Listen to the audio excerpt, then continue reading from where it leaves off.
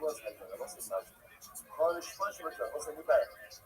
Wasn't now this is not of Shua Spirat. Then I was saying, look at rows of tops. Spanish, like, right now we've been dealing with Shuas one by one. Now we're about to do all of them together. It wasn't now specifically, but one thing is dealing with a grouping of Shuas, we Shua Spirat. There's an excuse. So it says, according to Shua, when it comes to biblical Shuas, right? Yishpoim Kamo Mishtam. I will say, so if you notice again, I don't know here, by Shvudos, I will say, is to exempt yourself from liability. So biblical Shua says, I'm saying something, I'm going to do the Shua to free myself of responsibility. So essentially, on a biblical level, I swear in order not to pay. So listen, so again, so we use from a mojo, I say, you're going to answer $1,000. Rubens is doing 500. What does he do? What does he do? Right? He takes a shmur in order to what? Not pay. Right? Ruben, I deposited the object with Ruben. And Ruben knew that's my object. Ruben says, I gave it back to you. What's the right style? He takes the shmur. Why? In order not to pay. Biblical shmur are there to exempt people from liability. Watch this. However, they're even responding to them. Now we're introducing how to go of Jesus. So we're saying this would be a category. So what happens? Swear in order to go ahead and here, I'm swearing in order to get paid. I'm swearing in order to collect money. What are the examples of this? So first of all, it's one thing different should break them down. Some here, I need some, a nefbo, shekinekro ala shua, different money on the person. Fine, listen. So what's all these things? Right? So I want to point out, in the Rashi, or like down in the English, but even in Shmati, so I think you come to several people.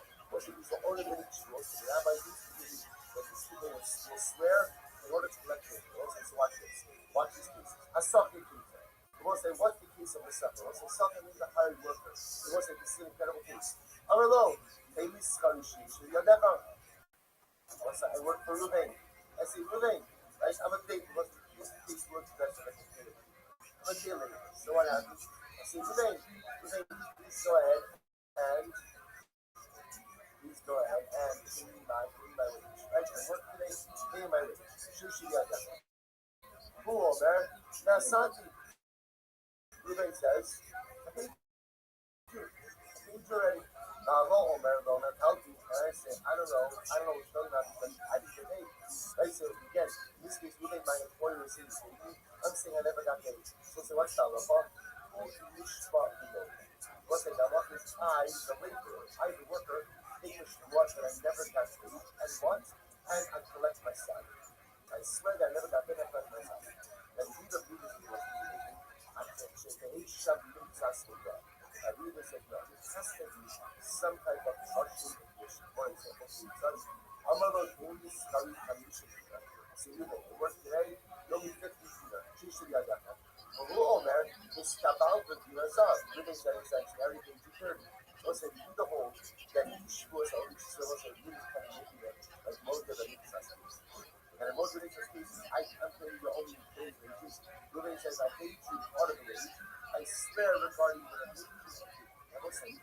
point right now, we'll discuss this my point is the point of your voice, I just remember, this is a big issue that it's not that I swear in order to collect. I swear because I want to get something. So I wasn't looking at things I was going out there. How you read it also, so the mashkin or shrubber shoots. Let's say, watch this. I lent you the money. Now I decide that I'm going to leave it there for stuff like this or whatever it is. I decide to go into his house.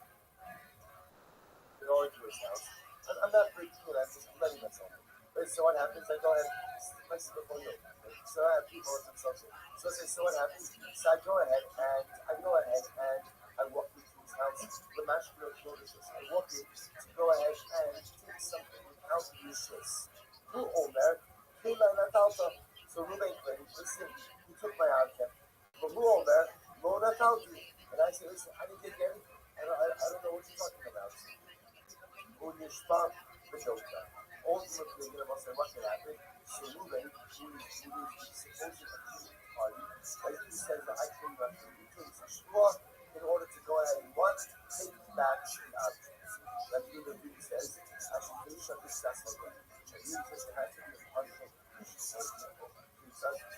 emotionally, you're in that house up, it's like what's beautiful. I take two objects, I take stuff as collateral. Ruben thinks that what's so good, he took two cables. I say, Boomer, go to calculate effort, and I say that no, I only took one object. Okay, so kind of so what do you do? So again, you're going to see that he is going to argue on each of these things. And we are finding that there is some kind of modality. Was I watch this very interesting. Left thought things up. What's the case of damages? So ultimately also, Shemirnas Takas Yadon Shavim. Yasha Kabo was I watching this. So I went to this meeting, and really testified that all viewing that you is healthy and fine. Peace everywhere. People off their crazy shit. Oh man. You know, I had another crazy request one time. Hey, Grant, you know, I know you don't know me that well, but can you please bring me to Tom's mansion? I'm like, shit, I haven't even been there. It's been 7 years since I've known that guy. 7 years. I know you don't know me that well, but can you please bring me to Tom's mansion?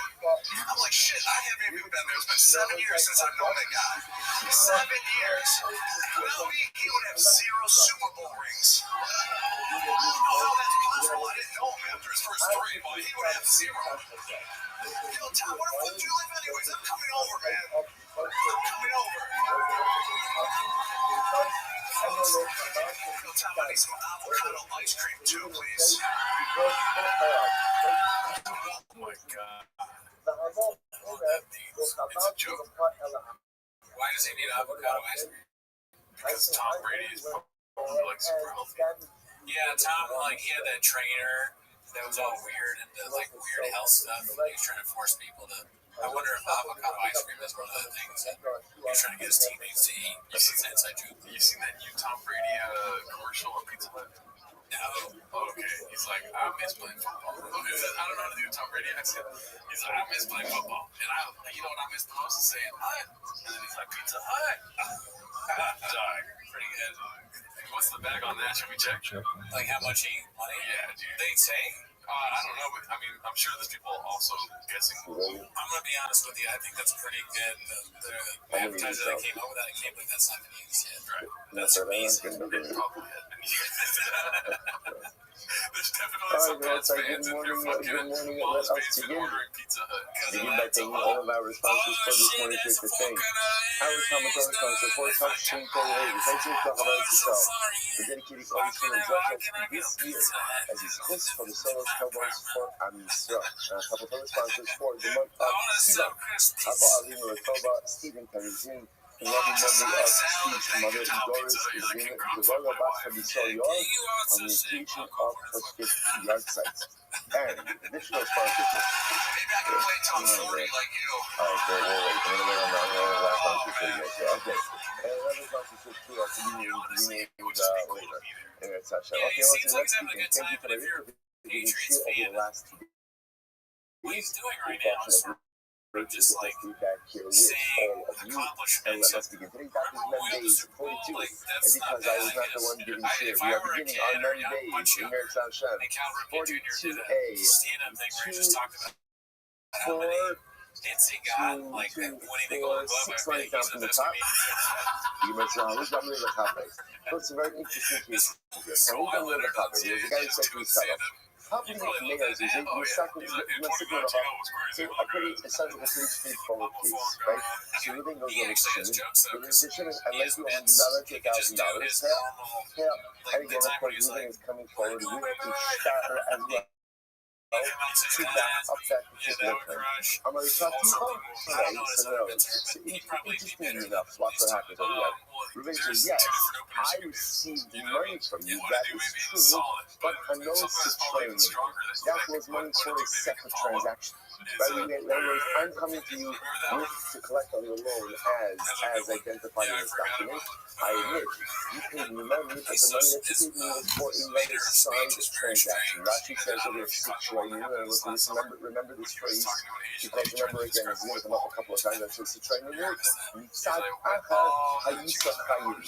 You were obligated to me. You were obligated to me for another transaction. Okay, so interestingly enough, so what's fascinating over here is Again, Reuben goes over to Shimon. Shimon owe me $1,000. Shimon says, I paid you. Reuben says, yes, you gave me $1,000 for another transaction. And coming to you now with this doesn't correct on this one. The fascinating case here where the lender is admitting that he received money, but just claiming that that money was for a separate transaction. Now, before we even go on, so remember again, on one hand, Reuben is eroding his claim because he is admitting that he received money. On the other hand, what does Reuben have? What does he have? The document. Now remember again, generally the way we're working loan transactions is if you're the lender, right, and now the borrower is paying you back, if you're the borrower, the one thing you're walking away with is the star, right? Because he who holds the star holds the ability to collect. So how do we understand this case? So first thing, the focus, Rav Nachman says, Isra Shtara. In this case, over the star has been compromised. Now, again, we'll say the Isra Star means, again, Isra What's up, sluts? The star has been Day compromised. 41 of this says, bitch. Isra Shtara, Hoil Umoda Shekibling, Kabbalah and coffee. So Nachman says, essentially, Reuben Oh, can't collect. Why? really? Because since Reuben admits that he has been paid money, therefore halacha the star itself is compromised. All right, what are we doing now? Interestingly enough, even though Reuben is holding the document, and that is Why? a character for a loan that has been repaid, but since Reuben is admitting that he has been Why not? paid, we have no other documentation of a secondary transaction, right? Remember again, What's it's not new? like there's any second shot that's being produced. Sefer Rav Nachman says we take it that the loan has been paid. Why Reuben still has the start? I don't know. But once he's admitted that he has been paid, halacha l'maisa, that is the end of the story. All right, The so Amakai, that's what Robinson says. The Papa says no, not true. The star is not compromised. The star is fully intact. And again, what's the Papa's logic? At the end of the day, Reuben's holding the star. If the loan was repaid, then what should be the halacha? What should be the halacha? Bitch. Reuben should not have the star. Tackless, brass tacks, So the Gemara says, notches, munch on, pussy, bastard, soulmate, for sure. Why is it bringing the following case? Female, soulmate, for sure. The male, same case. Reuben goes over to Shimon. He says, Shimon, soulmate, mishmash. I was taking it back. Everybody knows that one. That was and Reuben says, here's the star. a bunch of shit together. Nothing. Beans. So again, so let's say, so similar case over here. Similar case where Shimon says, Happy holiday, baby. right? Shimon says, Time to life, party, neutral. And Reuben Black again kosher says, food. you Mensch, did, but don't use that a was for a program. different transaction.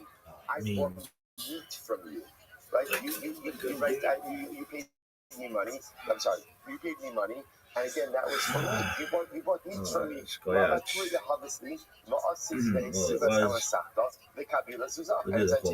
It was.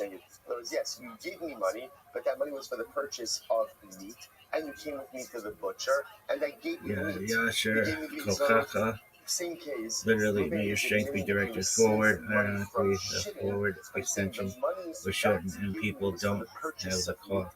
So, say the two gutter off sounds at the end. So, it became Yasher Koach, for this loan. which What's the halacha? He wants to no, that was a different transaction. That's not the transaction in this document. A different transaction from Rav Papa. Interestingly enough, in that case, Rav Papa says it's Rashtara. Rav Papa agrees in that case that halacha l'maisa, the document is compromised because again we could say that although payment was given, halacha l'maisa, it was for a different transaction. May your strength be straight. Interestingly enough, the reason firm, that case is and that got shortened the squash. In other words, if you notice the difference Next, between the two cases, right? In our case, he said this, started is Reuben is admitting parents and grandparents said, yeah, for a different transaction. There were versions of it. Like, in other words, Oy and Vey are two very old Jewish interjections, which you mean, have something you can't just claim a well, secondary Oy is transaction. found many In this times case, interestingly in the enough, there's Bible, quite so literally Numbers a bit more 29, meat on the bones. In other words, that he's literally saying, For a few examples, Vey is newer than Oy. There's a narrative. It is Oy's Aramaic. It is Oy's Aramaic equivalent. Today, Oy and Vey are often used together. Good. So Oy Vey. What's Oy Vey? I forgot to So let's go back now. say the thing that we say. Right? So again, I'm Reuben fucking goes over to tired. Shimon. Shimon, you owe me $1,000. Shimon says, right? Shimon says, I paid you. Reuben says, yes, you No did one give me really knows. $1,000. That was a secondary transaction. What is the halacha? Rav Nachman Isra Shtara. Once Reuven admits that he received money, he can no longer collect again with this today, shtar. Again, even though again, the glaring ethically Jewish way is, to react if you when really you were find to repay out for this how debt, why much are your you still holding the documents? That doesn't dental matter. work will Once you cost, admit that you or received money, when you halacha l'maisa find again, out there you are is a done. 2-hour wait time As long as the for a letter is table holding at the shtar, you have restaurant the ability to let it. So my where you no, just what's that halacha? arrived. Papi Amar Lo Sometimes you Isra hear Shtara. people going, Papi oi, says boy, the shtar has not which been is Hebrew compromised. for oy Rabbi vey. Amar Isra Shtara. No, the shtar has been Those who compromised. prefer Yiddish translations will often cry out, Vey is mir, which means woe is me. Alternatively, some view oy vey as being entirely Yiddish, Judeo-German in origin. In their view, vey is a cognate from English woe, with oy being a general interjection of despair. Oy vey would thus be a direct Yiddish parallel to oh woe. Let's pray that God sends his Mashiach already, so we can stop waxing eloquent about our woes and expand the vocabulary of positive interjections. Word dog. Alright, one thing we forgot to say. So what's a female mensch? Well, in other words, that if payment happened in front of witnesses and there was no mention of the shtar, then we was duck to that halacha l'maisa again. The halacha l'maisa was claiming for the death. In other words, really? the fact that the shtar wasn't taken back, it is a strange thing. Yeah. It is, but l'maisa payment happened in front of witnesses. Are you sure? That's what Isra Shtara. Aval. Also, here's an interesting qualification. Pari being the day. Here's what's interesting. If payments happened between Reuven and Shimon and there were no witnesses, means like an honorable chick.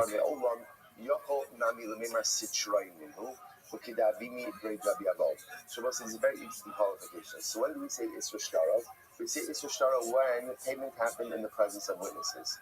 But if payment just happened between Reuven and Shimon, then Reuven has a migo. What's Reuven's migo? Right? Remember again, when Reuven goes over to Shimon and Shimon says, you owe me $1,000, and Shimon says, I paid you. If halacha l'maisa again, there were no witnesses to the repayment, what could Reuven have said? Yeah, righteous woman. What are you talking about? What are you talking about?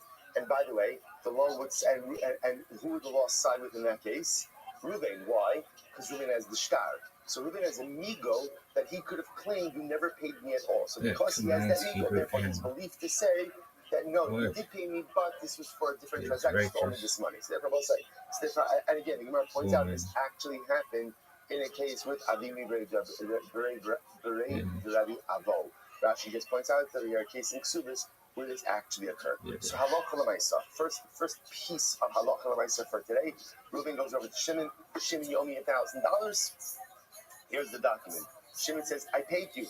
Reuven agrees. You did pay me, but you paid me for a different transaction. I mean, the halacha is for shtara. Reuven cannot collect again this document. Why? Because since he admitted that he was repaid, that's cool. He compromised the effectiveness of the shtar. What? But that is presupposing that payment took place in the presence of witnesses. But if payment did not take place in the presence of witnesses, Reuven can collect with the shtar. Why? Because he has a migo. What's his migo? He could have said what? I don't know what you're talking about. Right? I don't know what you're talking about. I never received anything from you. And therefore, halacha l'maisa again, he would be believed to say that payment was for a different transaction. Incredible. Okay, we'll say that's part one. So what's this very interesting case over here? So right from the same case, Reuven went to Shimon $1,000. Really? And what happens? So Reuven, so right. So Reuven went to Shimon $1,000. Shimon says to Reuven something very interesting. Shimon says to Reuven that I'm giving you complete credibility. That's a little different. If you claim though. that I did not pay you back, you are is Freud. So let's see what's happening over here. So Shimon is vesting, Shimon the borrower is vesting Reuven the lender with complete credibility regarding this transaction. So even if I Shimon claim that I paid you back, if you Reuven we'll keep that one. that I did not pay you back, you are believed. You are believed. All right.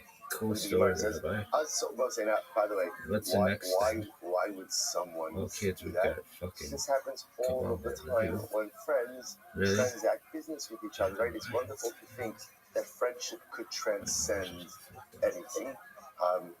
We all learn in life that is unequivocally false, right? Friendship can't really transcend anything, right? In other words, that right, money, difficult, whatever it might be. So again, you have two people who are very close, very trusting to each other. So this It is could also be a good way for Reuven to be, for Shimon to be able to secure the loan from Reuven, right? Essentially invests in complete believability. All right, then so he goes on and says, also by the Afi Sahabi. So interestingly enough, what ends up happening over here, Shimon pays back Reuven, and he pays him back in the presence of witnesses. All right, so you will say, so now what happens? So the Gemara says, so now let's play this out. So Shimon goes back, pays back Reuven in the presence of witnesses. 2 days later, Reuven comes and he says, Shimon, you owe me money. Shimon says, what are you talking about? I paid you back in the presence of witnesses. Which Reuven claims, Shimon, remember our deal? You vested me with complete credibility, right, to determine whether or not you paid me back. So I'm saying, you haven't paid me back.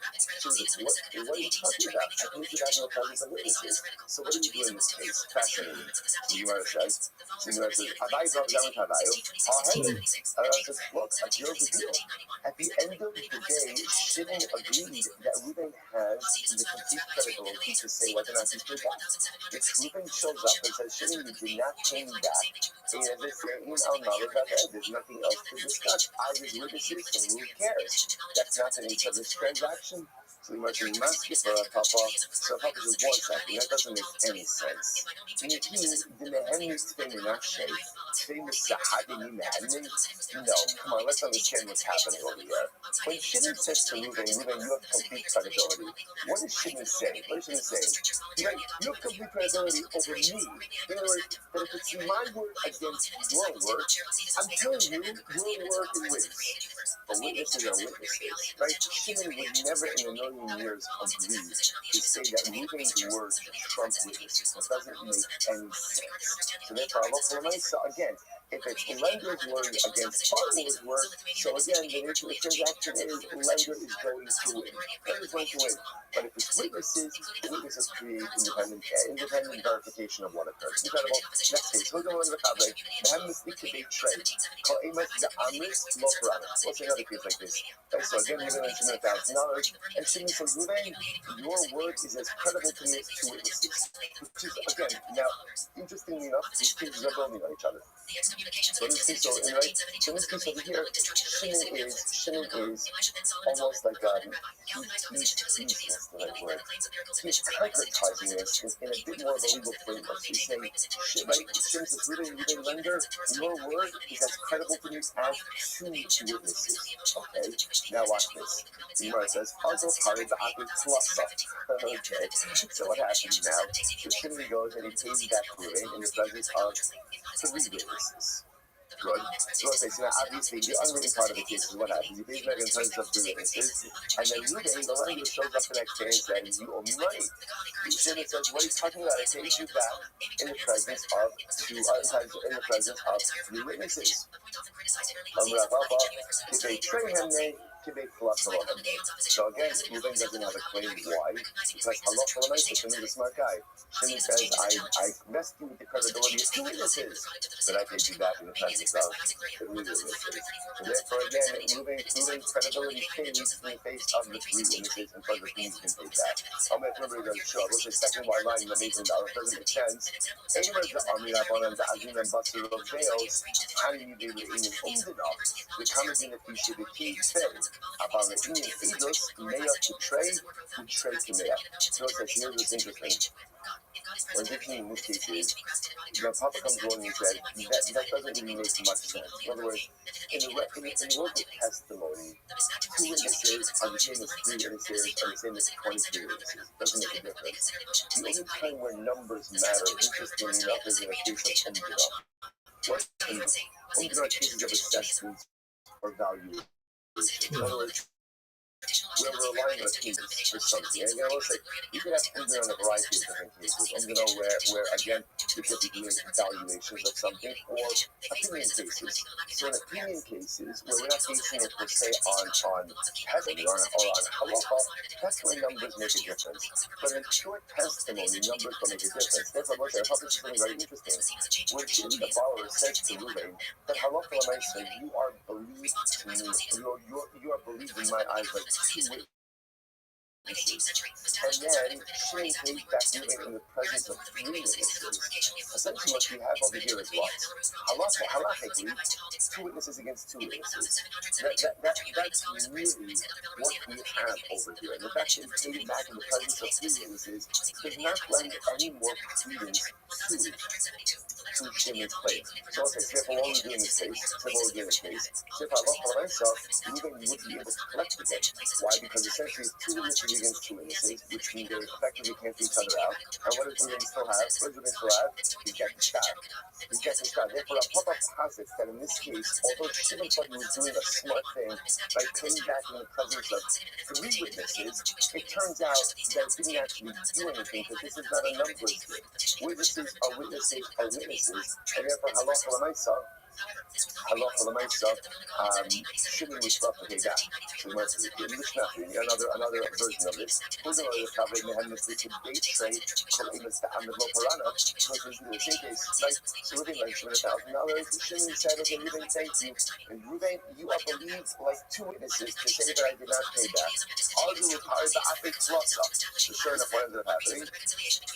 Shimon paid back, and Shimon thought he was doing a smart thing.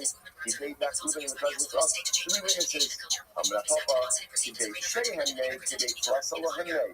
Papa says, so the Papa makes a statement that again, Shimon did a smart thing. Why? Because Shimon believes Reuben like two witnesses, but not like three witnesses. Therefore, because he paid back in the presence of three witnesses, Reuben's subsequent claim that he has not been paid back has no veracity. Not skipper of kind of says, what are you talking about? That's what I'm going to show up. It's not the way testimony works, right? Witnesses, two is like 100 like two. There's no value to greater numbers of witnesses. The Amalei, however, listen to this, the Amalei debates Lasa, the Azal, the Apari, the Ape, the Arba.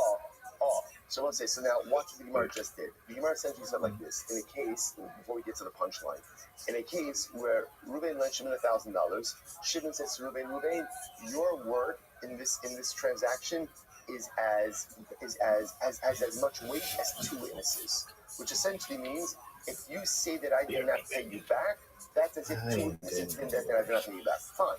Shimon wants to pay back Reuben, but obviously Shimon wants to make sure that Reuben can't claim against him anymore. So for some reason he doesn't get back the document. What does he do? He pays him back in the presence of three witnesses. It turns out that halacha l'maisa, that doesn't do anything. Why? Because in the realm of Eidos, 2, 3, 100, it doesn't make a difference. They're all the same. And therefore, even though Shimon is paying back Reuben in the presence of three witnesses, Reuben is still vested with the credibility of a testimonial unit as well. And therefore, when he claims, Shimon, you did not pay me back, coupled with the fact that Reuben is still holding the shtar, gives Reuben the ability to collect from Shimon. Now, there is one notable exception to this case. Watch this. Same case. Reuben lent Shimon $1,000. Shimon says, Reuben, you are believable to me. You are believed to me like three witnesses. He Dafka says three witnesses. Okay? Then what happens? Shimon pays back Reuben in the presence of four witnesses. The Gemara says, in this case, Shimon's chak will work. Why? The Gemara, look how the Gemara ends. The Gemara says, Kevan did nochis l'deus. Once you go to three, right? In other words, you go above two represents testimonial units. So when you say two is 20, two is 42, it doesn't make a difference. Once you say three, you gotta be to say three. And what is Shimon doing? Shimon is saying, this is a numbers game. This is a number. So not all units are the same. So since he's actually pointed out three, he's saying, you are believed to me like a group of three. But if I pay you back in front of a group of four, that is a stronger testimonial unit. And then for halacha l'maisa, your subsequent claim that I owe you money is not believed. So again, it's an interesting chat over here. If Shimon goes out of his way to point out three, then it does become a numbers issue. And again, if you pay it back in front of a group of four, Shimon would be believed, but Reuben would not. Incredible. Survivor. Really interesting cases. So three nuggets of halacha l'maisa. Let's go.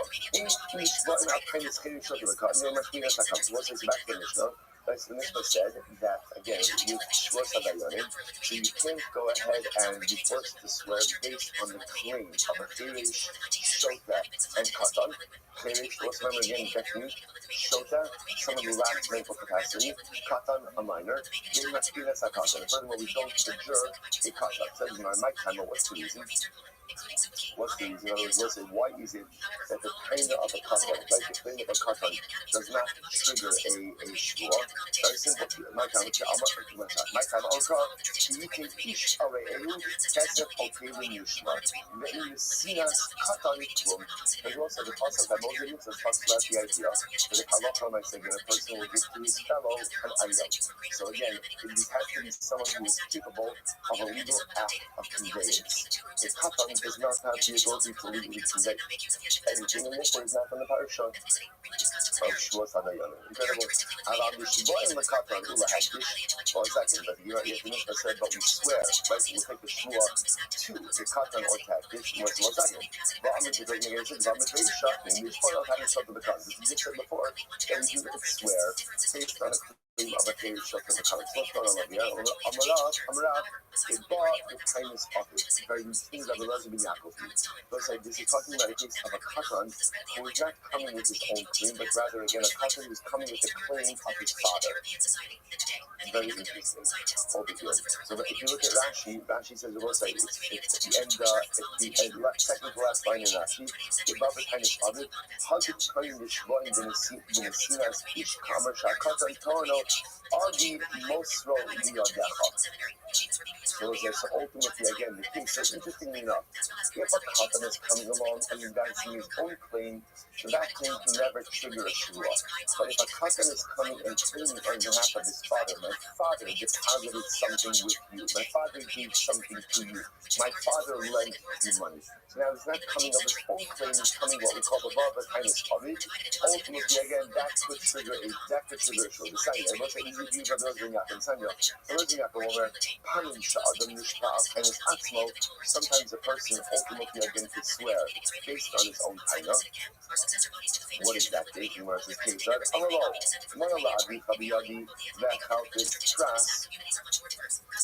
example, I go over to Ruben. I say, Ruben, your father deposited $1,000 to me, $1,000 to me, and I gave him back $500.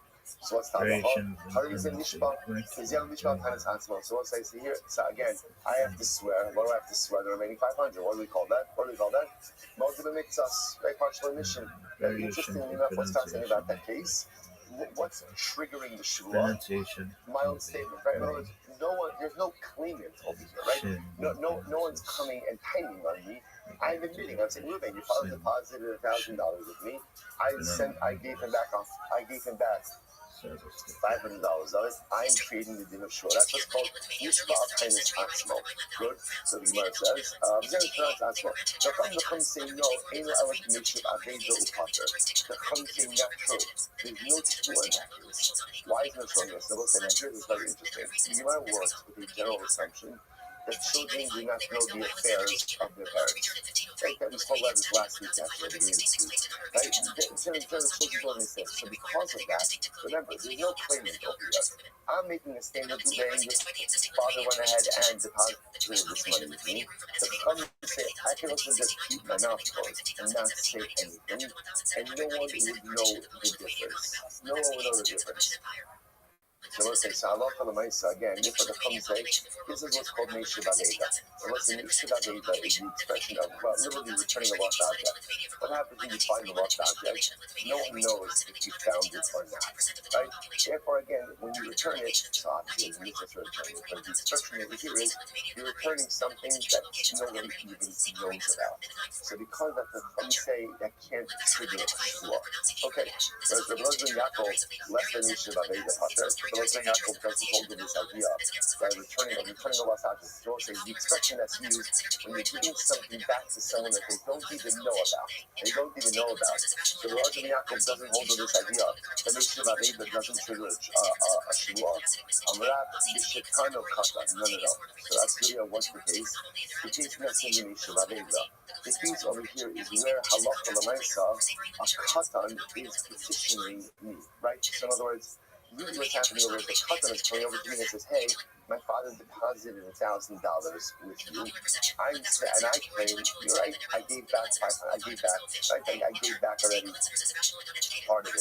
So that's the case Tana Katan. Mas Katan, in what kind of Katan? I'll finish up the Katan. 1 second. We just said in the Mishnah that the time of the claim of a Peri Soto the Katan can't trigger a Shua. What's going on here? The Shua says, you're right. The Olam Gadol. Great, you're right. It doesn't mean a katan. What does katan mean? It means a gadol. It means used to do this, right? It means like katan doesn't mean a katan. Katan means a gadol. Why calling him a katan? But my calling the katan, the gati means the avua katan. So that says what we said before. He's a katan, but rather what? Regarding his father's affairs, he's a katan. He's a katan. Iachi, Tainus Ansmo, Tainus Achirini. If that, I'm sorry, Tainus Ansmo, Tainus Achirini. Says, if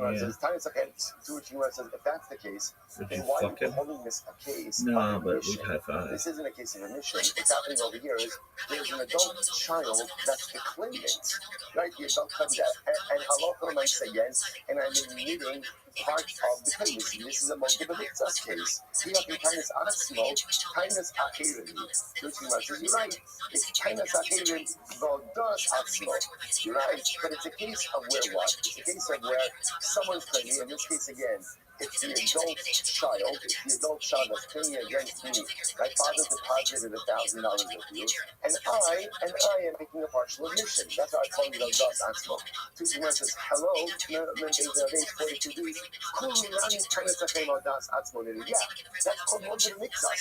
Every case in Moja Mixas is like that. Someone's making a claim against me, and I am making a partial admission. To which the Gemara says, all cases are like that. Tainus Achirin, or that's Atzmon. Hello, it's a Rabbi. The Gemara says, you're right. Now, this is your machlokas in the statement of Rabbi. Dama Rabbi, Miknema Amrata. So it's actually very interesting. I should actually had this a lot earlier, right? But again, it's coming up now. Dama Rabbi, Miknema Amrata, Moja Mitzvah, Shabbat. Listen to this. Why is it? Again, I will say, this whole parak, we did Moja Mitzvah. So we know. What's all about Moja Mitzvah? Right? I go to the rent, $1,000. The rent says only owe you 500. Boom, you made it 500. Great, you made 500. You swear on the rest. Why? What are the mechanics of that? Here we go.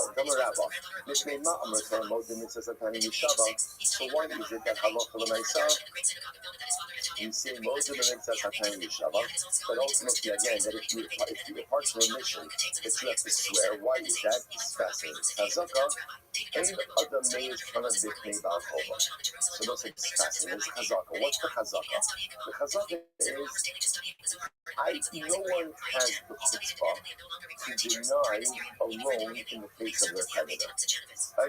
No one has that chutzpah. So if I lend you $1,000, there's no way that we're ever going to have the chutzpah to look me in the eyes and to say, I owe you nothing. Impossible. Pretty much the whole, it's really quite difficult, but really what is now, but that's really what we want to do, right? Really what we want to do is we want to deny this loan. Now again, I will say, there's a lot of psychology that's happening over here, right? So psychological nugget number one is that people will never have the chutzpah to deny the total good that someone else has done to them. Right? So if I've been giving $1,000, there's no way that he will good faith. Again, he might work under certain assumptions of human behavior. Ruben is not going to look me in the eye and say, I owe you nothing. But he really wants to say he owes me nothing. Now, why does he want to claim he owes me nothing? Why? Because he doesn't have the money to repay you. Not because he doesn't want to repay you. I will say, there are certain truths that the Gemara is operating over here. Right? So psychological truth number one is that people will never have the chutzpah to fully deny the good that someone else has done for them and to them. Right? That's truth number one. Psychological truth number two is people are often too proud to admit that they need help. So what's unfolding over here is as follows. Ruben owes me $1,000. It's time to pay up. Ruben doesn't have the money. So what's going to happen over here is, but yet Ruben doesn't want to say, I need a little bit more help. Right? So what Ruben really wants to do is he wants to claim he doesn't owe anything. But he's not going to say that because that's a level of unprecedented chutzpah that he's not going to have. So the Habakkuk, but he wants to say he doesn't have it, but he's not going to say it. The Hadalo Katre, he sees that Inome is one of the Sheba Hobo. Well, the Kule boy, the little delay. So really, he wants to admit that he owes the whole thing. So what's it? So this is so fascinating over here, right? So watch this happening. I'm giving $1,000, trying to pay up. Ruben doesn't have the money. So what does Ruben want to do? What's his instinct? Because he doesn't have it, what's his instinct? What's the instinct? I don't owe you anything. But he's not going to do that because the person would not have that level of unprecedented chutzpah. Like to lie to the face of the person who lends. He's not going to lie to my face. But he really wants to lie to my face because he doesn't have the money. But yet, he really wants to admit to me that he owes the whole amount, but he doesn't have it. But he's too, in parentheses, but he's too proud to do that. The height of the delay is committed to come down the delay. So think it's like this. Okay, so what I'm going to do, I'm not going to admit the whole amount because this way I'll buy myself a little bit more time to be able to go ahead and come up with the money. Ultimately, again, I'll buy myself a little bit of time, admitting only half of the debt, buy myself a bit more time. Of course, I'm going to pay back sober. Ruben's saying, of course, I'm going to pay him back. I'm going to pay him back, but I need to buy myself a little bit more time. So let's I just want to point out, Rahman therefore says, Rami Shua Ibuye, so ultimately, again, the Torah understands this psychology, the Torah understands it better than we understand ourselves. And therefore, it says, impose the shua upon Reuben. What does the shua do? What does the shua do? The shua, by definition, pushes the truth to the surface. So we assume what's going to end up happening over here. But what's going to be the end of the story? Is Reuben going to take the shua? Is Reuben going to take the shua? No. Why? Why? Because he knows he owns all of the money. He's not going to take a false oath. So I just want to point out how profound this is. How profound this is. That the Torah creates an entire construct over here because it recognizes that people are not truthful when they need help. So what people will do is, they will go ahead and construct all types of alternate realities to do anything and everything but admit I am in distress, I cannot handle this on my own, and I need help. The Shavua, what the Shavua does is, the Shavua forces the borrower out of his alternate universe, right out of his alternative reality, and forces him to acknowledge the reality which is. What's the reality? I, the borrower, don't have the money, but I owe it. It's absolutely fascinating. And it's fascinating on multiple levels. It's fascinating the length that we go to avoid acknowledging that we're in over our head, that we need help, that we can't handle it ourselves. Because it was after all, definitely, why are people so reticent to admit that they need help? Understand, it comes from a good place. Right? Man is made with Salam Elohim, in the image of HaKadosh Baruch Hu. If there is one thing that the Ribono Shel Olam never needs, it is help. The Ribono Shel never needs help. The Baruch Hu is totally self-sufficient. He does not need us. He does not need anything. So there's a piece of me, right? I have this mitzvah Elohim. I have a spark of HaKadosh Baruch Hu inside of me. And there is this piece of me that is divine. And sometimes that message of internal divinity gets a little bit corrupted to think that I don't need help either. I got this all figured out. And we're saying, there you go. So, you don't have to figure it out. All of us have stuff in our lives that we don't have figured out, and that we need other people to be able to help us work it through. But yet we go through life pretending that we have it all figured out, often projecting anger, disappointment, frustration on other people because it's not figured out. And it's everyone else's fault that it's not figured out. No, it's no one else's fault. It's just, I haven't reached out for help. I haven't gotten the right guy. And again, it goes to his focus. He says here, just admit you don't have. No, if you don't have it, you don't have it. What is it? Let's take the water out of a stone. Water out of a stone. Water out of a stone. Which one is it? blood out of a stone, right? If you don't have it, you don't have it. And by the way, so okay, if you don't have the money, you don't have the money. But instead, you think concoct this whole thing. I can't say I don't have it. I can't. I want to say I don't owe it to you, but I don't have that. But some biscuit and it had probably myself a little bit of that. Essentially says, stop it. You can send it around now. Stop it. Right? Stop it. Right? Stop it. Just be honest. Just be honest. And the Shavua, interestingly enough, we know that Ruben's not going to swear, because Ruben's not going to swear falsely. That's the Chazak. People aren't going to swear falsely. Just be honest. The Shavua forces honesty to rise to the surface. So let's say, what a tremendous Musar Haskell. Although we are in the image of God, we are not God-like in this realm. HaKadosh Baruch Hu needs no help in any type of internal resolution. We need plenty of help to overcome the variety of different life circumstances and challenges. Incredible. So that's the whole psychology. The whole psychology of Modern Mixus.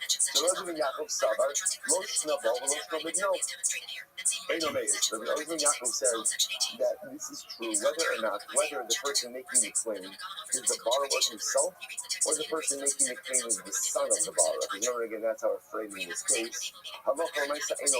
Someone is not going to go ahead and right? The person is not going to go ahead and pay it. The person is not going to be brazen and deny the claim. Whether the borrower, so again, the idea here is whether the borrower himself is talking to the actual lender or to the son of the lender, a person is not going to be brazen enough to deny a claim. No, therefore, again, we do not view him as the return of a lost object. Rabbi said, we know the part of who's the Inomeis about the slave Inomeis. Rabbi say, no, it's not true. It's not true. A borrower won't deny a claim when to the actual lender himself, but to the son of the lender, who we assume is not as well versed in the affairs of his father.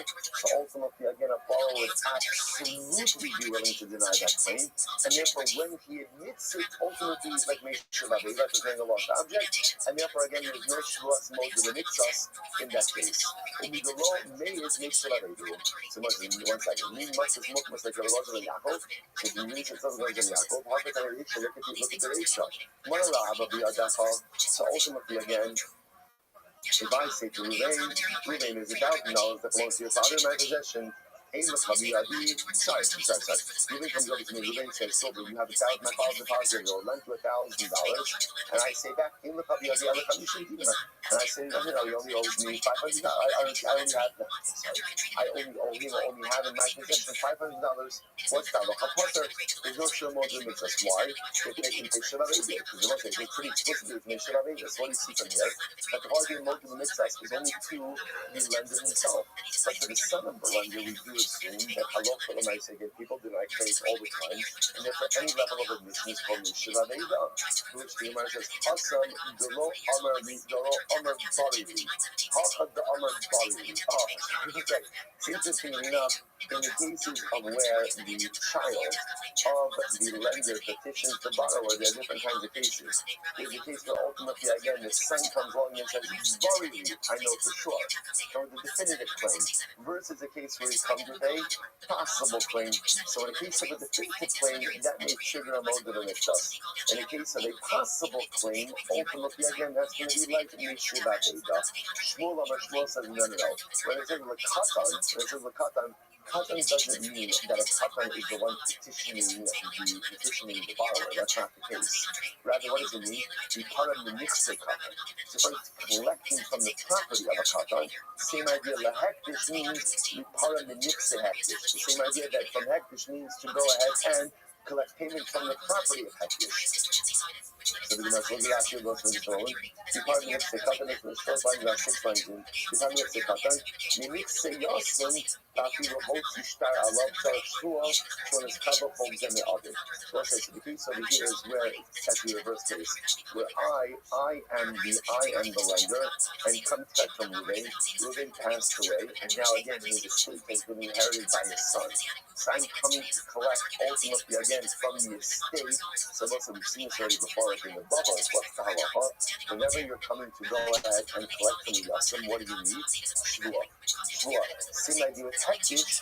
Ultimately, I'm going to say, halacha l'maisa, I was machlish my property, and I had outstanding liens on that property.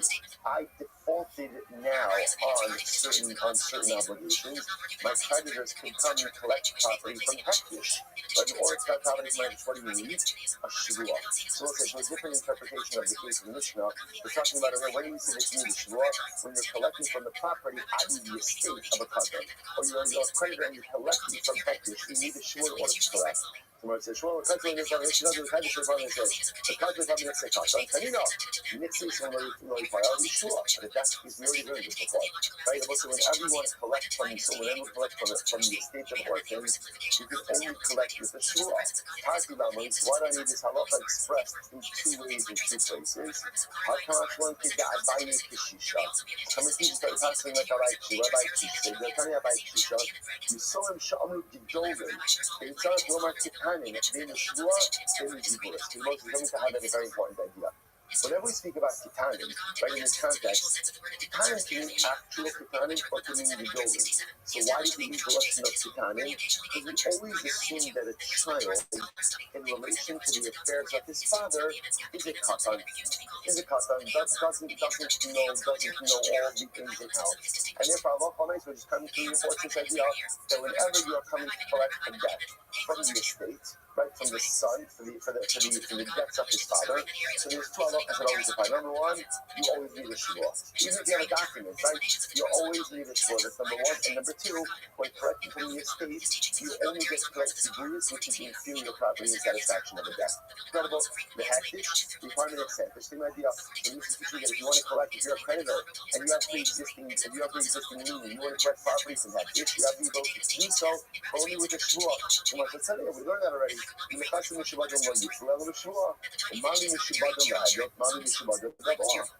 general, if you're a creditor and you want to collect some encumbered property, you need to collect some encumbered property with the shua. And again, what does it matter if it's encumbered to other people, it's encumbered to hektish? It's not local. So again, you must ask you, why do we need to restate this concept over here? So again, if I have property, I have encumbered property, I'm not just my property, I default on my loans. My creditors can go to hektish and seize the encumbered property. Remember again, their lien preceded the hektish lien, so to speak. So now that you're going to tell me, but they can only collect with the shua. We already learned that. Why do we need to say that again? It's just, I would have thought, first white lines, I don't know, have a hegdish, Dane, Adam also doing a hegdish. So again, I'm going to fucking no. When do we take the shua when collecting encumbered property? That's when it's encumbered and sold to another person. Because people play games with each other. But hegdish, no one's going to collect property in satisfaction of a debt from hegdish, unless, of course, what? They're actually owed that property. How much more long the Gemara says? Not true. People play games with everything. And therefore, Allah again, in general, whenever collecting encumbered property in satisfaction of a debt, whether you're trying to extract it from a person, or you're trying to extract it ultimately again from hektish, Allah you are going to have to go ahead and take the shua. What about the following case? Like the person on his deathbed, who is not just all of his property, right? So living the shmira, he's not just all the property. But Amar, Mana Lachon, the Yadi, and ultimately again, then he says, by the way, I know that I was not just all my property, but I owe $1,000 to Shimon. What's the halacha? Yeah, man. Ultimately, he's believed. Why? Chazaka in Adam Osekinunya ala hagdish. Ultimately, you will say, what's the chazaka? The chazaka ultimately is that a person doesn't play games with hagdish, even though he was not rich, all of his money, right? So yeah, when he says that $1,000 belongs to Shimon, we take him at his word. Because again, there's an assumption. People don't mess around with hektish. So also you see from here that again, people don't mess around with hektish. If that's the case, then halacha l'maisa, you should say that the creditor should be able to collect from hektish even without a shua, which was honey maybe shchidnera. Ve'in adam chote v'lo lo. Aval gabi bori v'adei hashina. So it's a very interesting statement. When do we say when people don't mess around with hektish? That's a shchidera. whatever. It's like, because in general, when do people sin? Or right, when do people sin, or why do people sin? Because there's a benefit for it, right? Even though low means people, I only sin because there's a benefit to me, right? Because we don't distribute that. There's no vested interest for him to sin. He's going to die. He's going to die. So therefore, we assume that whatever we say is earnest. So again, that's when we say a person is about to die, that we assume that his statements regarding him should not playing games. But in general, if a person is alive and well, we assume that they do sin. They do play games, and therefore, even by hektish halakha l'meisa, you have to take a shvua before it's time. So the only case where there would be no obligation of shvua, where extracting something from hektish would be a shvua, because he has complete credibility, because there's no reason for him to lie. But halakha l'meisa is coming out of it, we'll say, is whether you are collecting. So again, you are just interpreting that last case in Mishnah as katan and hektish, is not dealing with the case of katan and hektish that are making a claim, but rather, again, I'm trying to extract from the katan and hektish. And what is the Mishnah reinforcing? It's actually reinforcing a law that we already learned beforehand. What was the law we already learned beforehand? That if you want to extract money from a katan, what's the case of extracting money from a katan?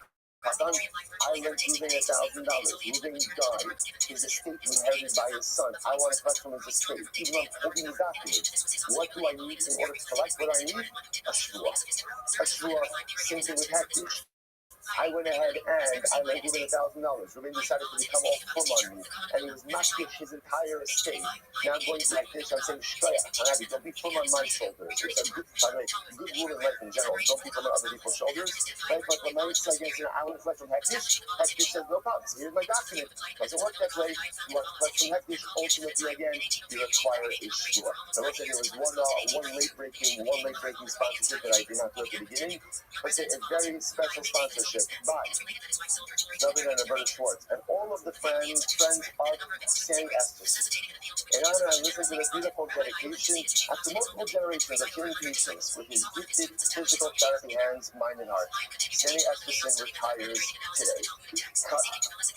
Current patients, their children, and their children's children have been healed by Sandy. Sandy is an icon in the physical therapy industry. Wait, we're not finished.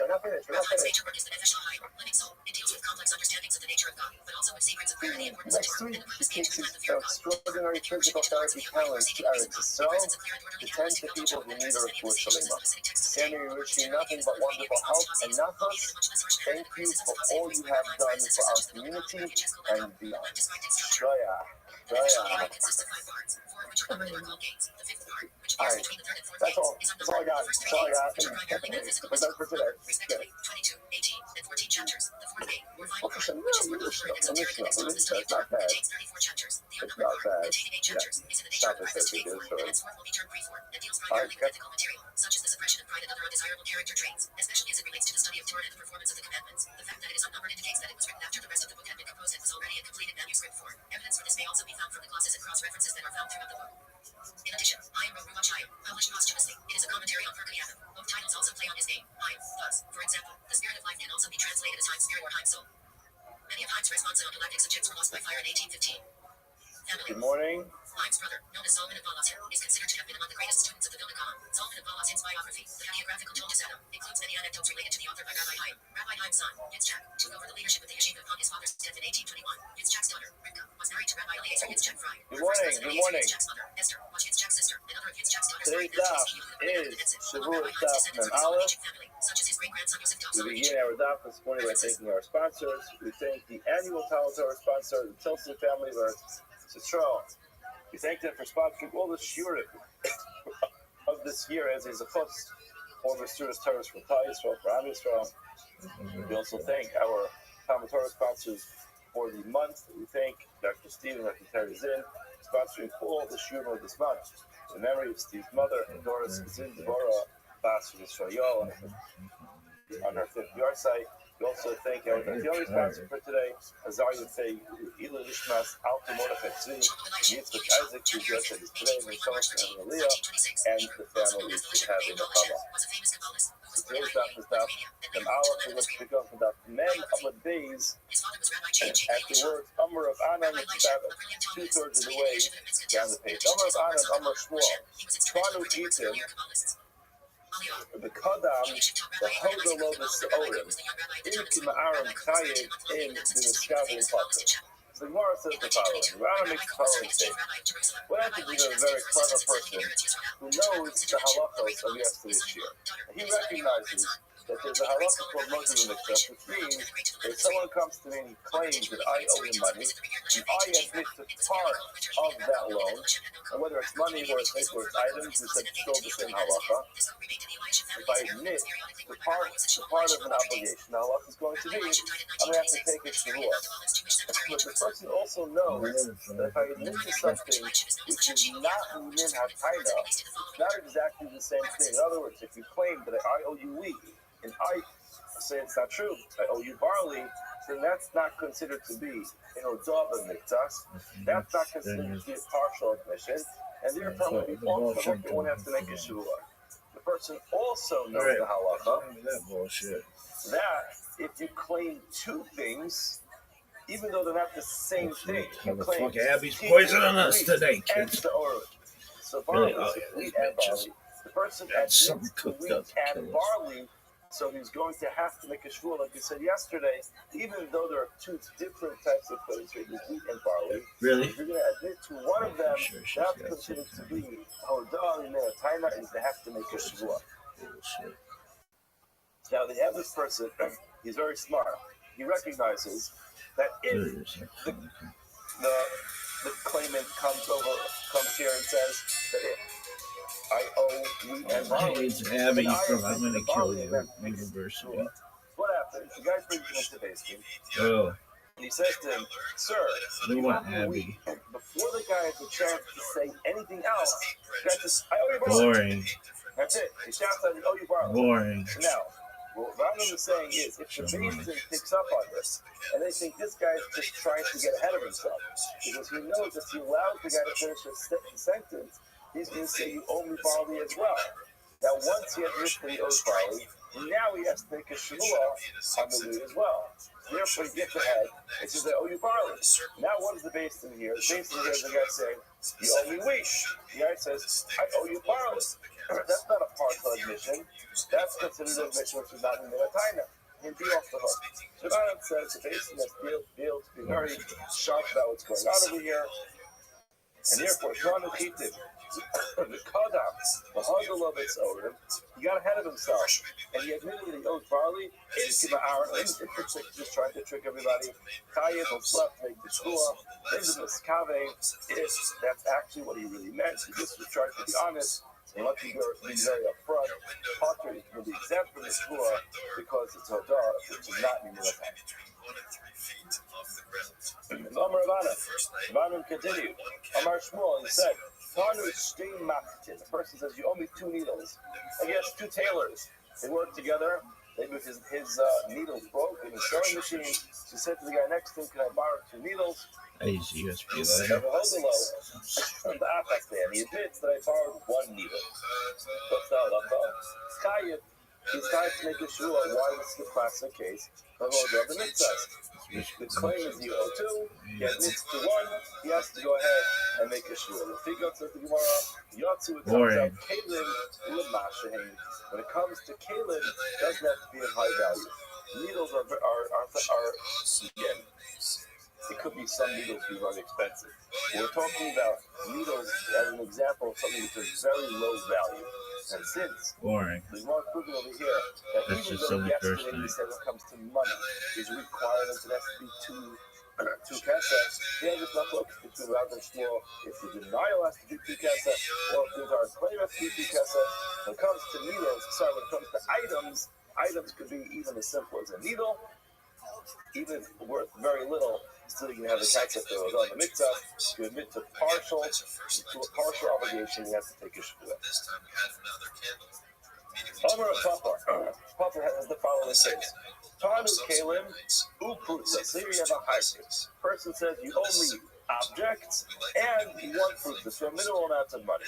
The hoda b'kalim, he admits that he owes the actual kalim, but kafar the fruta. He denies that he owes the fruta. What's the halacha? Potter. is exempt from taking a shvua. This is similar to what Rob said, which is the denial has to be to kesef, to coin.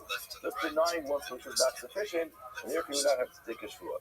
However, what if he admits that he owes the pizza, the kafar b'kaleh, he denies the kaleh, so that chayiv is going to be obligated to take a shvua.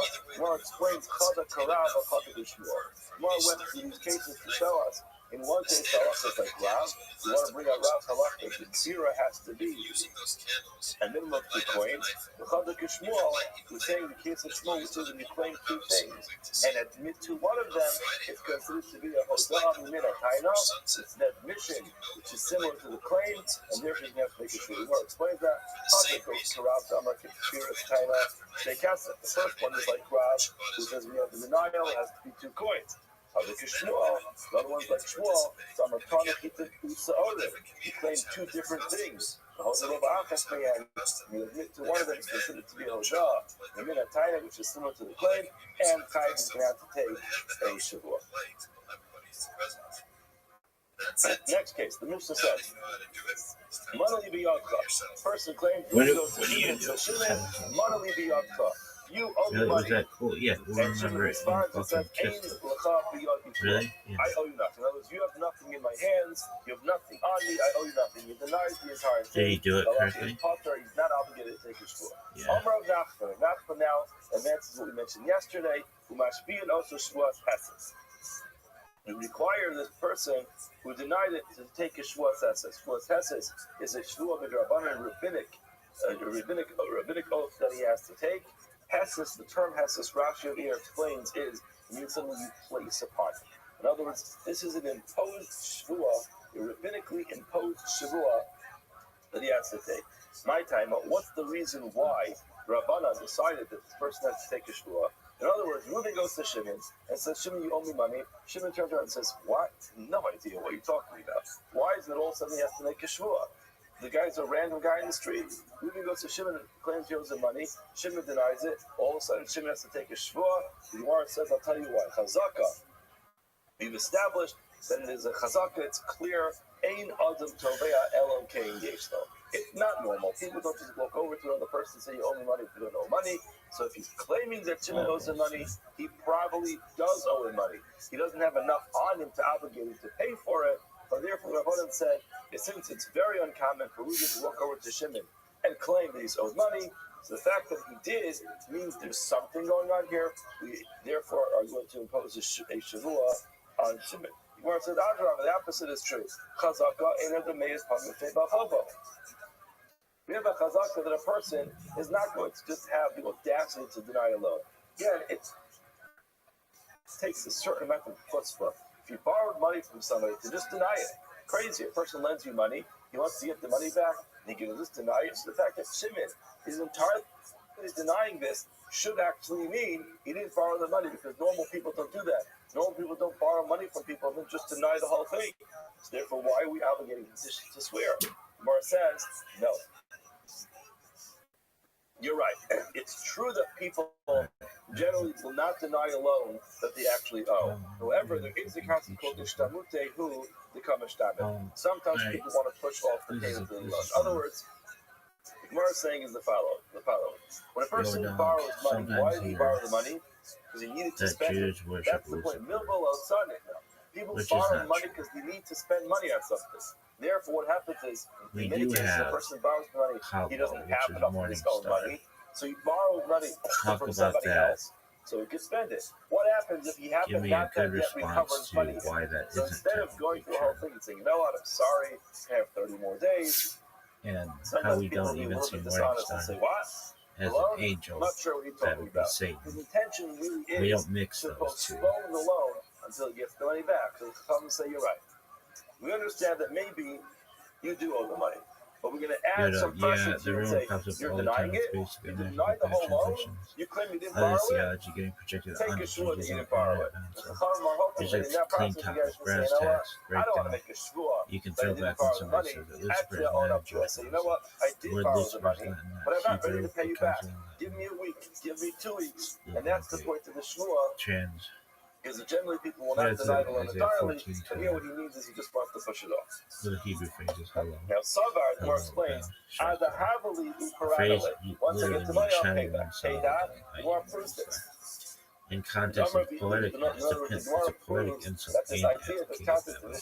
Ishtamutu because Ishtam, it is Not a quite normal. conduct of Where a word person insult. talks about Judaism Idi views the Bar passage Avino, of just biblical a satire, comfort, but not no person demonizing. who Morning star does not denies equal a Satan in monetary Judaism. loan. And Tanaka Kosher calls on Avis. morning star He's is still imagery kosher for and Avis. could be In other words, even though stars he or was lying, symbols he's of still prominent kosher power Avis. rising from. Obviously, as There's no Rashi angel points named out, this Lucifer in means Judaism. where he Zero. denied it but did not take a full Not in shvuah. Tanakh, The not in person took a Midrash, full not shvuah, then he's possible. He's Christian disqualified from theology. testifying. Later Because you know personified why? as metaphor, fuse it with ideas about Satan. Use it never knows. However, with the kadon, if it's with a deposited item, Satan then this isn't a person rebel denies he's angel possible. anyway. You know Judaism why? has Satan Because when I literally give you means something the to watch, adversarial you know what you're prosecutor. supposed to do with it? He's a job Keep it title, exactly not where an it's evil supposed to be. You thing. put it in your drawer, you Think put it in your divine safe, you put it away in a place where it's going to be safe.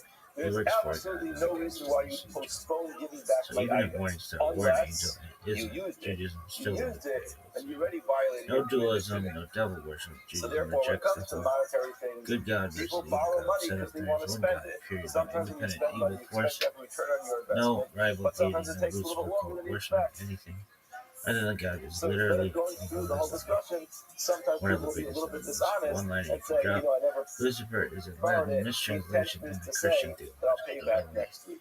However, when it Judaism comes to the reads item that you're Morningstar watching, as poetic imagery you're supposed to hold on to about it. a human Therefore, if you king claim saved that you don't and have has it, time. that means it's not there, and then In you're already Judaism isn't a violation of fallen your angel commitment. anyway, just a divine prosecutor. Chaviva We don't Mas worship gods, Yasefet. we So don't believe in he learns the concept of a Shavua D'Rabbanan, the rabbinic shvua on the Sefer, talk which about is it the end of that Mishnah says, like Mana Lipi once a Yadcha. month. Reuben goes to Shimon and says, you have a mana of mine. Amar And Lo, sure. Shimon says, hey, that's true. I do owe you a mana. L'machar, the next day, Amar Lo, he says to him, you admitted you owe me the money. Can you please pay I hear up? people say L'machar, worship Amar Lo, he said to him, give it to me. The guy says, Nasativ L'cha. I paid you back. halal. Talk about halal. Was Why not do we do welcome. halal? Yes, Reuben goes to Shimon and says, Shimon, you owe me $100. Shimon says, that's true. I do owe you $100. The next day, Reuben goes to Shimon and says, remember yesterday you admitted you owe me $100? He says, yes, I remember that. So can you please pay me, says Reuben. Shimon says, no, I actually paid you yesterday. What's the halacha? He's potter. Because he admitted that he owes the money. What is He also claims that he paid the money. halal? Straight up we do from the impose Hebrew to praise or shine. requirement to take the shvua, and then the When we Gemara say says, halal, "Man the we praise masni God, arisha," thank God the for one who redemption, says that you have to make a shvua when you deny the whole thing. because of Hashem, not served that Certainly, in the case where you admit why that you owe the halal money, gets just that you completely claim, blanks everyone's going to agree to take this rabbinic code. linguistic However, man the masni traffic arisha, into the one who halal says that in the is seifa praise. you have to take a Halal shvua is shining from the used once in Isaiah as one poetry. who says that in the case where you admitted that you owe the money, just that you claim you paid it back the next day.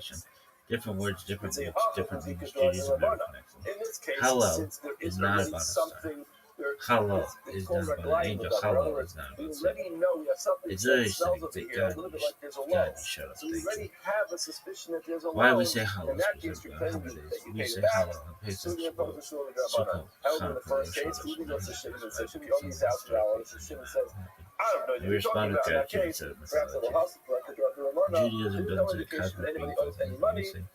We were enslaved In such for a case, that moment, perhaps, and we you would survived. not So agree to grace, take a great shul God, of great Rabbanan. Jewish. But just on the Killing concept of people. Halal comes from praise, today, not light this bearer. term comes up It's about thanking God in for shots a real few love, times. redemption, Typically, when not we see angels. it, Judaism it's always going to doesn't be my worship partner's at a Rashi and medium. tells us what it means. We use poetry to praise God. Rashi usually says it means there's a loss of money. So typically, whenever And there's when a do we say monetary halal? discussion going on, where we've been owed Shimon money that's a drug in Ramona. However, when it comes to a mitzvah, to a loss, without article, that's a case where no one's really losing. It's just the loss of the gain. In that case, it's not a drug Ramona. Tosfos generally says drug Ramona means that if you take away anyone's verbal claim, you'll recognize that there's a suffix over here. You see, you see two people holding on to something, Shmuel you Hanukkah could always observe days, that, and first if days no one of says Pesach, anything, you and figure out that this is Jewish Shiloh, and there's a suffix. Jude Over is here, half not neither Rashi nor Tosa say it. It seems like everybody agrees last that days of the Pesach, means Rosh that there's something Why not fishy, something full hall stinks. every day In of other words, Pesach it smells classic like there's a wine? loan over here. Because our In freedom that came case, as you're going Egyptians to have require been. it to be a shvua. Once the sea closed and people died, the joy becomes Now the Gemara mixed. goes on to a different Judaism discussion. doesn't do that. We So mentioned there's this an concept allergy of to shvua straight tessis. so we So got the it. shvua drabanan and Very, a like rabbinic very oath. Jewish But what is the halachic difference between a rabbinic oath and a Because biblical a oath? dangerous The Gemara spiritual says, the miracles and unfolded shvua over drabanan. time. What is There's no halachically competing different tragedy, between a shvua tragedy midaraisa, about a being biblically calm imposed and shvua, present so we and go full the shvua thread drabanan, as which to is rabbinically our imposed Rosh shvua. Chodesh at all. It's not The a following is the biblical difference. obligation. Mepech It's a shvua. minhag that this But you can developed flip the because new truth. month This means because this. new renewal Let's say praise, Ruben goes to praise Shimon and called says, Chama you owe me by version 1. $1,000. So, Shimon denies it. And we say, okay, so Shimon, you have to take a shul midrabanan. What if Shimon says, I'm not interested in taking a shul midrabanan? Rather, I would say, Ruben, you want the money from me. You claim that I owe you the money. You make the shul. So now the Gemara says, Midoraisa, lo mafchina. When it comes to shul midoraisa, we had a motive in Mikda's case. Please clarify. But where a person has to take a shvua, because the Torah says shvua Hashem tiyavich name. In such a case, if Shimon's one who has Yeah, to that's take exactly shvua, the confusion he between cannot three flip words it that out to sound similar Ruben. in English, but in Hebrew, However, they're the totally Rabbanan, different when it things. comes That's to line rabbinic 1. imposed shvua, mafchina, Hillel, the if rabbi, who Shimon Hillel, is the the elder one, the Rebecca, great in other words, the Jewish logic is as follows. Edison, Midoraisa, Kedron, when founder of Beit Hillel, Ruben named from claims that the Shimon group owes him money, HFL praise.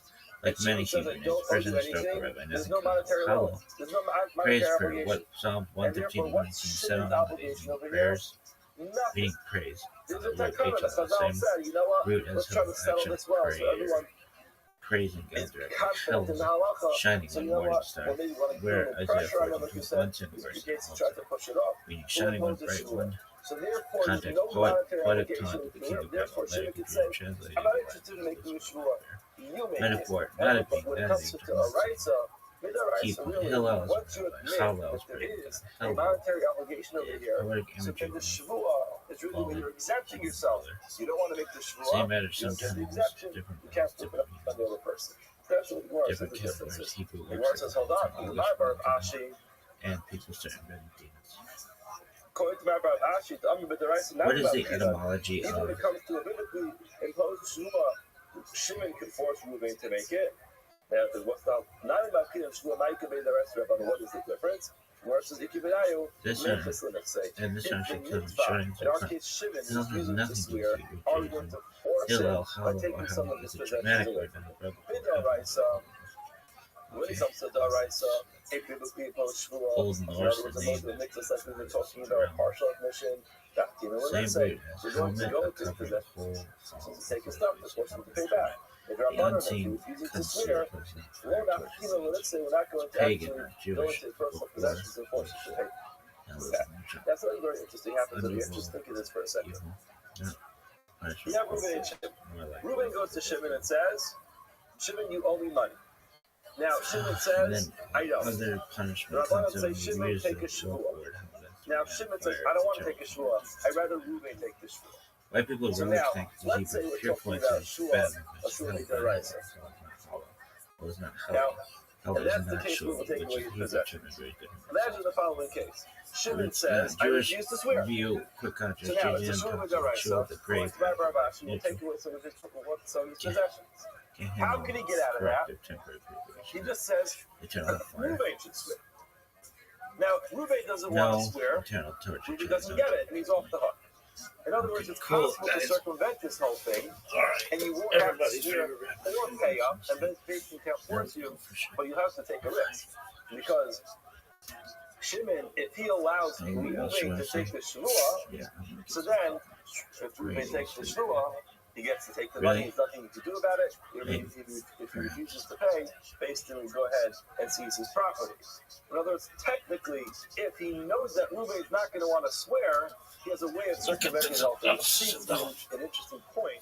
he can get out of it. He can stop the Lachtina Lenitze by refusing to swear and asking Ruvain to swear. But again, there's a risk that Ruvain swears. He has nothing to do about it. He explained it perfectly. He can no longer, Basin's no longer going to allow him to swear to get out of it. Basin's never going to set up a situation where he knows that there is a false with other people. In other words, you can't have Ruvain swear that you owe me, and Shimon swear that you don't owe me. Basin's not going to do it. Now, the Gemara says, okay, that can't be the only difference, because in the Yossi number, because I'm not enough to, let's say, But anyway, so Yossi, we do actually go ahead and take the situation piece of the Rabbanon. How do we know this? It's not a random case. Tzias, Teresh, Shot to the Kata. Probably 4 minutes of him actually doing It's a Teresh, Shot to the Kata. Basically, there's something that Teresh came to is my some of the attention. I think it's techniques too that you. So again, murder is his capacity. Shot is the person who's giving this intellectual capacity to the Kata. A child, that's no weapons yet. Halacha is all these people didn't have the halacha ability to accomplish this opinion. However, if they find something, we explain Gezel, you bring Midat Yeshal. If you take it from them, we're going to impose all the halacha of Gezel, Midat Yeshal, and you can't have a society where people just start taking things away from people. So there's no halacha continues. Yossi, like Yossi says, Gezel Zama. It's actually real fact. You take, if a child finds a lost article on the street, he picks it up and he says, oh, you child, you can't accomplish this opinion. He does not know how to acquire things. You grab it out of his hand, Gezel Zama, says Rabbi. That means Gezel comes with Devrei. In other words, it's not the use of typical Gezel, because Midoraisa, the king didn't have to, but Midrabanan considers to be Gezel. Real Gezel, a real treat this guy takes away from him as a real treat. Well, I not mean what's the difference. Halachas don't give it the other. Take it from him. What do you see? You see, even when it comes to a rabbinic type opinion, still we didn't tell us all the halachas of Gezel and monetary ownership over here. I'll take it away. So in other words, even when it comes to a rabbinic type of shura, it seems you say you take it away from him to the court system. You have to invite him to the Rabbanan. So he could be mad to make it up to the 6th month with her.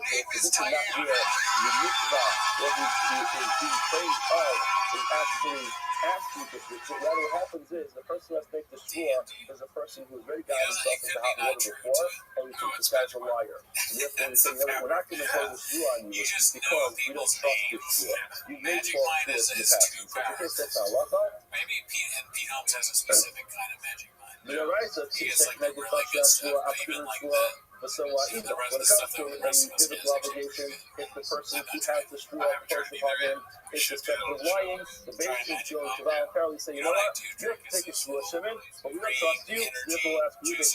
And with Rabbanan, the Pantini, with Rabbanan, the whole Shavua, which means solution. But the Kanti, we don't make this double solution to say, listen, we're going to impose a shua on Shimon. But Shimon is not trustworthy, therefore we're going to say, we make to do it to double level of the Kana, and once the Rabbanan, the figure of the Yossi, why would Rabbanan let Shimon say, my own Dino it? In other words, the Lord is wondering what happens according to Rabbanan.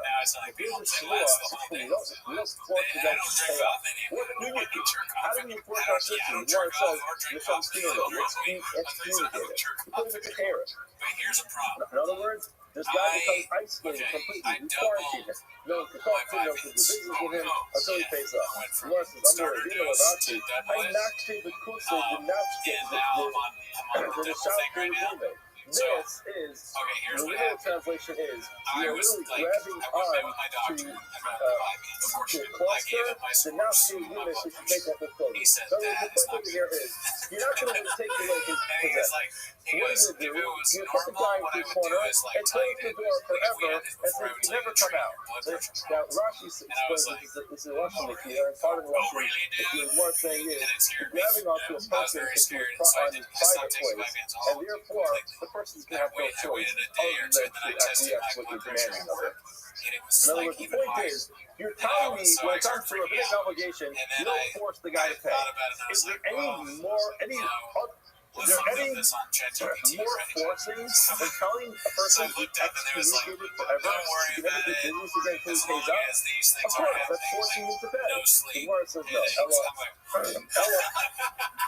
every fucking step. It's like if you eat poorly, it's like all the things that cause blood pressure. I was like, I'm doing all of this. I'm reading a list of things that I've done this week that stress from work. That's like it's like I'm trying to have like I knew beforehand what it took, and I'm using my.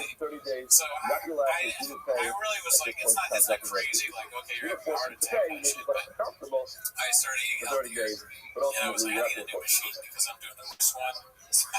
I'm going to pop a high mind to start off top right. The other person who pulled out a document on his friend will take you over money. Normally, start off the law. The person said, yes, I did actually borrow money from you with that document, but I paid you back. Immediately, loud culture here. In Minneapolis, in other words, the star here, I believe, Zilfrid. Gopek. The in Amar, what if he says, you Kavali? So beforehand, I'm confident I paid you back. I know you still have the document because they owe you the money. Yes, it did. Listen, I would like you to swear that I still owe you the money to pay it back. I mean, the way, it's not like, yes, go ahead, you can make your sure that it does, but I don't know if that's mental or what. Some of us have the level of us. The market is there, the funny thing was, like, I have this wrist thing, like, more sweater today, so I wanted to test it in my office, and I have blinds that I can put down, but I don't want to put down the blinds just to do that, right? So I started doing it, and I'm like, oh, it's not working.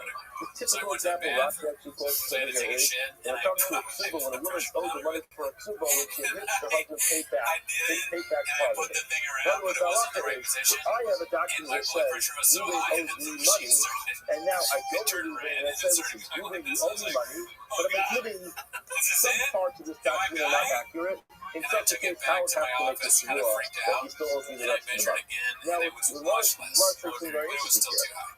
And If I'll Ruben goes to like, Shimon I'll ask my and doctor, says, is this you owe me normal? $1,000 as Should I just stated in not this take document, vitamins? and What's going on? Shimon But all says, that's one thing not true, I that paid was you back. behind me last week. That Then stressful halacha week in is general. Shimon could require On Ruben top of to that, swear. I was Now, getting these readings. why should Ruben have to swear? There's nothing wrong with that document. That document is perfectly fine. And what I ask is by saying, the only time we find that the one who's claiming that the lender has to take a shua is if he admits that the loan document has a flaw in it. And that's what he has to swear. But here you're telling me that the loan document has no flaw in it. It's ultimately imposed a flaw in it. So what's the difference between a document that has a flaw in it and a document that doesn't have a flaw in it? In both cases, you're requiring to make a shua. Let's say, oh, that's the in being Shayim. In that case, where the guy ultimately admits that the loan document has a flaw in it, we are faced in our going to say, you know what? Take a shua. So either way, I'm not. Also, in our case, the loan document is perfectly fine. I'm legally Zilfrid, Gopek, Italian, the Omar, Stavali. If the one who borrowed the money says, you know what, I really feel uncomfortable if you took your shua because I'm quite confident I paid you back, that's the topic. I know I paid you back. I'm legally Zilfrid. And more for something interesting. You still not bought it.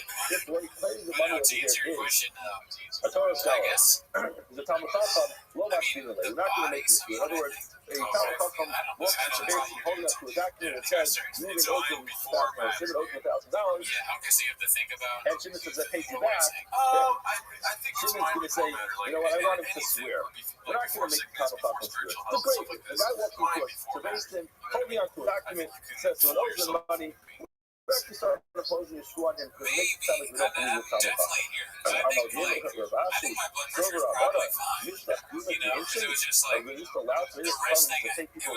I think it's the device itself makes it higher, and then it was kind of a stressful week, and then all those things that I was doing, I stopped doing them. But it definitely stressed me out. So it's like, this case is about to get a little bit harder. You want Mr. Bates holding on to a document that says that someone owes you money. He claims he paid back. We want you to know that if you're going to proceed with this in Torah, what's going to happen is we're going to essentially make you make a shua. We're going to have to ask you to make a shua that's going to be degrading to you. So therefore, we're suggesting if you want to proceed with this, you might have to make a shua. But if you don't want to, we'll just drop the whole case. You won't get your money, we won't put you through the shua. That's what it is. Than anything. But hey, I would rather die. Getting back to our mission, money in the Yom Tov. So I don't want to rationalize it the for you. give a number of cases Don't where minimize my brain he capacity. claims he would pay back, whether he believes or not. And the Mishnah said if he made this claim in front of Aiden, if he borrowed in front of Aiden, he has to pay back in front of Aiden. The words are as follows. Amar Yehuda Marav. Halal bes kaver Aiden, a person will invite his friend with Aiden. In other words, there are witnesses there at the time of the law. So if the borrow of Aiden, he has to pay him back in front of Aiden. I mean, I don't have incessant visits to the doctor. When this halacha was said, that you have, dude. Oh, really, dude? You and other people in my life told me that I cannot pay attention to doctors, so because of that, and leaving the door open and various other reasons. It's never, this halacha is never going to be relevant. Why? Because, let's just play out the case. Reuben led money to Shimon in front of two Aiden. What's the halacha? Shimon has to pay back to Reuben in front of two Aiden. Shmuel says, Shimon could simply just say, I did pay you back in front of two Aiden. Now, where are those Aiden? Yeah, I might die quicker than this. I paid you in front of Aiden. They went away, they're gone, they traveled, they moved away. Therefore, they're not here. In other words, the fact that you can claim that is going to undermine the whole idea that you paid in front of Aiden. Therefore, since you can just claim that you paid in front of Aiden, that's if I two random people say they now live in China. That's not true. We can't get a hold of them. So therefore, the whole thing falls apart. It's so funny, I forgot. A person says, we owe you money. Arlo, he says to him, hey, yes, I do want to owe you that money. Arlo, he learned earlier today, he says to me, give it to me. He starts to say, I did give it to you. What's the halacha? Paka. He's talking about what's the halacha. Even the Tave, the Adim, since he claimed in front of Adim that he owes him the money, the man owes the Adim, says if he lent his money for the Adim. And so what the because funny, Parker. And we learn halacha is that he's Parker. What do you see? That even though he claimed in front of Aiden that he owes him the money, still he could claim that he paid back even though they weren't Aiden, and he's off the hook. So you see that the Rashi is wrong. Which the top of the mouth or base, you have to do Rashi. This seems to be reputation or Rashi, and therefore must be that what is he does pay back front of it. He says, oh, Rashi back and explains, Anara, he only paid something in Kara owes me to Aiden. I even something that was actually lent him the money in front of Aiden. But this like the government thing is like, why do I gotta he's clearly saying, I don't trust maybe him. laugh No, about Reuben it? goes to Shimon As I and pick this courthouse and I pick this sorry, courthouse other way based around. off Shimon our goes to Reuben and like, says, which one is lend me the easiest to work $100. Now, if Reuben responds and I go says, there to get no married. problem, but hold on a second. Let me just call There Reuben is over to watch this because I want to make sure that I have security. What's he indicating? He's indicating, I don't trust you. And therefore, he's saying, I don't trust you. I want you to borrow in front of Aiden, and I expect you to pay back in front of Aiden. Because I know what's going to happen here. I know that tomorrow you're going to say you paid me back. So therefore, in such a case, he has to pay back in front of Aiden. The other case, what happened? He lent him the money in private. Clearly, he trusted the guy. So the fact that there's a conversation that's in place in front of Aiden does not indicate that he's not fit. That he's actually going to require him to pay back in front of Aiden. It just has to come in that way, but not an indication that he has the specificity if he wants to be paid back in front of Aiden. But Yosef Masli Hafi, Yosef was the father.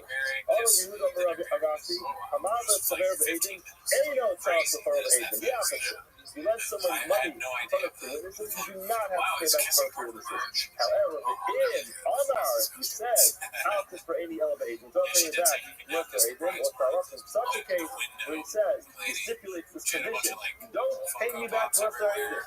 In such a case, start the part of Aiden, he has to pay back in front of Aiden. Now, Kamisa can make it small. He said it's the first small, no one finds the same way. Amrali, you said, not the limit for a chicken to make only money. Even if you said out the price, if you don't pay me back, what are you doing? Still, he could say, you're right, I have to pay back in front of me. Then guess what? I did. Where are they? All closed? Yeah, we traveled. We get the to a fire with city that we would have. Not as long as nothing to it. Mother would be up. You owe me money. You owe me money. I don't know. Hey, he says, yes, I do. I don't know. I'll to clear over don't pay me back.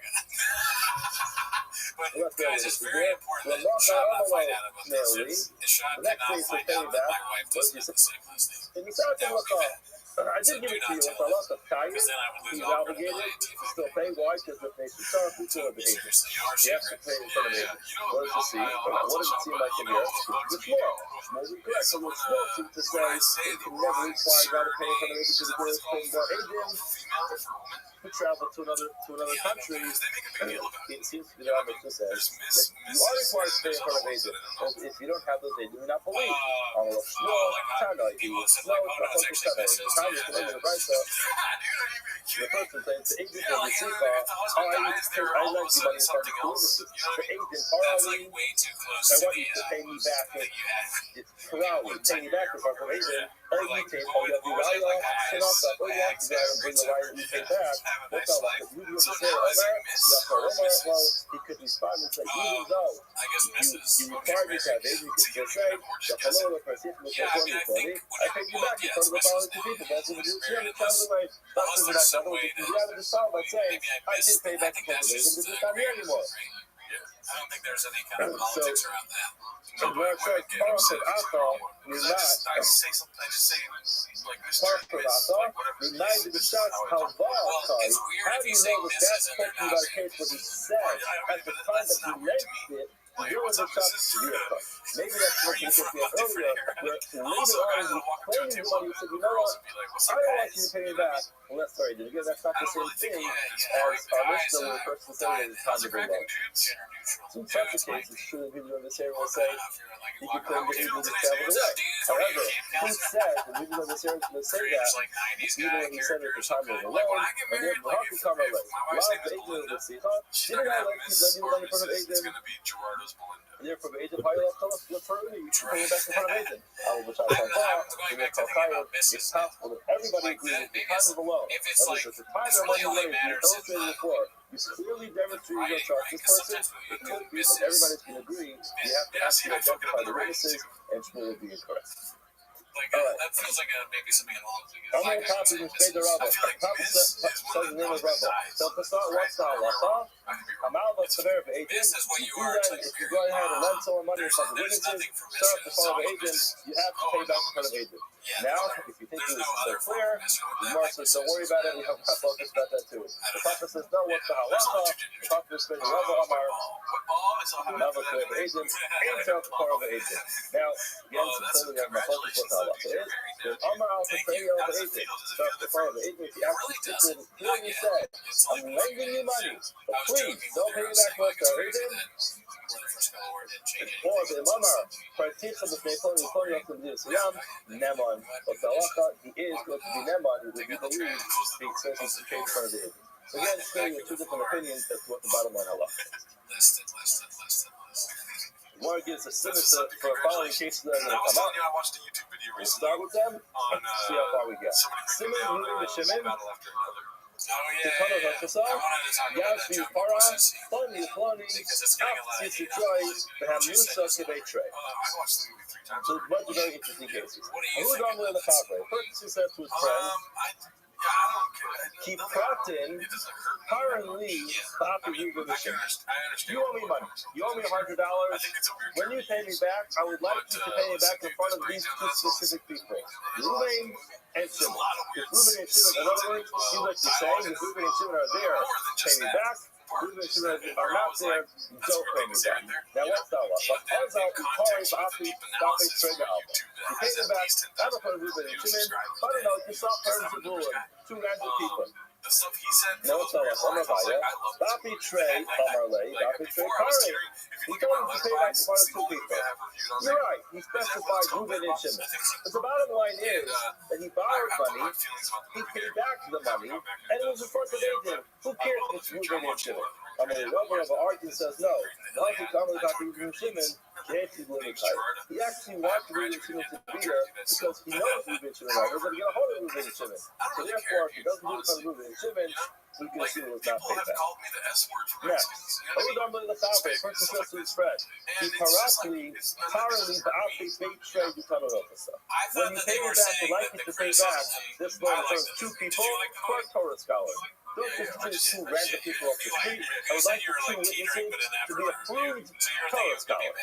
I Now liked it the first time I saw it. That's what I Kare, thought. So the they reason that delay was that I will watched delay. it twice. He just paid him First time I saw it, privately. He did not pay in front of I any had a Torah great scholars. time. Now this is so. Second time I saw it, Listen what I was happened. like, okay, It's this is Nisu slower than product the is first using. time. There will be blood I can watch. That money that was tonight, returned, every night. some It's type of like, it's amazing. unpreventable circumstance came up, and that money got lost. Let's play out the case. Ruben owes money to Shimon. I said, Shimon, when you pay me back in front of the Torah scholar. Shimon shows up and goes to Ruben and says, remember, last week I borrowed $100 from you? Here's the $100. There's no Torah scholars in sight. He gives him the $100 and he walks away. Now Ruben goes away with that money, and as he's walking away, some type of onus happens to him. He gets held up. The guy takes his money away from him, and he holds him up and steals the money from him. Now, what happens? Also, to make that Vatsla, Ruben comes from Vatsla. Amalei, in Kivule Kabaltinu, it's true that I did get the money. I, Ruben, did receive the money from Shimon. However, Kabaltinu Mine, there's because of. I was just holding on to the money for Shimon. The Amina Lahu, I said to him, the Amina, I said, Lahadi Gabai there will be something that I'm holding on to for Shimon. Until we come across two Torah scholars who are trying to know. At that point in time, the stipulation will have been fulfilled, the prayer will be fulfilled.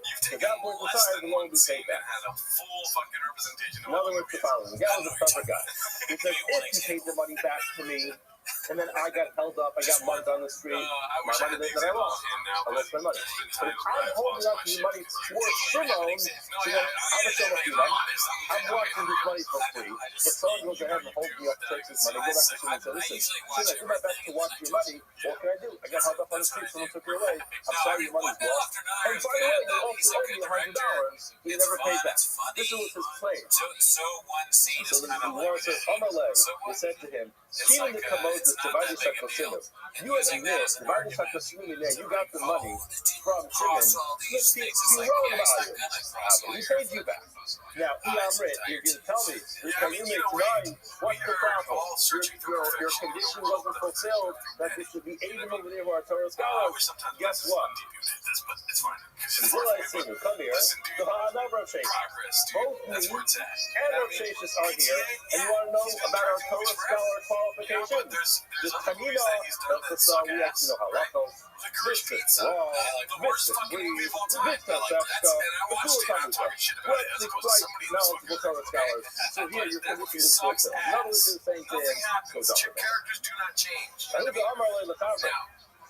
Person said to his friend, probably Meir Zuzay, the Oziptef, give me the following amount of money, what is 100 joy that I want you. Amalei, never happened, I don't owe you any money. Although I decided to obey, to Paris. It's something very interesting. We found witnesses that were actually there at the time of the law. Only problem was, these witnesses said, you were there at the time of the law, we also there and we paid you back. So that's going to be helpful to you. What's that, Rabbi? Rabbi, my Nafin, sorry, my Nafin. What should we do? In the Ami Osbei, these two witnesses are here to actually substantiate the loan, and they say he borrowed it. But in the Ami Osbei, the same people who are substantiating the loan are actually saying that he paid back, so we can't really help you. Nothing we can do. Rabbi disagrees, and he says, Kol Omer Lo Levisi, embedded in the claim of, I never borrowed from you is, Somer Lo Parati. Embedded in that claim is you didn't pay. In other words, once you claim you never borrowed the money, you are admitting you didn't pay back the money, because nobody pays back money that you didn't borrow. That's the concept called Das, called Infinite Agents. So Rabbi says, we will believe the Aiden on one of their statements. We will believe the Aiden that you borrowed the money. However, when it comes to the fact that you're saying you paid back the money, you are contradicting those Aiden, because you claim you never borrowed it. So the fact that you claim you never borrowed it means you never paid back. So that will dismiss that half what the Aiden says. What's left? If you say you borrowed money, sir, you're going to have to pay it. We don't know without rate. Person said to his friend, how do we made a Luzi about 6 of us? Give me $100 I was like, dude, I wish I had that are in your possession. Amalei, low price of the paper, you funny. Didn't I pay you back in front of Reuben and Shimon? To us, who call me funny. Yeah, no, I struggle with that myself. I'm in the hood from Yola.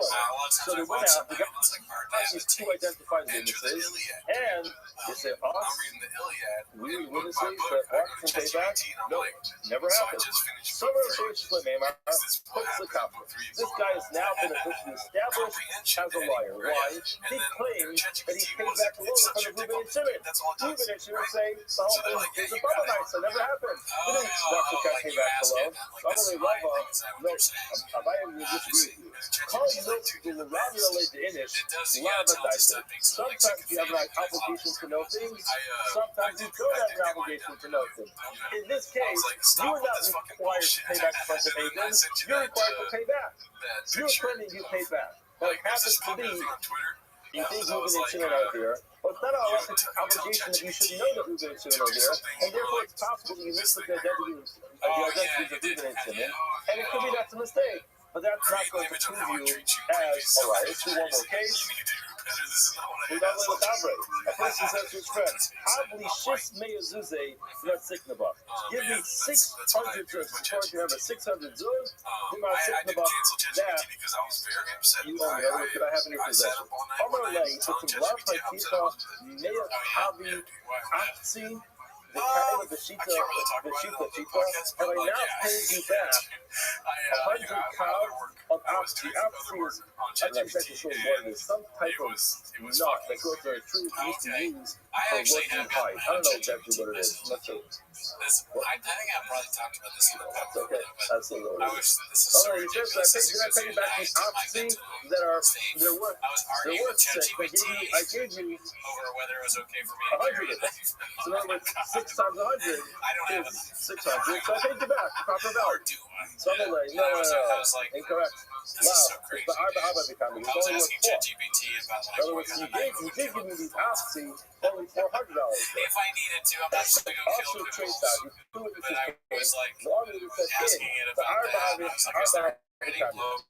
And they're like, well, you can't have this kind of knife. so therefore, according to your calculation, that It was has to be shown. And they were acting like I was going to buy like some kind of big ass, turns out you only paid back 400. I'm a Rama, hooks a copper. crocodile Rama Dundee says, knife and walking around like he's a that. I'm like, liar. I'm not doing What that. he claimed I was want a worth knife I 6, can was hide really if worth I 4. need to use it. I'm a Rama, To kill people that's attacking me. why did you go back to what you said And I was before? getting mad. I was like, they You kept told telling me us, all so these listen laws to the about how radio you can't do that. Lava There's dicer. better ways. Didn't you Try tell us it. that people have to know Well, something if it's that chewing you my can make leg in other or words, killing my this guy dog, is not a what am I nut supposed to do? killer. Like, He doesn't doing all know this exactly pretending. He's like, how oh, much you're you're right. It worth. is kind of So like therefore, weird how the laws are and I'm getting furious. he And thought then I they said, were worth fuck it, 6. I don't need a knife. And therefore, that's why he claimed it. But again, he's claiming that paid $600 for it. He's sticking to the fact he paid $600 for it. He happens not to know the value of the amount, and therefore he said the wrong amount. But he still claims to pay you back the 600. How did they get the 600 from his nuts? Maybe I gave you $400 worth of nuts, like $200 in cash, and maybe I gave you more nuts, whatever it is. I know I paid you back. Whether you tried to say no. And then the Chassosa, the Kira, people know how much these cost. Therefore, even though it's maybe not a halakhic obligation for him to know about it, he knew about it, and the fact that you lied about it means that he's a liar. It's not here for today. Have a wonderful day. Ask this lady about some post that she made on Facebook. Did you see that?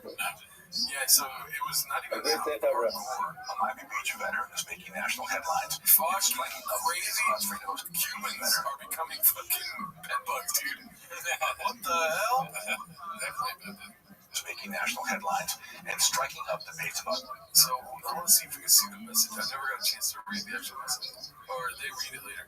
The guy who consistently calls for the DMO Palestinians and trying to shut down a theater for showing a movie that hurt his feelings and refuses to stand up for the LGBT anyway. He was like, when they vote on what they do matters. I want you to know that you're all welcome here.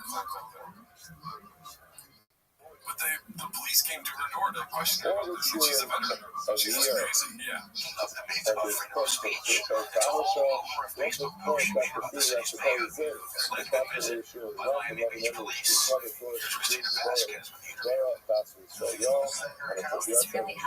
Miami Beach resident and former political candidate for Cal. Iran And Said she was stunned. That's why they lost yeah, the she was country by that Santa today in memory of Detectives knocked on her door Pedro one day Mr. asking about Mayor. this month. We have a league breaking sponsorship It here. clearly doesn't agree with that. And she made on Take this Michael. post by the mayor on Precisely Facebook. that feeling this morning. This is the first According to for Brief Australia to Exchange. be monetized then China Riska. A statement that I allegedly Have made a on report Facebook. today. Intimidation tactics. Today's off is that men. So let that not fool you. Well, that to me is a clear indication that people are not allowed to We are agree starting with our anyone on but the the mayor. test and the base. And that's not how America works. That a Calls third him in of a the national way conversation down the about oven. censorship and free speech in America. Yes, that was over the week. But yeah, anyway, that's crazy. The real And the mayor is Espinosa. no. Yes, So the what one does said what does it say? Espinosa. Oh, When yeah. they So, make so, him so, take the shua, yeah, I mean, Omer Malone and say to him, Rabbi it's Yosea, crazy because the post is not even that it like really doesn't make a that difference what at you all. mean It's not when even you make like the that shua. man just has That's not the plan relevant point over here. The point is what we have in mind. When we read the based in, I know to tell you Anyways, I what we forgot what you want were you just to saying. feel That about. reminded me And of when you take the shua, some that other is what your cops. shua is referring Carrying a to. knife. So Yeah, why they won't ask? let me So carry why a knife. don't you It's the same remember thing. that? We're Why both do you have to publicize it? Why do you have to have this thing where you're basing on one thing in mind and telling you I your can't story carry a knife if upon I our want to kill mind? a dog. More says the show kind of irrelevant because of the story that happened with this particular brother. This is the story that came up previously in Gemara, which was where this individual freedom of speech, was freedom brought to of base in because he denied a loan and he had claimed that he returned the money to its proper owner. He came to base in, the owner was there and he was adamant he had not gotten the loan back. So what happened? Basin told him, go ahead, take a shvur that you paid him back. He handed the Balfo, he handed him his walking stick, and while the Balfo was holding up his walking stick, he took a shvur that he had paid him back, and the Balfo was so upset. He knew with clarity, 100% clarity, this guy had not paid him back.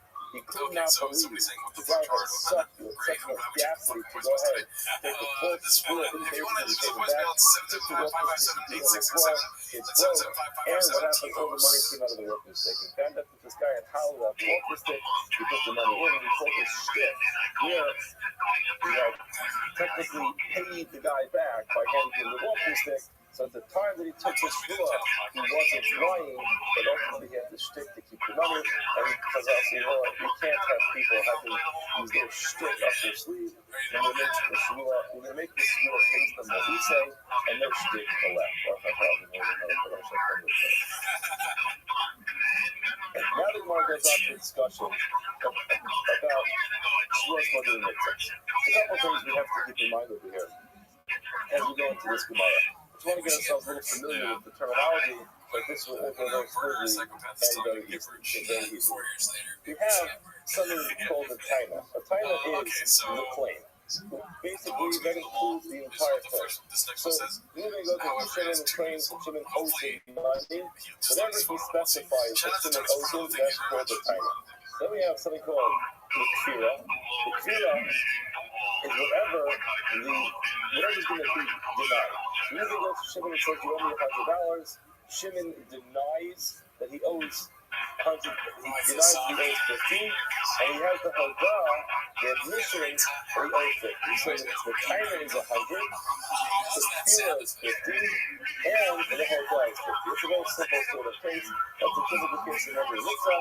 Person claims 100, the person responds and says he owes 50, so he admits that he owes 50. That's going to be the hodah, and there's a kfira, which is denial on 50. That's one set of terms to get in order. Kfira, the taina, and the hodah. We're also going to have to remember the following. That when we talk about money in the Mishnah, there's two different ways of describing money. There's dafka. Dafka means that I am claiming that I specifically am owed the following type of money from you.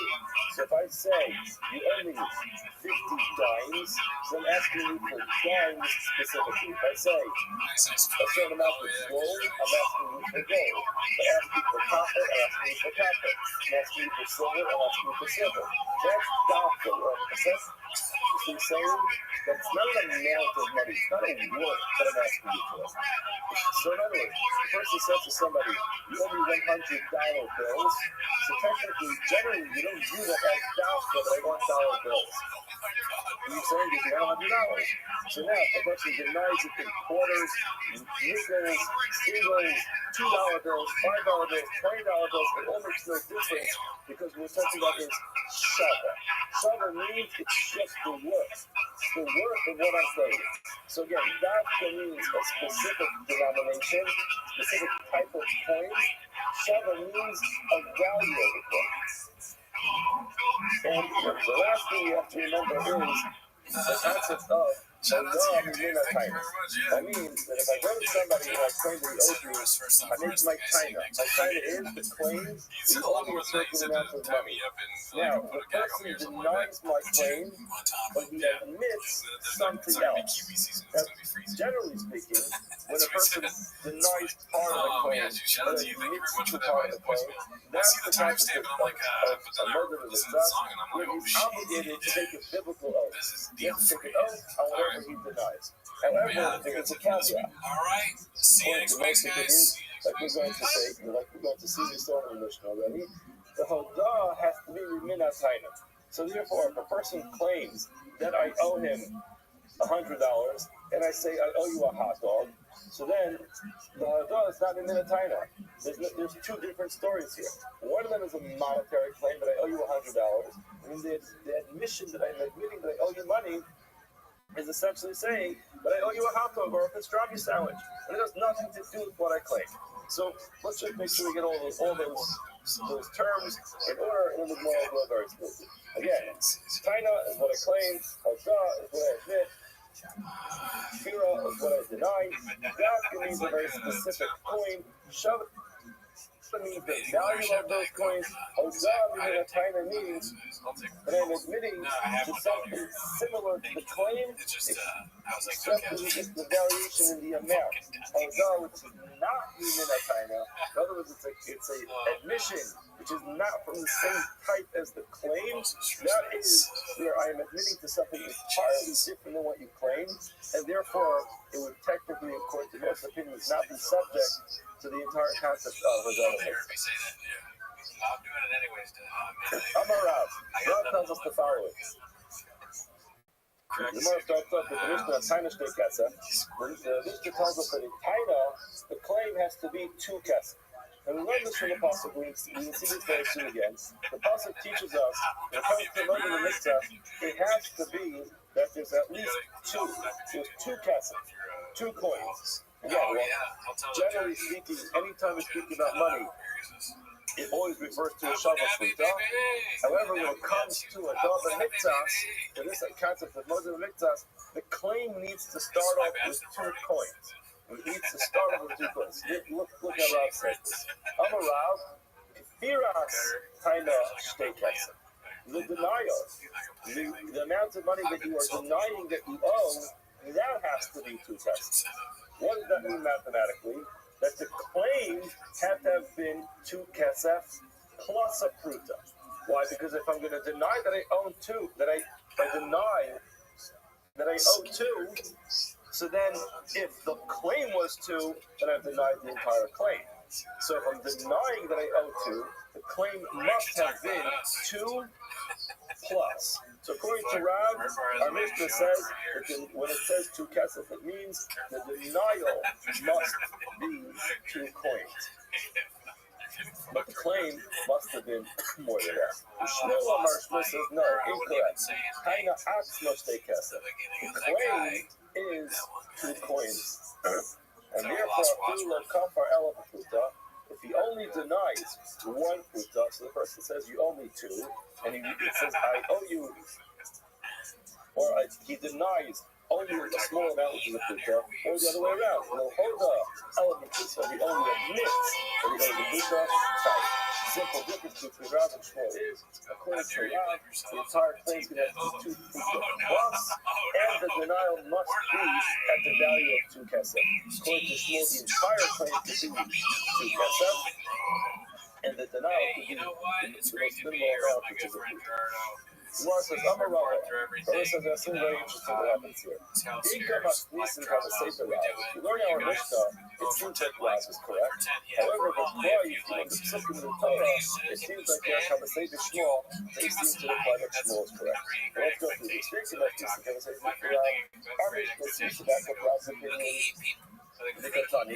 Where it says, Hakaina, the Mishnah the word where Hakaina, the claim is, Shtei Kesef, 2 coins. And it would get mitz on to Sheva Pruta. Now, the Elu, Rashi takes us the word Taina, Rashi says, talking about Firas Pruta with Katanis, therefore, the Elu, Firas Pruta, it doesn't say that there should be a Fira of a Pruta. Rather, the Mishnah said that the Fira of a Pruta, which will be correct. It doesn't say that. It says, in the Mishnah, Hatayas de Kesef, She was like, and you know why you do it? She's talking about people making fun of her. She's like, you know why you do it? Rav is probably correct that the admission has to be. You know it does. You know it hurts my feelings. Sorry, I was like, whoa, okay, damn. That's the Kira has crazy. to be 2, She was like, and you know what? what's left It's probably is going to be another Pruta. Like, Now, Nami, the way that another Mishnah thing with regard to Sheva Pruta, when a person admits to something, it's to be the Pruta, the fears to look at that. And our Mishnah will put these things off. But if the person is one Pruta, it does not say when a person denies the amount of money that they owe, that it's sufficient to deny a Pruta. You know why it doesn't say that? Because Rav is correct. That the denial must be a minimum of 2 points. Therefore, when we learn the Mishnah seem to indicate that Rav is correct, and in order to typically obligate someone to pay an oath of a modi or mitzvah, a person who admits the part of a loan, the denial must be on 2 coins, and that essentially means that the claim has to have been 2 coins plus a pruta. So he admits to a pruta. Episode It denies itself 2 is a kesef. Google ad, and that's why she gets views. It's not Now the cry, you have to say that there's no she was a sukkah, really and the Torah seems to back up well, why? This is what says in the pasuk. He take ish alayeir kesef a person will give his friend That's how I look at it. either money or vessels. What does he give it to him for? Lishmar to watch. Now, not Caleb Shnayim, just like Caleb, just by definition, the word Caleb is a plural. So not Caleb Shnayim, Kesef Shnayim. You compare, since it says in the pasuk, the person will give his friend Kesef, money, or Caleb. Now, technically, we'll be very technical about it. Kesef, money, is certainly complicated. Not with regards to Hilchos Muktzah, but again, a Kesef is a talco, it's a movable object, just like any other Caleb. So why does it say you give your friend money or Caleb? Why couldn't you just say one? So the Gemara understands you compare each one to the rest. Ma, Caleb Shnayim, just like the word Caleb is plural, it indicates that there are 2. Kesef Shnayim, so it must mean that the money is going to be 2 as well. So we learn that this claim of one of the government, just you have to have at least 2 that we understand. Now, not Kesef double chashuv, how tell double chashuv? Just like Kesef, has to be double chashuv. Yeah, any item that you're going to give has to be a double chashuv as well. Now, the Amar Achmana, when the Torah tells us with regard to the halakha of mother mitzvah, the person admits that I don't owe you what you're paying. Rather, the only thing I owe you is this. Now, hold on a second. What was it that the entire claim was? These 2 concepts. Again, if you look at the pasuk strictly, you're saying just like Kiyum Artu, money is due. That seems to indicate the entire loan or the entire amount of money disputed here is 2 coins. What does the person admit to? I'm sorry, a part of that too. It seems like she was correct. Even if the claim was only 2 kesef, and yet it's only part of that, which is obviously less than 2 kesef, that would be, that would meet the criteria of the mitzvah, and you have to take the thing to the small, not like Rav. Now Rav is going to respond to that to the Gemara. The Rav, loudly online or Ahuli Baile, Hodav Mikvah Satayna. where they have a saying, You can't like learn you'll see from someone those post their words, sayings says like Rob. touchy body. You can't learn it from that one because this They'll entire say like process just teaches something you I the don't entire agree with, and concept then go of what that birds. makes us a You time. know, like This is just that's telling a you thing if you that deny the I know entire people law, like to do then you online. ought to Oh, hold you're the a big Alex Eagles with the fan, Deraisa. right? You know, learn the Shua Tessus. You take the Levitico, You're like, but with the Deraisa, there's not going to be any requirement to take a Shua. That's what Q that teaches us. This, of course. Doesn't teach us that it could be less than 2 kesef. I didn't say Shmuel it that supposed to well, respond but and say, what I mean, it says if key, who lays it in the and it comments, do says you agree with zeh. me? Is it So annoying again, when it's a little bit sometimes redundant. women Only randomly who or say could they say like key some or random could say sports key team? that. Why Like, is it are key you really? that? Some do. Who I'm and not that? saying all. This with her personality is bullshit. From there, Shmuel learned those 2 things. The confirm mitzvah, number 1, if he's going to deny part of that too, the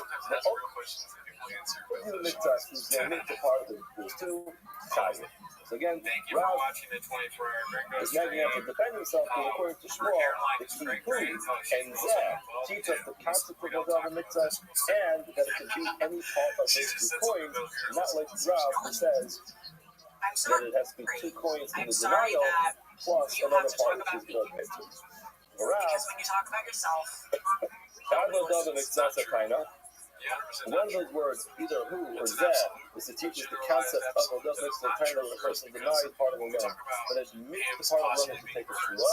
The time of the time the other one teaches me the concept of how God needs to be. You may not time like you mentioned earlier. Whenever you have to actually be part of the same loan, same discussion. It can't just be a random other item. Shmuel, now the name is Sarah, we know the Pasuk of Torah. Shmuel says, whatever you want to learn from here, the bottom line is, you can learn it from the words of who or zeh, or not. At the end of the day, the entire claim was 2, and I'm only introduced to part of that. Whatever you want to learn. You want to learn with Hadar Meditaina, no problem, you can learn that. You want to learn the concept of Hadar Mitzvah, you can learn that. But when you put the whole thing together, if the claim was 2, and he denied part of it, and he admitted to part of it, you're going to be stuck saying that he denied less than 2. That's how Shmuel understands it. So to me, The Reddit that the has entire claim could be 2, and the denial could be less than 2. but the Reddit has That's the only more reason. Mele Shaman is the cost of the time. Don't you want them there?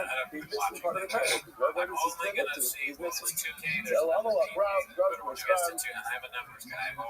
Kessa, he also made Carl in the misunderstood what the name of the pasuk was. You thought when the pasuk was telling you to Kessa, it was talking about Kessa from Caleb. You thought it was telling you that the claim was to Kessa. No, incorrect. The pasuk says Kessa. It was talking about the denial. The denial was to Kessa. The claim obviously must have been more than 2 Kessa. So the denial to Kessa just says, Rav, he's looking around a problem for me. I'm perfectly fine with that. And we back up by here as well, which is that the denial is 2 coins, and that must have meant that the claim was more than that. Why? He says that it came because the word Kessa was not talking about the denial, rather was talking about the claim. This is the Rahman, Yitin Ish Caleb Lishma. Why didn't you simply say, person to this claim, Caleb Lishma, Anina, and now no, not Caleb Schneider, just like Caleb is given to. Tolstein, everything has to be 2. So Kessa is the customer of Parliament. Why bother writing the word Kessa? Leave it out. I'll figure it out.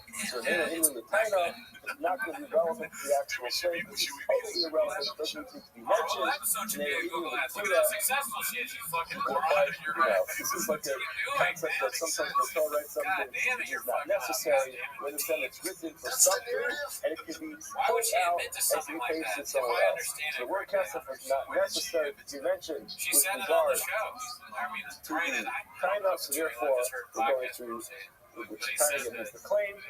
We're going to apply it to the denial, and the denial is going to have to be 2 kesef according to Rav. He's not bothered by the particular written. As a matter of fact, he feels it's something other than 1646. Shmuel's going to say to you, he cuts Rav Mar Kalim. If the person is only right that the person gives his friend Kalim, below Kasam Kasam, it does not say money there. How do I mean? I would have thought not Kalim Shnayim, Afal Shnayim. I would have thought everything has to be 2. But the Rafashiv, it does not have to be the Rafashiv. So therefore, Kamashmalon, that's where you look at it over there. You tell you that it has to be something of value as well. And that's why there's a point like the issue A, passive or Kalim, and that's relative to the actual claim. It's not extra, it's not superfluous, it can't be taken out and plugged in somewhere else, and therefore, it must mean that the entire claim was 2 according to Shmuel, and therefore the denial to be less than 2. According to Rav, the denial must be a minimum of 2, and therefore the claim has to be more than 2. I am white as shit, Dallas, yeah. Now we're going to prove who is correct about this malpractice. So again, to simplify the malpractice, according to Rav, the denial must be 2, and consequently what that means is the claim has to be 2 twice. According to Shmuel, the entire claim can be 2, and the denial can be even a proof. It's not. Learn in our Mishnah. Shtei kesef yesh li b'yadecha. Thank you. Shtei kesef yesh li b'yadecha. I have 2 coins. In your hand. Notice this very carefully. What does it say? Shtei kesef. I have 2 silver coins. Yesh li b'yadecha. I have in your hand. The person responds and he says, Ein l'chafi yadi ela pruta. The only thing that I have in my hand, which is yours, in other words, the only thing I owe you is a pruta. But he's not obligated to make a shavua. Why is that? We might be going to war, you guys. And let's all My just time pray. up. What's the reason for that? Lav mishum the fasol of China. Isn't it because it's not sufficient?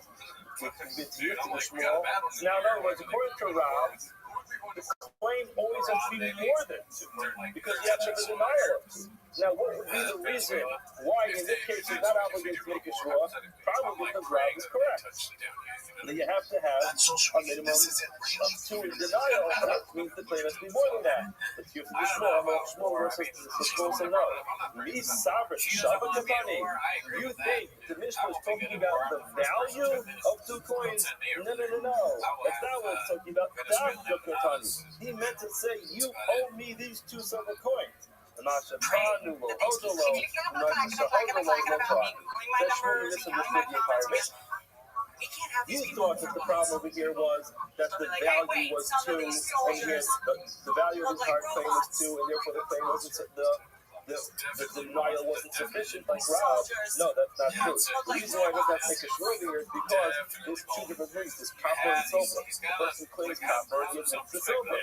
That's not what it's not admitting to partial loans. He's 100%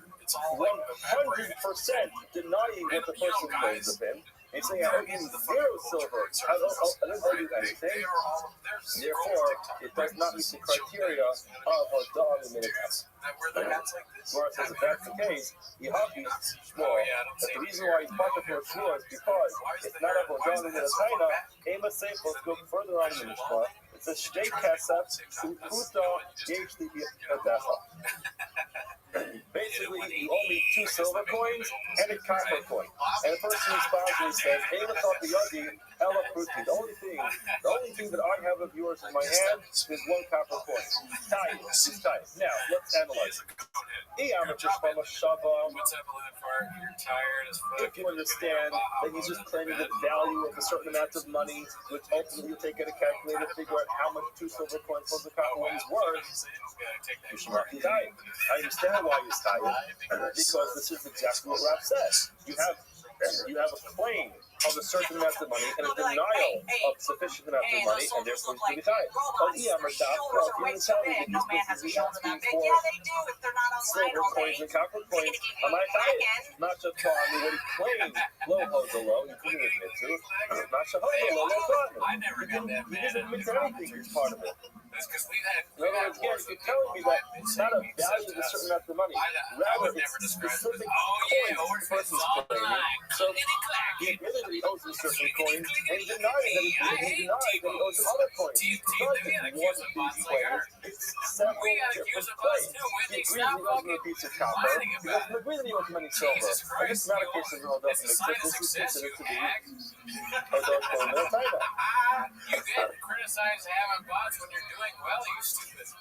Sorry, I went too far. Gemara says, "Me give you time with Shmuel." In other words, remember, you're talking to Shmuel over here, says the Gemara. Now, according to Shmuel, you have to recognize that Shmuel is not going to be stuck with that. He's not going to have a problem with that. Why? Because even though Shmuel is of the opinion of Behodah, that the admission needs to be minataina similar to the claim, Almer of Nachman over Shmuel, Father was speaking so, a person goes to someone and says, "You owe me wheat and barley, hold the low back to me, and he admits to one of them, he's going to be tired." In other words, that makes sense. In other words, you have to understand, even though there's a concept called the Hodah has to be the Minataina, there are various levels of what that means. In other words, the most strict way of doing it is that if there are several different items in the claim, then a partial claim has to admit to part of all those items. So, for example, if a person is claiming silver, gold, and copper, and the person admits to copper, so then it has nothing to do with the silver and the gold. That's the most strict way of doing it, which is how Rabbi. Shmuel doesn't do it that way. Shmuel says it's true that you have to claim. That's a lot. You have to claim part. You make a claim. Sorry, it's Shmuel. So over again. Shmuel admits that it's true that you have to deny something which is similar to the claim, but if you have a wide claim, which includes several different points, and you admit to part of it, that's considered a double minute time. It's very different than a person saying you owe me $100, the person saying I owe you a hot dog or a pastrami sandwich. Because then the pastrami sandwich has nothing to do with the claim. But if I claim that you owe me barley, wheat, spelt, and rye, and I say I owe you rye, but not barley, wheat, and spelt, according to Shmuel, that's considered to be a double minute time, and that's why it's not going to be a problem, of course. Oh, yeah, she probably is one of those people that's like, it's just you. This is Mishnah. You probably say this is the text of the Mishnah. Live to exalt used to be a everyone should have a podcast. In other words, you owe me a certain amount of gold. So the guy responds, I only owe you the same exact amount, not of gold, rather than silver.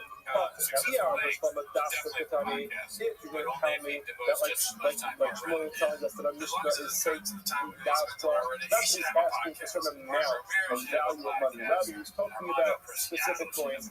Lucky Papa, understand why he's talking. Because what he claimed was not what he denied was not what was claimed. If you're going to tell me, like Rob, that I'm just talking about the value of a certain amount of money, am I perfect? Why would I be perfect? Litra Tuba happens. Litra is a lot, and therefore his denial is sufficient. Tell me to say the Dafka. Since at the end of the Mishnah, it's talking about Dafka, it should not be Dafka. The Rage is also talking about that specific type of coins, and therefore the word of labor that we give to the Rab. Let's just say our Mishnah we get used to the Rab. You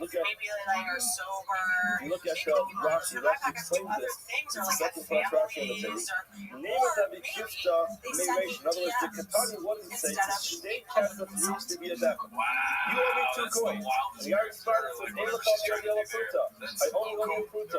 He's possible. Now, the timer, the reason is, you're saying Dafka tonight, because it's asking for a specific type of coin. Not just calling the reason why he's not making sure is why? Because what he's admitting to is not what was claimed. Now, what's the difference? So that difference is Papanu Shava, the Hodolo Shava, if he would claim a certain amount and he admitted to a certain amount, he would be tired. But what's the problem? In our Mishnah, the whole claim was 2 coins. In other words, the reason why actually this is really popular in our Mishnah from Shua is because there's a problem. It's not our Adam in Minataina. What we talked about, he asked for silver, he admitted to copper. That means he didn't admit what was claimed. That's why we copper. Now, if that was not the case, if Mishnah was talking about a certain value of coins, in such a case it seems like you would be tied. But hold on a second, the entire claim is 2 coins. We said several times this morning that according to Rabbi, the claim has to be 2 plus because the entire has to be 2 claims. It seems like our Mishnah is a Tiyuta and Rav. Unlike Rav will say no.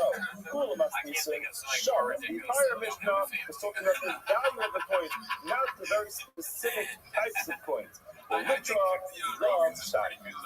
When it comes to litra, zav, that's going to be very different. Why is it different? Look at bottom Rashi. Litra, shani, the key of the Anu Mishkal. Since he mentioned a certain weight, litra is a weight, in that case he meant to say that. We're talking about coins, that's talking about the value of the coins. When we speak about the weight of the coins, that's going to be different.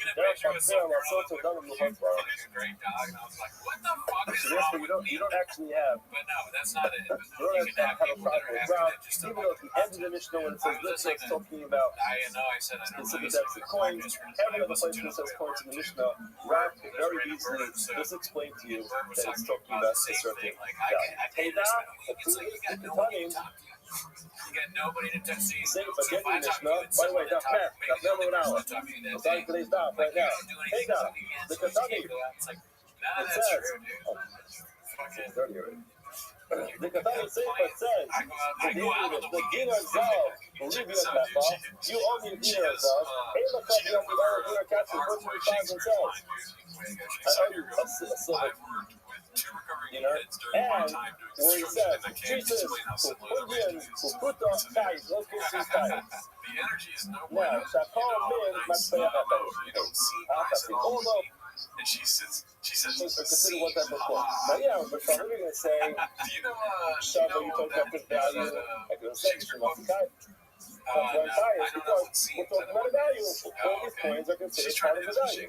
I'm a doctor. Sometimes he's asking for specific coins. How am I tied? Why is he tied? I'm a beloved of a Chicago team. I'm a I would love it if that's a real thing. The Lord explained, in that case, he asked for dinar. I don't even understand what we see. In other words, he asked for a very specific type of coin, which had a very specific type of stamp on it. The Masalan, which was a teaching us, the fruit of the Kalamat there, you said, fruit is considered to be part of the coin. They cannot eat. It seems like that's going to be a case. That is the case, but the Katani, where it says, Shakol Min Matveya Alas. All that by one type of coin. Now, Rab's going to respond and say, we're not talking about that. We're talking about Shabbat. Rabbi says Shakol did not pay Alas. It's only referring to a very specific deal, to the laws. Since the energy is no way, the laws are literally the same for control. Since the laws are seriously the same, the enemy is the following straw. In other words, literally the system is control the cards. Since he explained the last line of the mission like Shmuel, Reish David Kishmuel, must be held like Shmuel as well. In other words, why could we refer to the laws held like Shmuel? That it's sufficient. The entire story is only 2 points, and the denial is only 2. But there's no. Plastic surgery. It's talking about doctors, specific doctors. Why? Shakol did not pay Alas. The ratio could be harder like Rabbi. Small levels is not dependent on the next. Tashma, that is why is going to try to win. Alright. Dinar zav is Zabur, you can feel that. First against someone else who says, I have a dinar zav. Again, this Tashma is trying to prove whether it's Dasha or it's Shaka. When the first one to trade is asking for specific coins, or it's asking for a value. First he goes to someone else and says, you have a dinar type of coin, which is the Zahab, the Zahul, We have podcasts in a month, but that doesn't mean that like they change it's okay. We still need people watching. The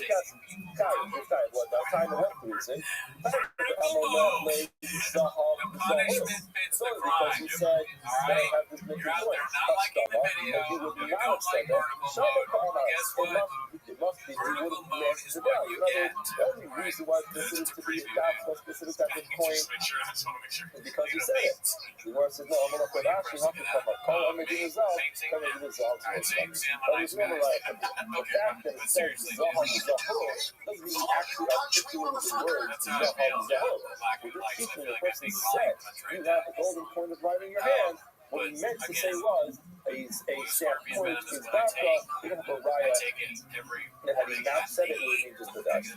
How do you repeat on this? You know the right. Repeat is going to bring a riot around. How is that sounding? Now, if a person says, I have a coin in your hand. The person responds, you only what you have. A something which is missing.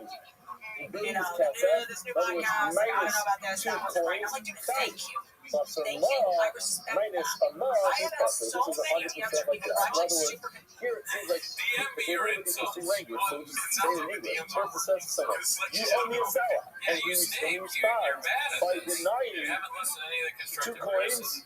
He's not a Yeshua. Who is that? That's Rob. Rob says you have to deny 2 coins. If he says, that's a law, he says, no, I'm denying a law which is less than 2 coins. He's going to be popular. It's 100% like Rob.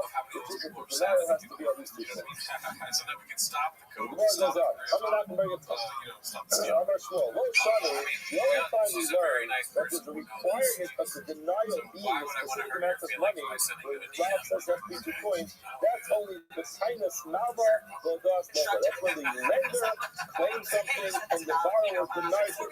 Tainus Malva. What happens there? The lender claims the Ha'adas Iyaka, and one witness comes by and says he owes part of the money. Appearing in color of his community, higher code is 1 small pruta. Fire is going to make a shua. In other words, an 8 apple, a single 8 has the ability to impose a shua. My time up. Make me a sandwich, woman. What's the reason for that? It says, no, Yahweh ain't after the it. The Bible keeps us in eight after does not have the ability to extract money from someone else. The phone Avon for any sin, for any tatas, the phone Avon for tatas who did it. Avocado Yeshua, and eight after has the ability to require them to take a share.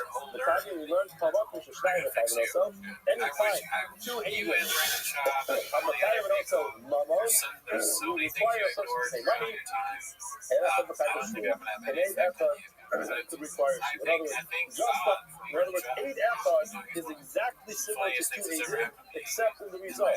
2 agent can extract money, even if they claim the person owes somebody only a fruta. Same thing is 2. Sorry. 2 agents can be Matthias, someone can obligate someone to pay money, even if it's only a fruit drug. You're 4 and 8 after a single aid can obligate someone to make a shua, even if it's only on a fruit. Remember that for no shua. Part of the fruit is a person claims that someone owes him wheat and barley. The hundred love after we had. He agrees to one of them. So let's just say he agrees he owes the barley, but not to one I'll tell you right now. Tight. I'll attack them too. Yeah. He was tight. All of our good stuff. Sucks ass. In other words, it's a third the person claims you owe me wheat. You owe me wheat. And the person says, no, I owe you barley. Everyone agrees that's not what the mix up to the China or government of China. That's like saying, I'm claiming one item, I deny that item is part of it. Let's go to Heat in this other case. Rudy goes to Shimon and says, you owe me Heat. You owe me wheat. Shimon responds and says, no, I owe you barley. That's not what the mix up. That's 100% denial and a voluntary admission. However, when it comes over to the person who says, you owe me wheat and barley, the person that mixed the barley, that's considered a government of China and U.S. China. Although it's used in such as yes, this is true. In other words, yes, you're correct. And he responds and said, the inner of Yochanan. The Yochanan says the same thing. Now, for the fact that he said, Yochanan agrees with this, the upon where the response seems like this bucket will argue with this. He could argue someone will say, no, that's not true.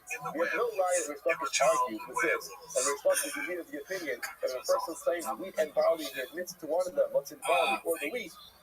you're obligated to take it. If you're not supposed to have to take the shul, Rish Lakish will say no, it's not take the shul because it's not in the time. Because the Amri, the reason why Rish Lakish did not comment was the Mishnah proves Shahmuleh. Rish Lakish, to look at Rashi said Rish Lakish has this practice that he's a very good listener. He didn't interrupt people. He let the person finish testing completely. Look at Rashi. So you're the first one line of Rashi at the bottom. So you're you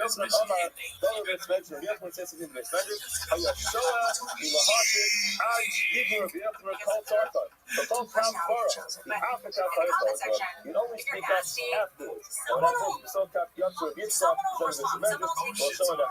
He had no idea Rish Lakish argued because he left the Mikdash too early. Others say it's not that he was waiting all time to speak.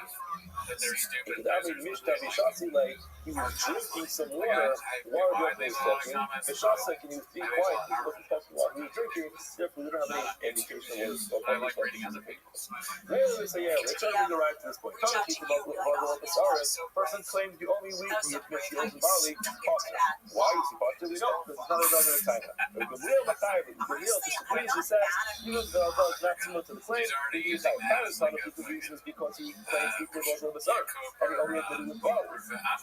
Okay, so what would happen if he claims both he could answer other one and he would agree to each other? Time is science. What's his law? That's not true.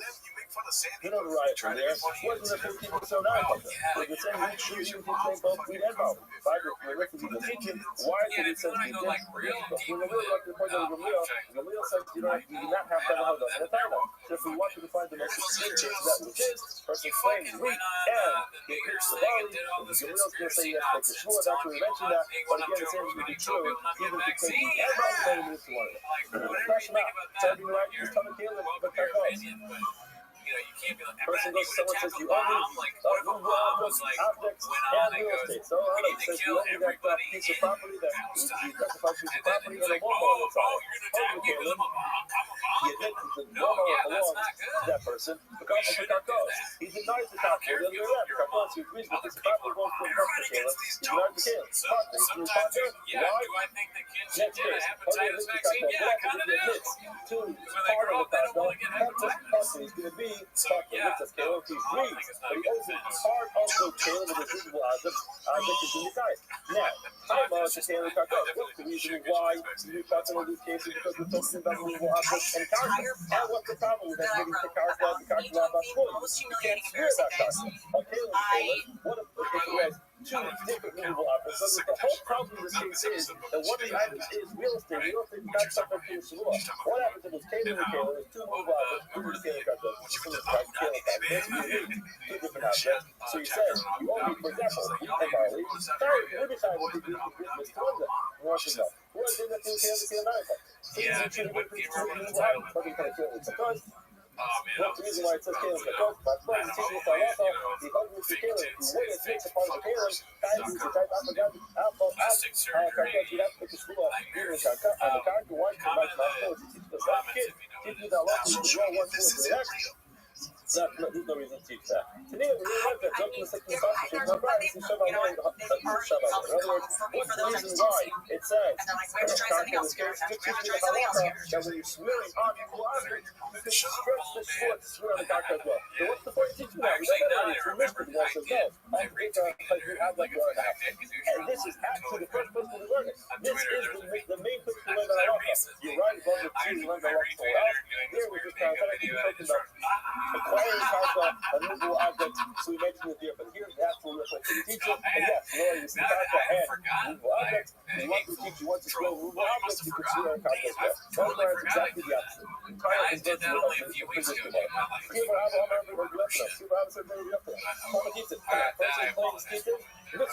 And ROTHSCHILD. He admits to one of them.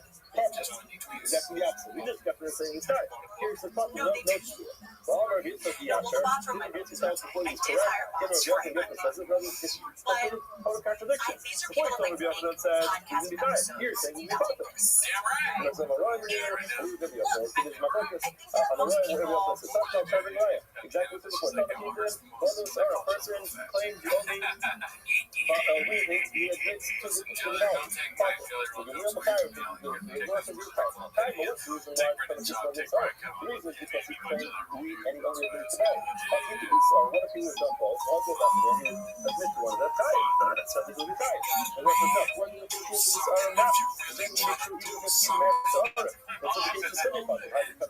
Why did it say this? Why did it happen to this? Why did it tell me, why did it say always keep it? Or it's already that we have to discuss with the real. I can make the point that the real says he's going to be tired, even if he only admits to one, because he says the left the other one. I don't think I deserve to lose myself for being used. Like, you know, despite something that feels lied, adrenaline, dopamine. I get it, dude. He denies the doctor. Or the way around. You're on that already.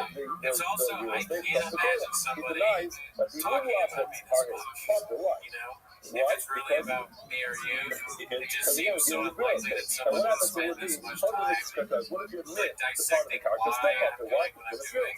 Okay, so I'm not a famous person. It's a random guy. It's like me cheese every night. The reason why you should be upfront in this case is because you're talking about movable objects and real estate. Because you're about void. Okay, I can't do a test. What if it was two movable objects and send it to Canada because in other words, two different types of movable objects? Or that lot of these, you'd be tired. It wasn't enough. It's not a liar. Over the can't not part. It's definitely between you and She wants to.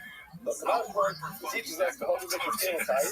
The partial scale is the diet power per gun. In other words, once you admit the part of the movable object, you have to switch it on the real estate. Because what's the point to teach you that? Like last month, I'm teaching you the concept you have to teach. So when I just throw from movable objects out the concept, you didn't learn it already. So this concept is she's not biased. Some of them, they can roll in the constitution of bias. In other words, the real estate, once it's a parent's hot echo, the argument the main source of it, I go, not just all the way just next to She seems to and it's another ask with people. I'm not ton of short on the set. Person claims you own your ox. He just goes to the sheep. Set. The shard. He says, are you own your sheep? He just goes to the ox. Tony the shard. He claims the shard.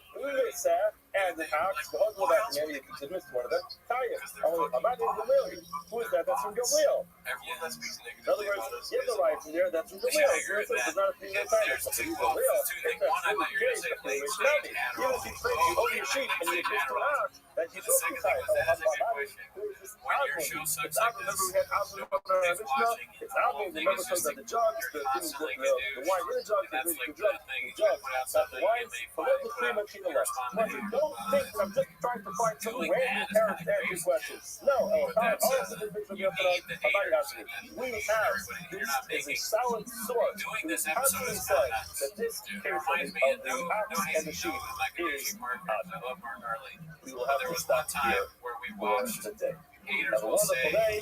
where he was See just everyone tomorrow, talking Rabbi. about haters the whole time. And we were both like, we can't watch it. It's like, oh yeah, we watched it off the pod. Yeah, we were like, we can't. This is like, this is too much, man. We gotta. This is before we knew Martin. Really, we gotta tell him not to do this, and he stopped doing it. Yeah, so he made the right call there. I mean, I don't think it was his choice, but I follow snakes. I see a snake, I'm like, where are you going? A rattlesnake? I'm like, where are you going? Like, what about giraffes? All right, everyone. So good morning. Good morning. At us beginning. Oh yeah, that's right. Begin by thanking all of our sponsors for this morning's show today. Our annual Torah sponsor, Moshe Mishpach Eretz Yisrael, for dedicating Shurim and Drashos this year. And especially Solas Tovos for all of Am Yisrael. Our Torah sponsors for the month of Sivan, Haba, Lin, Retova, Stephen Karizim, loving memory of Steve's mother, Florence, Zin, the Rabbi of Yisrael Yod, and the Jewish number 50 yard site, and our day of learning sponsor, Ezra and Ezra Mizrahi, the Yuri Nishmas, Esther's father, Shlomo Ben Miriam, and in gratitude to Hashem for the Torah after those beautiful dedication. Incredible. Also, with that, let us begin. Of course, as always, we dedicate our learning to our country's husbands and control from your Hashem. Bring them home with shalom and the Karam and the discourse of our holy soldiers. May they be successful. The full and the unsafe. We're saying we are on Daf Lamed Tes, and we're not on Daf Lamed, but today's Daf is Daf Lamed Tes, a really beautiful and incredible Gemara ahead of us. We are picking up at the Gemara on Lamed Ches on the days. Says the Gemara, Hechi Mashpe'inon Lei. How do you administer the Shua? Versus, remember again, our Mishnah is talking about the topic of Shua Sadayamim, which Rashi identified in what we call the Shua Smoldin and Mitzvahs. Shua are partial emissions. So the Gemara asks, how do we administer the Shua? What is the process for administering the Shua? Amar Rabbi Yehuda Amar Rav, Mashpid also the Shua HaAmura B'Torah. We go ahead and we administer the Shua that's mentioned in the Torah. Now we'll say, what's the paradigmatic Shua mentioned in the Torah? B'Tzil B'Ashkiyacha B'Hashem Elokeach Shamayim Elokeach Aretz. So Adam Avinu Pashas Chayisara, Adam Avinu goes ahead and adjures Eliezer to go ahead and find the wife for Yitzchak from Avram's family. He makes Eliezer swear not to go ahead and take a wife from the local Canaanite women, the Gemara says. Now, the Gemara is picking up over here on is as follows. That when Amnon adjures Eliezer, he uses the Shem Hashem. He uses the name of HaKadosh Baruch Hu. So therefore, the Gemara is saying that Halacha L'Maisa, how do you make a Shua? A Shua requires the name of the Rebbeinu Shalom. I'm going to read Rav Ashi, Kimar. So there's what Rav Ashi, in accordance with whose opinion are you stating this? What we already saw this is Rabbi is the opinion that says that you need to say you put good hay and bug hay. That when you're showing someone, you must use that four-letter name of HaKadosh Baruch Hu. Amalei, so not necessarily I think Kim Rabbanon. We can even according to Rabbanon. How so? Dami B'Kimin. Remember, the Rabbanon say that you don't have to use the shin on the Yukot, right? You don't have to use the explicit name of HaKadosh Baruch Hu, but you can even use a Kimin. Now, I say like Kinui can mean a couple of different things. What could Kinui mean? Number one, it can be, let's say, actually a descriptor name, Rachum B'Chanim, or it can be Ador, no, a different name. But the point over here is it does not need to be the four-letter name of HaKadosh Baruch Hu. So therefore, again, we're trying to understand every year. Here's the actual, right? How do we go out and make the Shua? Like, what's the Shua? So the Gemara says, using the example of Eliezer. Now, we assume that what was unique about Eliezer's Shua is that Ba'ashkiyacha B'Hashem Elokeach Shamayim, that he's a jury of the name of Hashem. Now, it's saying, no. You have to use the name of God, but you need not be an explicit name of God. You can even be a descriptive name of God. If that's the case, then what are we gleaning from Eliezer? So it's incredible.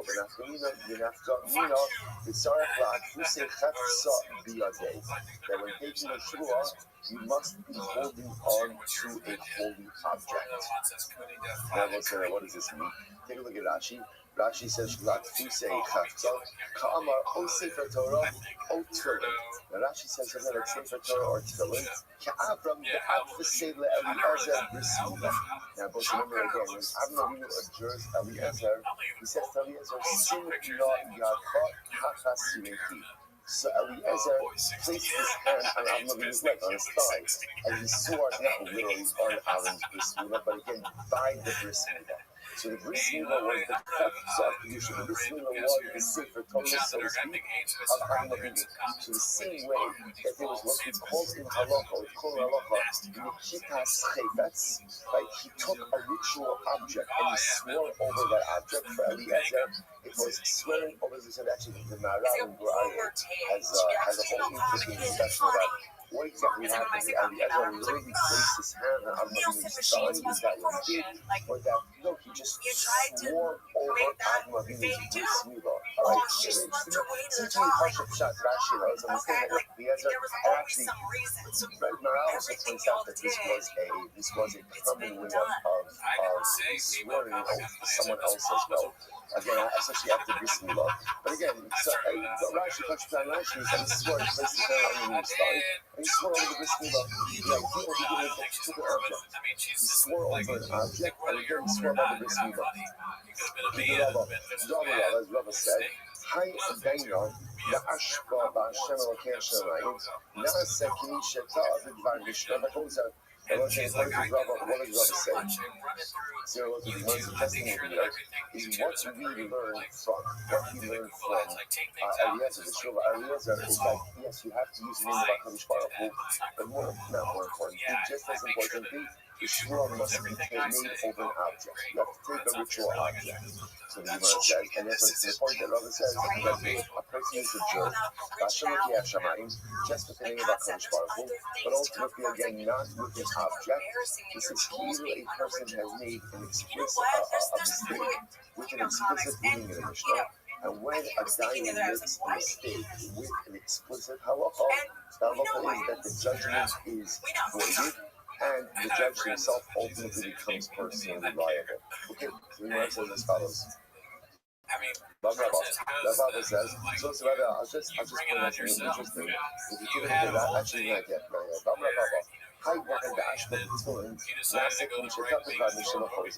Yeah, Papa interestingly enough says, and it's not enough to take a pair of tefillin, you have to swear over a Sefer Torah. To the point that Papa says that if you administer the oath and you think that the object that you is said to be a pair of tefillin, ultimately then the oath is void. Judgment is void. The halacha sakava say to Rabba, the halacha follows Rabba. The less of the sakava say to Rabba. But Rabba does not follow the Rabba. So what does this mean? The halacha sakava say to Rabba, the halacha follows Rabba, the halo not yitchaf sabiyadeh. So again, the halacha follows Rabba in that one must take an object in your hand when going ahead and swear. And if you take an oath, if you administer an oath without the heft, without a ritual object, the oath itself is void. So you might say, but let's subject to Rabba, but the halacha does not follow Rabba in that what? The hanakit chatzah biyadeh. We'll say interesting. So essentially, the halacha is like this: you have to swear like using a ritual object, but it doesn't have to be a Sefer Torah. It can be tefillin as well. Any object ultimately again can be used for a shua. I will say, interestingly enough, I'm going to show you this actually now, but we're not going to do it until the end of the surah. We're delving into it. Look at actually the Sefer Torah. So now Rashi, now Rashi himself says, as much as the Gemara says that Shabbat says, so he passed me like Rabbi, he don't pass me like Rabbi. He passed like Rabbi, or taking a shua, you have to swear over a holy object. But unlike Rabbi who says it has to be a Sefer Torah, we pass it can even be a pair of Torah. Rashi points out, interestingly enough, that as much as we pass him against Rabbi, that even tefillin works, he would adjure someone over a Sefer Torah. Over Sefer Torah. Then Rashi says, over the Senu, Bakul Harishon Shua Da'alaisa, Lefi Sha'ansha Gadol, V'tiknu Libza Alav Alur V'asara. So I'm saying, then Rashi says, by the way, we don't do Shuas anymore. We don't do oaths anymore. He says, we already went ahead and we're the back of the concept of Shua, because as we're going to see in the coming down, ultimately the penalty for a false Shua is so severe, and actually the end of the set is so tough, especially the idea that unfortunately honesty and integrity was lost in certain generations as a result of the death of certain people. So Rashi points out that we don't really do Shuas anymore. Instead, he says what we do is this concept called an honor. Honor essentially is a form of almost an excommunication. In fact, when you will see all of this before, when we stop doing Shuas, what exactly happens to precipitate, this is Shuas, we'll see. We're not in that sugya yet, but in Meretz Hashem we'll see it. We're just pointing out over here that on one hand, Rashi is saying ideally, Shuas should be done with the Sefer Torah, so like not, but although tefillin will work. Of course, a shvua requires the name of HaKadosh Baruch Hu as well, requires both of these things. And then actually telling us what halakha l'maisa, we don't really do this anymore. Okay, good. Let's go back to the Gemara. The Gemara goes on. Shvua mu'uman. Furthermore, again, shvua has to be taken standing up. Standing up. Tam Chacham could swear even sitting down. And not only that, Shua the Sefer Torah, Chacham L'Chatzilu B'Tefillin. Shua showing only the taking of the Sefer Torah, but ultimately your Chacham could take it even with Torah. Now that's saying very interesting, and it makes sense. Why is it that we would, even though we just passed him before, the Halacha doesn't follow a Papa, therefore you could swear using Tefillin or a Sefer Torah. So why would we ideally use a Sefer Torah for Shua? Why? Because it creates a certain sense of reverence. for the shul. And that's really what it does. A person, I take out a certain person swearing over a certain Torah. So again, it certainly grounds a certain sense of awe and reverence for the entire process. But the Gemara's highlighting over here is that a Talmid Chacham doesn't need that. A Talmid Chacham would have that same awe and reverence even with Torah. Same idea.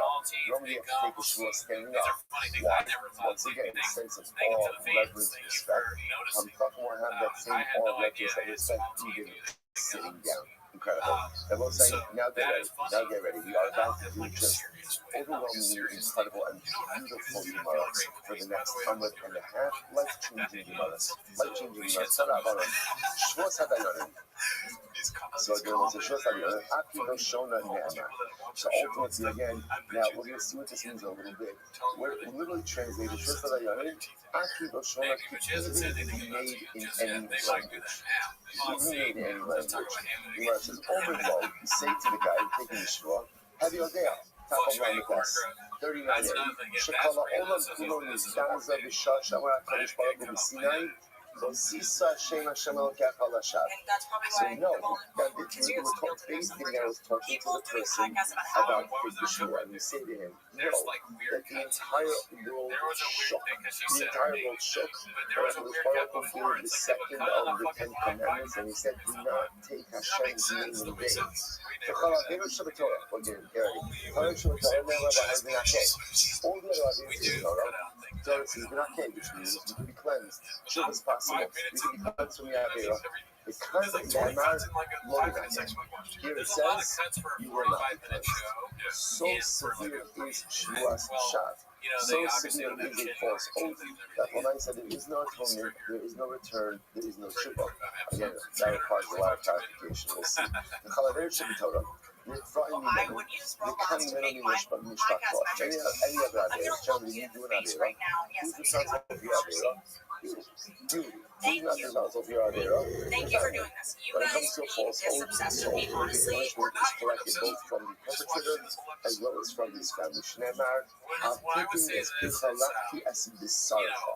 The Bisarcha because the Apostle says, do not allow your mouth to literally again indict your flesh.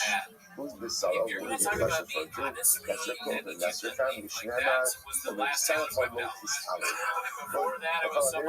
furthermore, all of our days in the Torah, you find the Khan, the Khan, we call all of them. Furthermore, all of our days, general, when you do them, so who's responsible for them? The perpetrator. And here about Shvuas Shav, ultimately again a false oath impacts me and impacts the entire world. Shneimar. Now Allah the Kifish. The Ima Aka Abba Levaku. And I both said here in the Gemara quotes of the most quoted from the pasuk from Hosea. Now the pasuk reads as follows: Allah plus Allah the Kifish V'Ratzah V'Ganov V'Na'ah Parzu V'Damim V'Ganov. Now, literally, now he's talking about all the different areas that Rabbi spoke, and included in there is swearing falsely, adultery, murder, theft, all different kinds of things, and talks about the impact that Rabbi Yisrael's entire behavior has on the world. The Gemara says, hold up. Maybe that means Rabbi Yisrael does all of these bad things, that it has an impact on the world. How do you know that it just applies to things? Just go ahead and engage in false oath. The Ima Ad the say Klal Yisrael will have this negative effect on the world that they do all of these terrible things. Lord, we'll say first one line. Both I like with the Ksiv Allah of Haaretz. It literally says because of the Allah. Now both say again Allah. Because the Allah refers to Shua. Remember, we had that before. Allah Shua. Because of the Allah, the earth will be plunged into rain. I think Haaretz will all your Shua. Incredible. I will say the false. Obviously, it's Torah highlighting the severity of the false oath. Well, there's Shabbat. Furthermore, all of our days in the Torah, and you shlos this. Toluno Shnayim is social noros. Furthermore, by all of our days, if you have a schus, some type of knowledge, because of them again, whenever I commit an Avera, the good news is I always have some type of countermeasure. Right? I always have some type of positive dynamic activity, in my personal arsenal. So again, if I have a schus, that can go ahead and really suspend judgment. for 2 to 3 generations. Now listen, what does that do? So suspension of judgment, right? The Ram Hal writes about this. He writes repeatedly, Midas Hadin says that if you do an Avera, what should happen? What should happen? Onesh. And what punishment? And when should Onesh come? When should punishment come? Immediately. So Midas Harachamim, the divine attribute of mercy suspends judgment. Now what does that suspension of judgment do? It allows for tshuva. That's it. There's one works. He gives us time to work things through. Now, amazingly enough, how much time? So here the Gemara says it could be up to 2 or 3 generations. That little bit again, a person commits an Avera, and then again, I had mitzvos.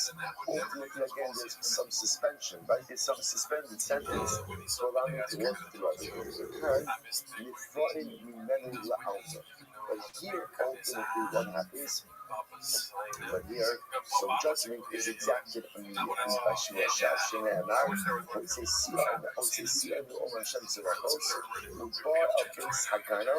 The base Hamishba Bishmila Shakar, the Lana Bisof Besol, the Kala, the Spitzav, Vasabana Kotisilia Alton. It's actually very interesting. So the warrior is quoting from the Pasuk from Zechariah. So literally the Pasuk says, I will take him out by Numa Hashem Zalakos, and I will come to the house of the thief, to the house of the one who swears in my name falsely. Literally again, I will remain in this house and destroy the wood, the stones, and take them out immediately. What does this mean? Right? Ultimately, again, what does it mean? I'll come to the house of the thief. It's supposed to be it's supposed to a person who deceives others. Like for example, as an example of this deception, let's say he didn't lend any money to Shimon, but he claims that he lent money to Shimon. We must be ultimately rejoice him. The base Hashem, the base Hamishba Bishmila Shakir Kimashmo, and I will come into the house of the one who swears falsely. For long of the soul, so I will blow in his house, the cold soul, and destroy it. The states of the Ansabah and his wood and his stones, Halamarata, Divarim She'in Ish Imayim Mechalin also, Juas Sheker Mechalos. Even things that fire can't destroy, like stone. Like fire can't destroy stone, even things like that, Juas Sheker does destroy them. The power of Shua is so profoundly overwhelming that it destroys everything. In Amar, Amy Mishpa, if he says at the end of the day, I will not swear, cultural Somiyag. So let's say now again, so possibly just always obviously is not highlighting the destructive nature of Shuas Shakir. If he says in Amar Amy Mishpa, if he says ultimately again I won't swear, cultural Somiyag, that was saying that this is referring to the person who's being perjured, right? Remember again, you're bringing Shimon to do. Shimon, let's say again, is a motive and a trust, right? So he then says, you owe me $1,000. Shimon says, no, I only owe you $500. So what's the halacha?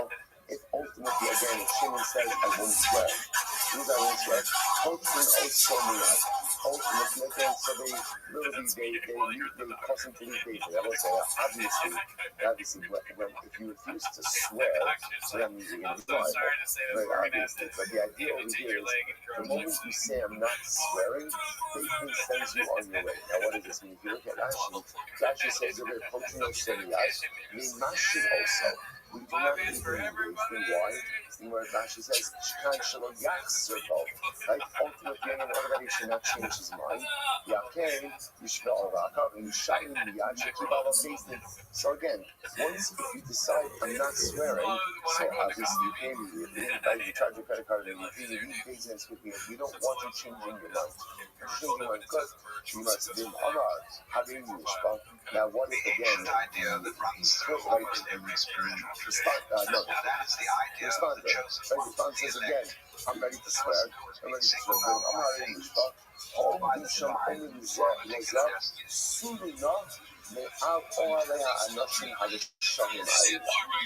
say, you see the severity with which Halacha goes ahead and treats Shua. Because literally, again, if the guy says, right, so the responder says, I'm going to go ahead and swear, right? So again, you raise a claim, you're going to Shimon. Shimon says, fine, I'll swear.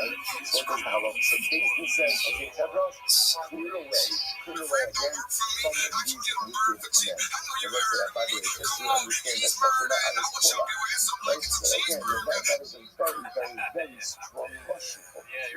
What's also fascinating is both parties are considered to be Rishon. Both the claimant and the responder, which is actually very interesting. We'll come back to that. It's the Rishon also, and then the juror, we'll call him Shimon. Only what we say to him. How do you do? Just understand, we are not adjourning based on your understanding of this oath. And that's hamakom, that's based. Which I actually saw somewhere before. Rather, we're adjourning you on your understanding. You are not determining or defining the scope of this shvuah. We are determining and defining the scope of this shvuah. So the machine knows that it is. The Jewish beings as well. שלא אדס אני משפיע אסכם, אלא אדס המקום בעבדתי. As Moshe and said to God, so when you adjure us, right, when you adjure us the Shua, to go and accept Torah. So ultimately, Moshe Rabbeinu says, just understand, I'm adjuring you based on my das, and the das of the Ribono Shel Olam, Shneimar, v'lo etchem levadchem, ki es asher yeshnu ho, eini elo otzero omdim al Sinai. So I only know those Moshe Rabbeinu adjured us. So I only know ultimately again those who are saying Har Sinai. How do I know? The Gemara says, Doras Haborim, the Gerim HaAsidim, the sky and night. So about saying this is truly beautiful. How do we know that when Moshe Rabbeinu adjured us, right, through the Torah? Because remember, he took a Shvuah, top whole Torah. How do I know that that Shvuah applies to those who stood in Har Sinai and those who came later on? Right, and even those who converted. How do I know? Tamalomar, Ne'is, Asher, Einan. Because the Bible says, even those who are not here, everyone was included in Klal Yisrael. Future generations of Jews, future generations of Hebrew, all were included in the original Shvuah at Har Sinai. Incredible. So the Gemara says, decided, let's say, there's an interesting discussion in general about whether or not a ger is allowed to say the bracha of Shalom Sangoy. Right? What does it again say? Is that true again? If you think about it, conceptually, it's not true. You're supposed to make this person a guy, and then they decide to convert. So it's enough interesting to focus in halacha. There is a school of thought that says, no, a ger is ultimately again allowed to be Shalom Sangoy. Why? Based on this Gemara. Because if you understand that the Shemus of David ultimately again were included in the original Shvuah at Har Sinai. So that means, to a certain extent, that the Responder did a bigger thing. The Responder maybe didn't make this person Jewish, but the Responder made this person a ger, that it might sound strange, because a ger, of course, is a Jew. But when they say that marked in a certain way, almost like in a way of binding it in an irrevocable way, with the structure of Klal Yisrael. Fascinating, because again, a ger is included in the Shvuah of Har Sinai. Incredible. The Gemara says as follows: Hello, so I only know this, that the Shvuah of Moshe Rabbeinu included the mitzvah that Klal Yisrael received at Har Sinai. Mitzvah Har Sinai says Chadush. You know, Mikra Megillah, Minai, how do I discuss it? How do I look at the Shvuah of Moshe Rabbeinu? The Shvuah of Rabbeinu included mitzvot that would be introduced later on in Jewish history as well. However, Kimu V'Kiblu, says Kimu V'Kiblu, Kaimu Mashikiblu Kvad, ultimately again upheld that which they already accepted. So let's say, so it means enough the Shvuah at Har Sinai applies to all the mitzvahs that are given at Har Sinai, and also applied ultimately again to any mitzvahs that they would accept in the future. It was an all-encompassing Shvuah. Incredible. The Gemara says, "My feel showing." So let's just jump back in just a second. When the Gemara introduced this sugya on the last line of Lamechus and the Beis, so the Gemara used Lashon of Aki B'Shonei, which sounds like over here that Shvus Hadayanim could be made even Lashon words, even in any language. So what does that mean? Even in, right? Even Shvus Hadayanim can mean any language. What does this mean? My Aki B'Shonei, Aki B'Shonei, any of them are the Lashon. These are things that can be said in any language. Parshas Sota. Parshas Sota, Vidui Meister, which means the confession, the Atiyah Kodesh Min Habayis, which is the statement that says, I dispersed my tithes. Kriyah Shema, Tzvah Shona Esrei, Shechas Hamazon, Ushvua Sa'idus, Ushvua Sa'adikadon, V'Omer Nami, V'Komer Nami, Ushvua Sa'adayon, and Aki B'Shonei. And then we're getting the Gemara, the Raisa, is adding on to this, by the way, also, Ushvua Sa'adayon, and Open of your hand could also be said in any language. Omer Mar, so this is Mar says, Omer Mar, only what we say to the responder, Hadiyadeh, Shekala Olam Kumur is down to the Shah Shabbat HaKadosh Baruch Hu, Sisa Shem Shabbat HaKadosh. So that's this, we tell them, from the Baruch Hu, we say again, understand the severity of not taking Hashem's name in vain, not taking a false shvua. So HaKadosh Baruch Hu gave the Dibur of Sisa Shem, do not take my name in vain, the entire world shook. So why is that? So in other words, in my time, why did the world shake? And if they thought we do it over Sisa, even in Mishum Desiyai, the Sinai, it's because it was given over at Har Sinai. Well, that's the case. Eser Dibros Nam Desiyai. Remember again, the 10 Commandments were given at Har Sinai. So why is that unique? Ve'alu Mishum Bechamira. It must be because Shvuas Shah, a false oath, is so severe. Or Michamira isn't so severe. Ba'atinan. Elohim Kalos.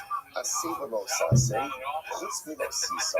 What are examples of Kalos? Right, they'll call them more lenient. And Asivalos Asay. Right, positive commandments and prohibitions. Those fall into the category of Kalos, except for those Sisa. Remember again, taking Hashem's name and being technically speaking is a Los Asay. The Lord says, okay, even though it's a Los Asay, it doesn't fall into the category of Kalos. I just look at the category. Chamulos, more severe ideas. What does that refer to? Zokrisos and Misos Beis. This refers to Karis, like things that carry Karis and Misos Beis. But like Sisa Iman, and the Sisa is included in the category of Krisos and Misos Beis. So I would say that's pretty amazing. This thing is they're taking a false oath, taking Hashem's name in vain, is included in the category of capital cases. Karis and Misos Beis. But still, okay, so it's in that category. Then the whole world should shake anytime someone does something that's high courage and says based on why Shvua Shabbat. I look at the 20 time off, the Baladelos, Shabbaton, Nemar behind the Nakay, the Khan and Nemar, no Dinakay. You know the reason why it's so severe? By all other evidence in the Torah, the Pasuk says Dinakay, it can be cleansed. Shuv is possible. Shuv is possible. By Shvua Shabbat, no Dinakay, no Shuvah. No Shuvah by Shvua Shabbat. You might say 1 second. The Paradeva Shabbator Nema behind Logi Akay is that true by all the Torah, by Paradeva Shabbator no Nema by Logi Akay. Is that true about other Averos? It doesn't say Logi Akay that you're not cleansed. Baksid, the Pasuk says Vinakay, Logi Akay. The Pasuk itself says there are some things for which you are cleansed and some things for which you are not cleansed. How do you know which one is which? How do you know the sign of the Lashon are almost incredible. It's impossible to say that there's absolution from the Torah because on the other hand it says, you're not absolved. And then you can't say Lo Yinakeh why? That you can't be absolved. So how do you reconcile this? Okay, so Menakeh hu l'shavim ve'ena menakeh l'she'ena shavim. I will say, what do you see here? HaKadosh Baruch Hu absolves those who do tshuva and does not absolve those who don't do tshuva. And we'll see what an incredibly overwhelming means tomorrow. Right? That's the end of the power of tshuva. Menakeh ve'enakeh. Life is a choice. Right? We all commit mistakes. We all engage in this. The shaila is, what do you do in the aftermath of that? If you do tshuva, then ultimately again, then okay. And if I don't do tshuva, Rashi makes an amazing explanation over here. Rashi says over here, Me'akevu l'shavim, they can after shoving, well, you're not giving up your road. So what about Shua Shav? So that Shua Shav, again, is there tshuva by Shua Shav? So there's tshuva for everything. Here's the difference. The difference just is that by Shua Shav, even if you do tshuva, right, even if you do tshuva, there's no tshuva below your road. Ultimately, there's a punishment. There's a punishment. By other forms of tshuva, the tshuva can be so powerful to wipe the slate clean. By Shua Shav, ultimately, again, the Avera is so tremendous that even with tshuva, there's still pizarro, there still has to be ownership. I will say, it's actually a fascinating episode because which is also true in Adon Chavera. Like in Adon Chavera, this happens all the time as well, which is I wrong another person. I wrong another person. Even if you wrong another person and you do tshuva, there's still fallout from that. Like, in other words, the relationship is still damaged. And we see this all the time.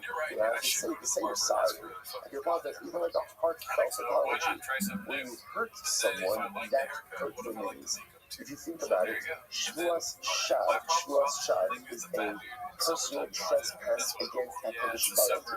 So if you're saying over here is, can you do tshuva for Shvuas Shav? Of course you can. But at the end of the day, there's a residual trauma to the relationship that often cannot be undone. It remains. You hurt another person, you can say you're sorry, they can accept your apology. The relationship is probably, under certain circumstances, it's forever changed. It cannot be put back to what it was before. You can do tshuva, but even with the tshuva, there's pizarro, and there's still going to be fallout from that. Incredible.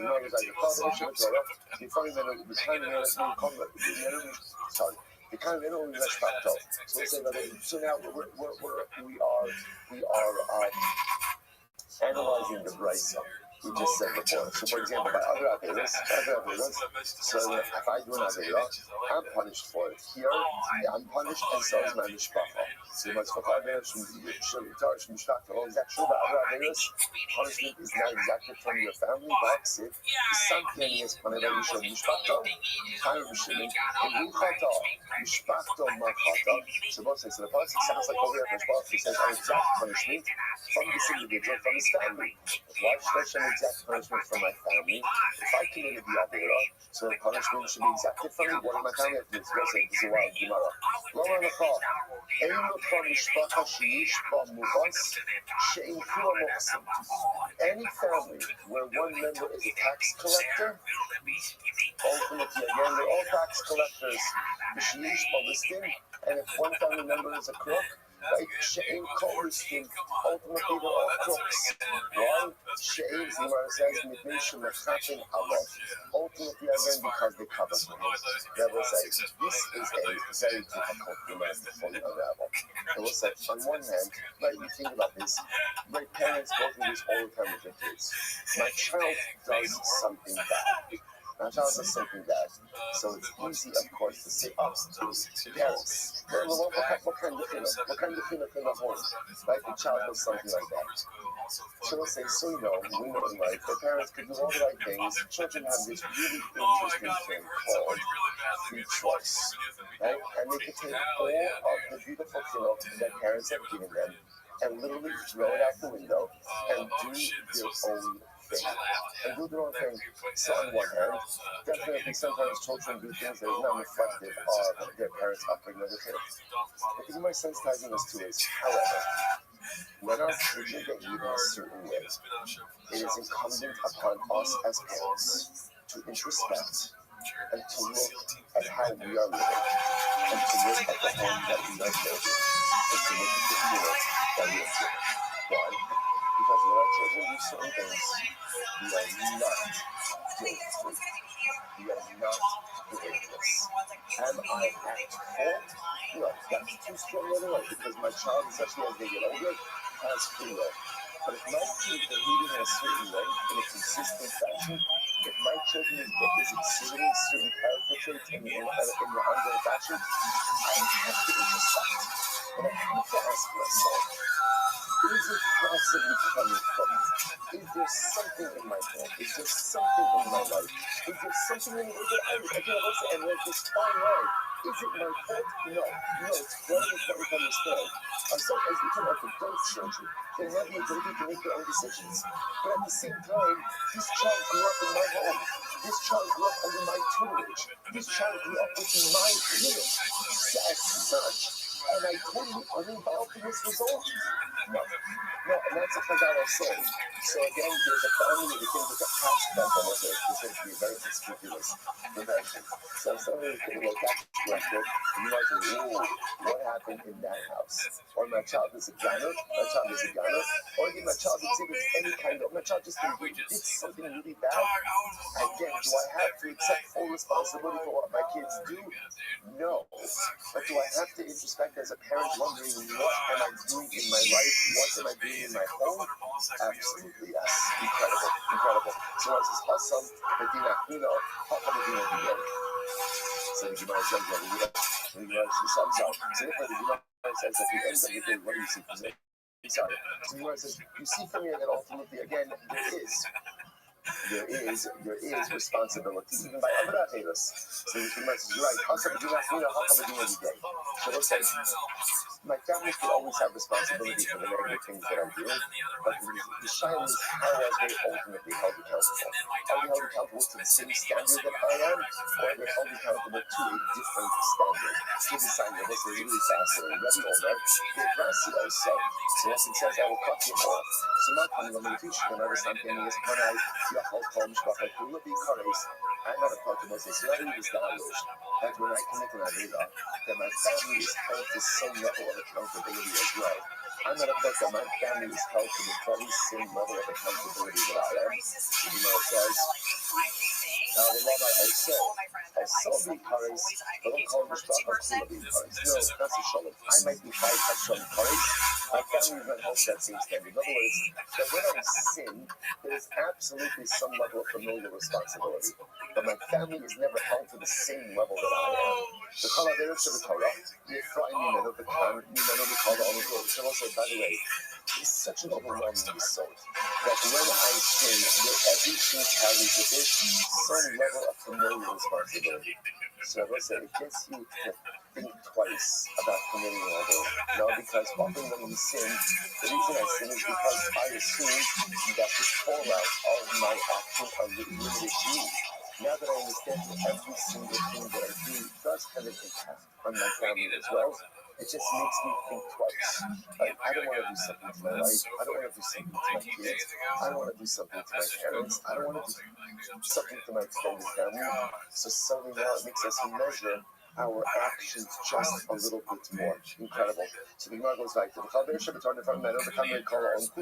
so I all of Averos. Again, usually retribution is exacted from me, but not from the world. Yet by Shvuas Shav, the retribution is exacted from everyone. Is that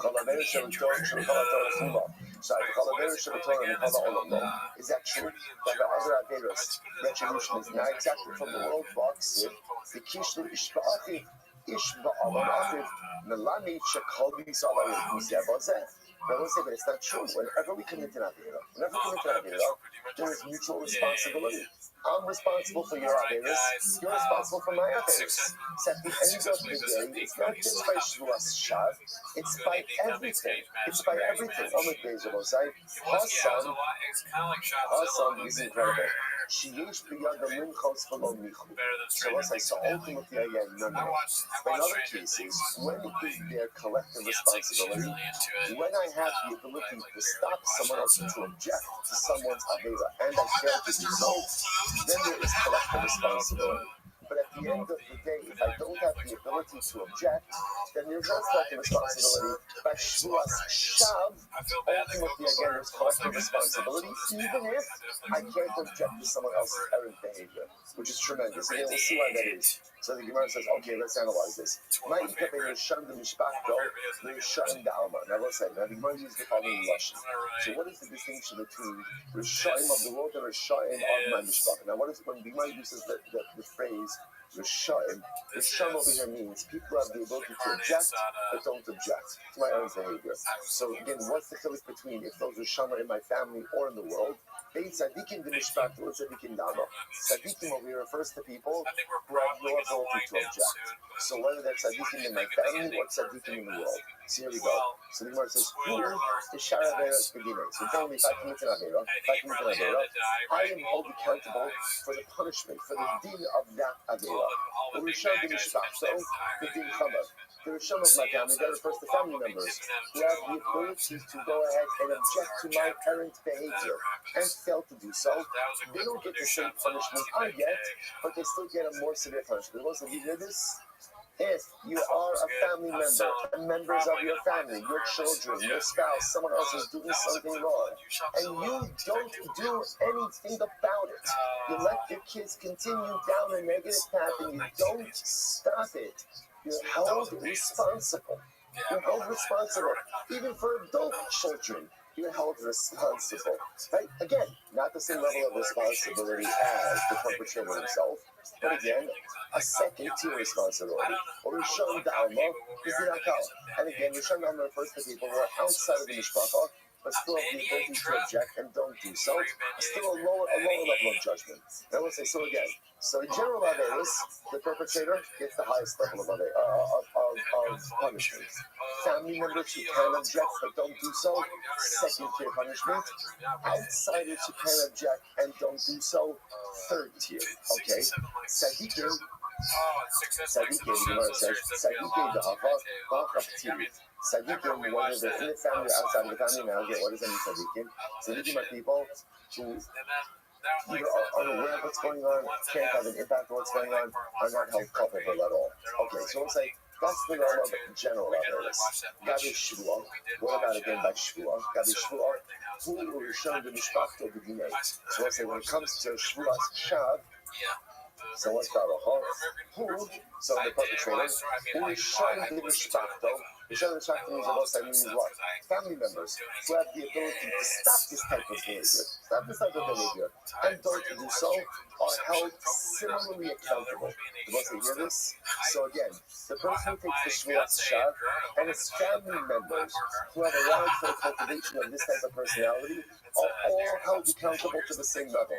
Rishon Da'alma, begin Hammer, ultimately again, Rishon outside of the family are held liable to one tier below. Tzadikim, the Hachah begin Hakal. Ultimately again, Tzadikim in the family, Tzadikim on the outside. I must say, who are Tzadikim? Who are Tzadikim? Tzadikim ultimately again are people who are Rachel seem to have like no involvement in this yet, are still held responsible. Now they'll say, now what does this mean? Hold on for 1 second. We're just going to do 2 more lines. Remember, ultimately again, so now let's say again, the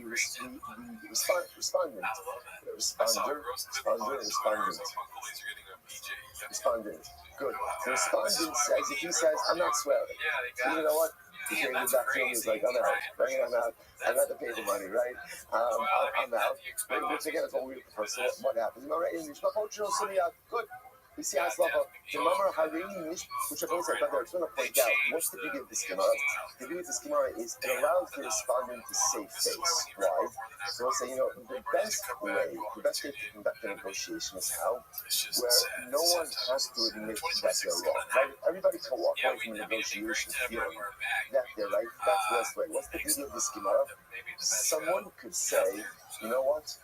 I'm not going to swear, I'm going to pay. And he can hold his head high. Right? Because otherwise, before this Gemara, he would have said, if a guy says, I'm not swearing, I'll pay, what is that essentially? What is that? An admission of guilt. Now, suddenly, what is it? An expression of profound piety. I treat Shvua so carefully that I'd rather pay money and not take the Lord's name in vain. It's godless. What it allows a person to do is save face without having to admit guilt. So again, but if however, Shimon says, no, I'm still going to serve him. I'm a Harim Yishpat. Ha'omdim Sham Omim Zeh so the Gemara says, I understand that. We'll say, what it sounds like over here, so let's say Shimon says, I'm swearing. So what does the reason say, okay, Chabra, make way. Like you might want to get out of here because the ground is not to open up. It's not really good. And I want to say, it refers to both of them. The claiming and the responding. It clicks to both. So I understand. We're showing you to come Shtaba Kai Surah. So he wants to understand. I understand by referring to Shimon, the swearer, as a bad guy. But why Reuben? Right? Reuben the claimant. Reuben is the guy who lent Shimon money. I understand. Why is he included in this statement of Rishayim? To which the Gemara says, I'll tell you. The Gemara says, so who by the Chidisanya, Shimon and Tarfon Omer, Shvuas Hashem Tieh Ben Shneim. Ultimately, we'll say, when a person takes a Shvuah, that Shvuah is between two people, between the claimant and the respondent. There are two people involved in that Shvuah. The Rabbi, Shechala Shvuah Ashneim, it teaches us that the Shvuah ultimately again devolves upon both of them, and there is liability ultimately again for both of them. Now, why? So let's take a look at Rashi. Top Rashi, that this is actually wild. Rashi says, Chala Ashneim, Sheshneim Ne'enoshim Ba. Both parties are punished for a Shvuah. How so? Shalom dictate Limson Mamono Bilad Ne'eman. This is wild. So the swearer, I understand why he's going to be liable. What about the Democrats? What about Lorraine? Why are you lending money? Why are you engaging in business with dishonest people?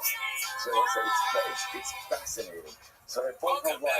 One for swearing and one for engaging with people who are not of good credibility. Don't hang around and don't do business and don't lend money with people who lack credibility. There's another reason also, which is, the halakha is, you are not allowed to lend money without witnesses, and you are not allowed to pay back loan without witnesses. You are in violation of send me a text. So you see, the only way to run into a situation like this is how if you're not conducting business in the right way. Because otherwise, it makes common sense.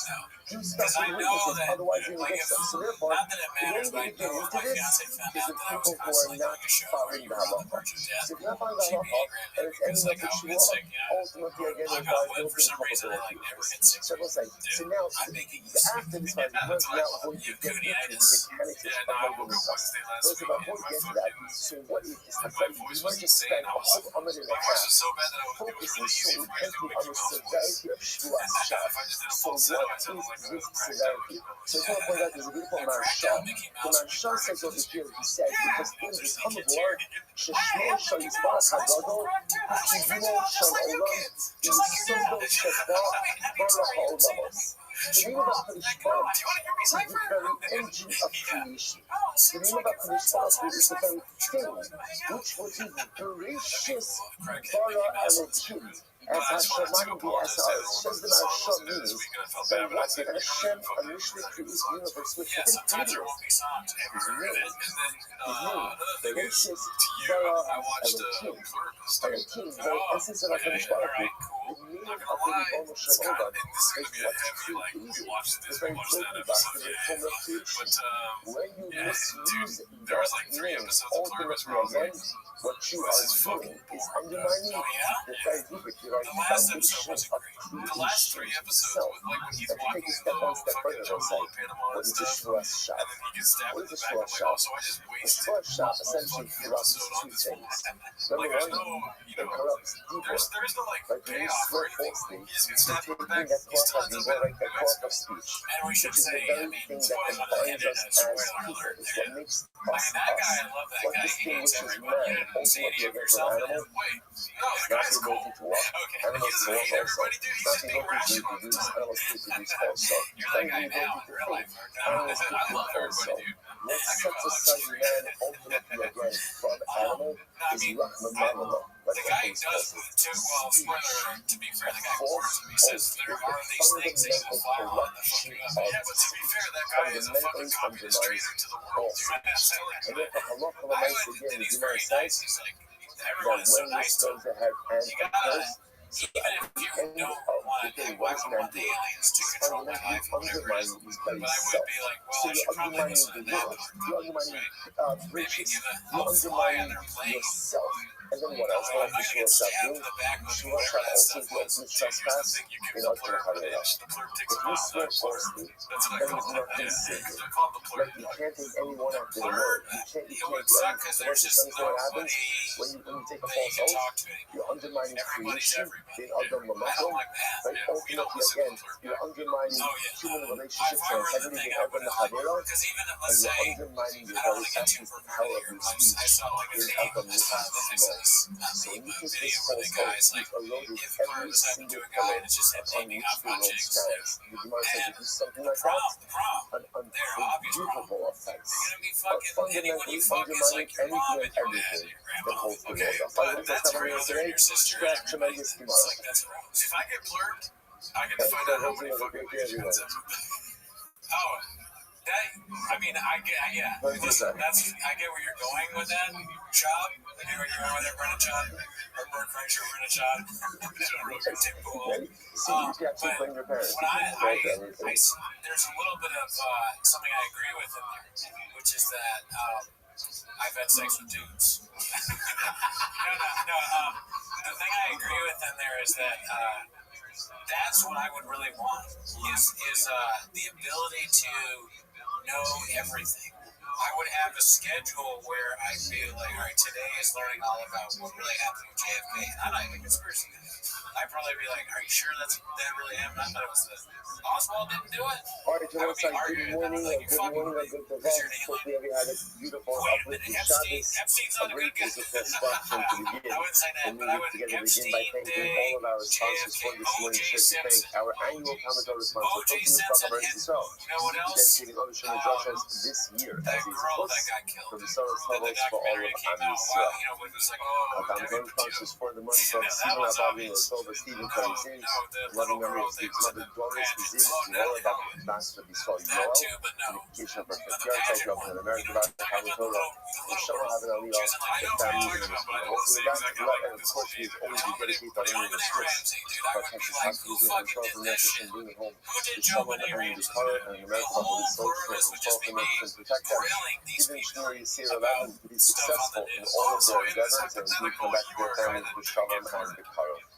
Yeah, I want to be one of the plurb. Oh, okay, Thank you for gotcha. the gift of I mean, the show is boring. Today we are starting on Lamed Class from $1.38A on the top of the dot. Hopefully That's you great. did I your like your idea homework. now. You know, touch some code from last night as I put out on the chat. That's because We it's are kind of like starting you're saying, I get to we are find out how starting many at dudes you the fuck. two So that dots. would be, And then you wouldn't know everyone's secret. Now, I'm not necessarily trying to find out everyone's deepest, darkest secrets, but historically, I would like to find out everyone's deepest, darkest secrets. The truth about every one that never goes back to. Maybe she wouldn't be able to find out, like, Into a really fascinating topic regarding, we saw in the Mishnah two different types of cases where sometimes a person would be, sometimes a person would be going ahead and answering a claim from multiple people, or would also be going ahead and making multiple oaths towards one person. So there was a tension in the Mishnah as to when halacha l'maisa, again, when is the person, and obviously it's a case where they lie, right, which is law, when would there be a situation where they would be tied once, versus when would there be a situation where they would be tied multiple times. So that's what we're going to analyze and kind of dissect a bit later. So for example, if a person goes ahead and let's say bunch or bundles multiple oaths into one statement and they transgress the only ones, but if you specify, ultimately again you are tied on every single individual shvua. Again, the specifics of that we're going to just leave this a little bit. You don't go there. I don't remember the last three. I remember thinking during the last episode that it was boring until the end. I thought it was okay. Rabbi Yehuda says, it was kind of tapering the off. person, let's say again, I go over, let's say 5 people come over to me, and each of them are making a claim that I owe them, some item, like some pikadon, and what's all I say, Shmuel Lolacha, I swear I don't owe to you, Lolacha, and not to you, and Lolacha, and not to you, and then it turns out that I'm lying, I'm going to be chayiv ultimately again for every single Shmuel. That's Rabbi Yehuda. Rabbi Eliezer says, Lolacha, Rabbi Eliezer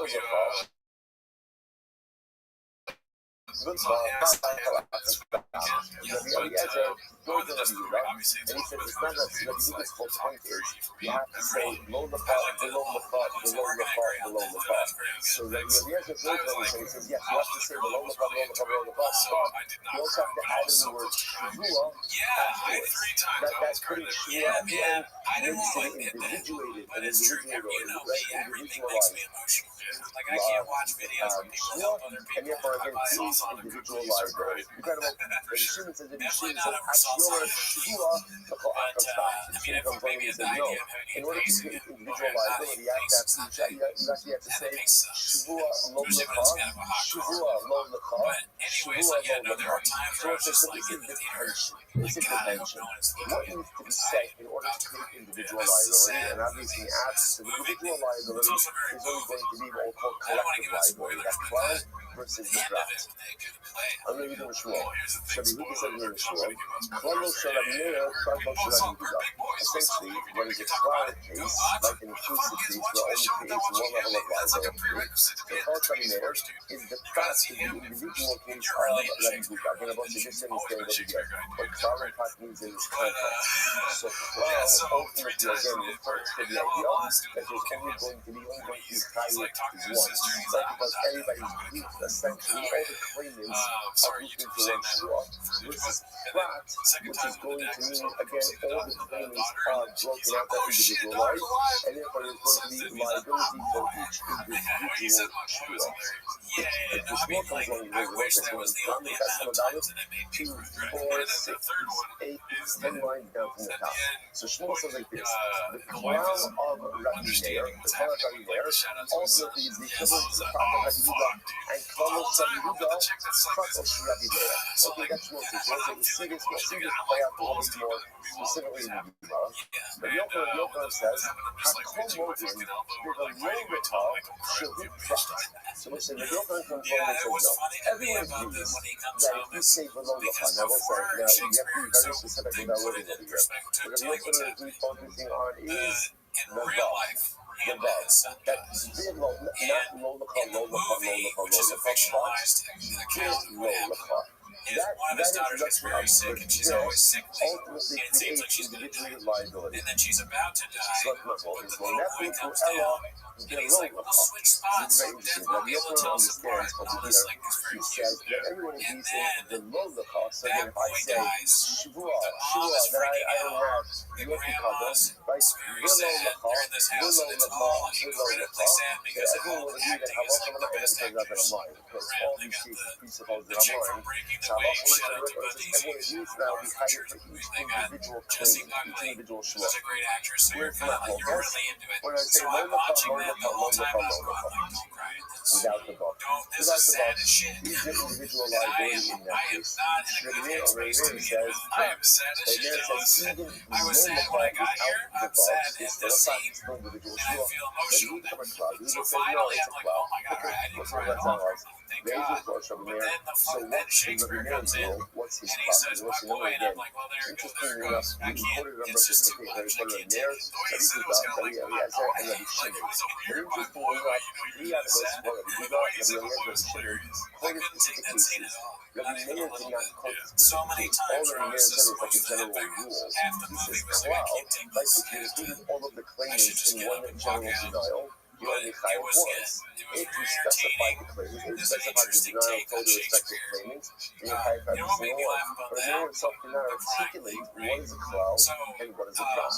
So the specific culture there, what is Meir's cloud? I was at an open mic, and there was this chick doing stand-up. So Rabbi Meir's cloud would be like this. So imagine again, the 5 people claiming against you, right? Each of them are claiming that I have something of their domestic possession. And I just say, Shvua she'en lachem biyadi. I swear I have nothing that belongs to any of you in my possession. And Meir says that's a cloud. Now it's interesting to note is based on that, anything therefore that would seem more specific, which I know would be a tract. So it doesn't seem not to be mechanic between Lolacha and Yud-Lolacha.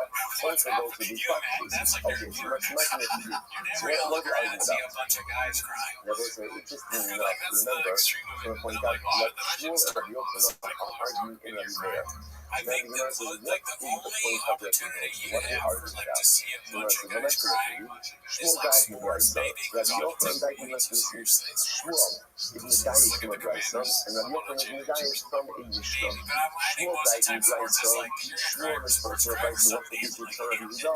Hello, the Prata Habi. So again, Shmuel's like this. And the fact that Rabbi Yehuda says that the case of Prat is Yilol Lecha, the clown, showing the right word, so it sounds like that. So again, if Rabbi Yehuda is going to say that's the Prat, and Rabbi Yehuda is disputing Rabbi Meir, it must mean Rabbi Meir would hold that even Yilol Lecha ultimately is still a clown. Rabbi Yehuda, Prat-Habi, and Rabbi Yehuda disputing, he says that it's a Prat. Rabbi Yochanan says Prat-Habi, Rabbi Meir, Prat-Habi. Rabbi Yochanan says no. Rabbi Yochanan refers differently. He says, according to Rabbi Meir, we do what we just said before. Both of those cases are Prat. Now, which is where both of those cases, Lo-Lecha, and Lo-Lecha. Rabbi Meir is both of those are Prat cases. Rabbi Yehuda, the Lo-Lecha will be Lo-Lecha. Rabbi Yehuda says like this, in the case of Lo-Lecha, I'll agree that the Lo-Lecha ultimately is going to be a Prat case. You know what it says, Lo-Lecha, but in the case of Lo-Lecha, I'm going to disagree. And Lo-Lecha, I'm going to say is not a Prat. Lo-Lecha is still a Prat case. Shmuel, so they just go back to the case. At the only way I do it, we spoke Alei Apike. Of course, it doesn't make any sense. Because there's no point, it's very interesting. There's no point in going around and discussing the stuff we agree on, rather we should discuss the stuff we don't agree on. So in some sense, I'm going to pause there and go back on that statement. Right, so that's shouldn't be mad. That's shouldn't be mad. Right? Sometimes in the mind, we're trying to go ahead and get to a core principle. There's no point in talking about the stuff we agree on because we already agree on it. Rather, again, the point over here is to discuss how the stuff we don't agree on. So that might be shouldn't be mad, but in order to continue after some progress out, sometimes we reverse this truth. We always focus on the things you do agree on, recognize how large swath of items that really is, and recognize that sometimes we can't reconcile the stuff we disagree on, but that's okay. Because you see, let's say the whole point of Gemara is to try to reconcile the stuff we disagree about. Okay, so therefore I don't want to talk about stuff we agree on because that's already done. That's already done. Let's focus on the stuff we don't agree on so we can resolve it. In life, often we can't resolve the stuff we disagree on. So the goal is to highlight the idea that we agree on so much more, and even though there may be reconcilable differences, it's okay, because they're clearly expressed by the things we do agree on in life. Such as Rabbi Yochanan not PC. Rabbi Yochanan is like in the Mishnah, or we should say, become Rabbi Meir, Shvua, She'en Lachem Biyadi, Kla Lahabi, Mitzvah to the Lo-Lecha Prat-Habi. So Rabbi Yochanan is a guy like this. From the Mishnah. Sometimes they say like this, that Shvua She'en Lachem Biyadi. Right? The Torah says, that's the case in Mishnah. So again, 5 people are standing against me. I go ahead and I say, Shvua She'en Lachem Biyadi. I have nothing of yours in my possession. So what does the Mishnah say? If it turns out that I'm lying, how many times am I liable? Once. Why? That's a cloud. So what do you see from here? Because here is that's the case of the cloud. The cloud, give a Lo-Lecha, Prat-Habi. So you can infer from that, but in case of a Lo-Lecha, ultimately is going to be a death. He said that I thought the Lo-Lecha Klala, because this is that even the Lo-Lecha is still cloud, as the Mashmalon Shvua She'en Lachem Biyadi, Mashmainon, Shvua Lo-Lecha, the Lo-Lecha. All Shekin, Shvua She'en Lachem Biyadi. If Rabbi Meir really holds that even the Lo-Lecha is cloud, then let the Mishnah state that case. Because if you would say, again, 5 people bring their hands to me again, and I say, Lo-Lecha, and it's only Chayet 1, then Allah has come with the Gama.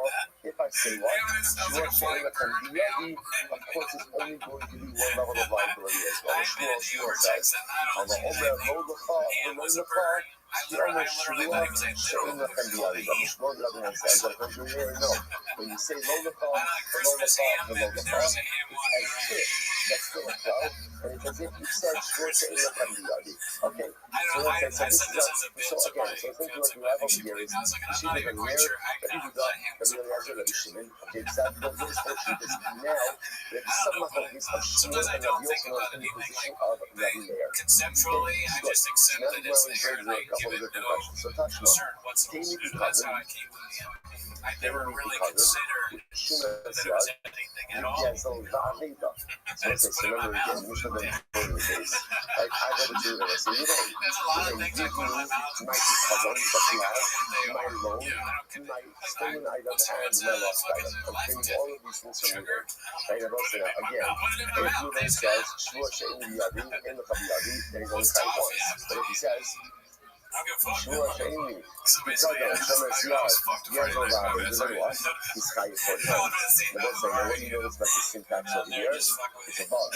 Let me see from here. That clearly again, lo lecha, v'lo lecha is going to be cracked, but it sounds like that would count as a bug. It ultimately again be a cloud, right? That lo lecha will be cloud. So you might say, no, Tani, Shemesh Yad, Yezo Aveda. Take out the last one, Girsa Mishnah. Rather, again, the Girsa should be without the bug. Okay, what's the first white line? Now discussing Dalit. Tashma, the Kosmin.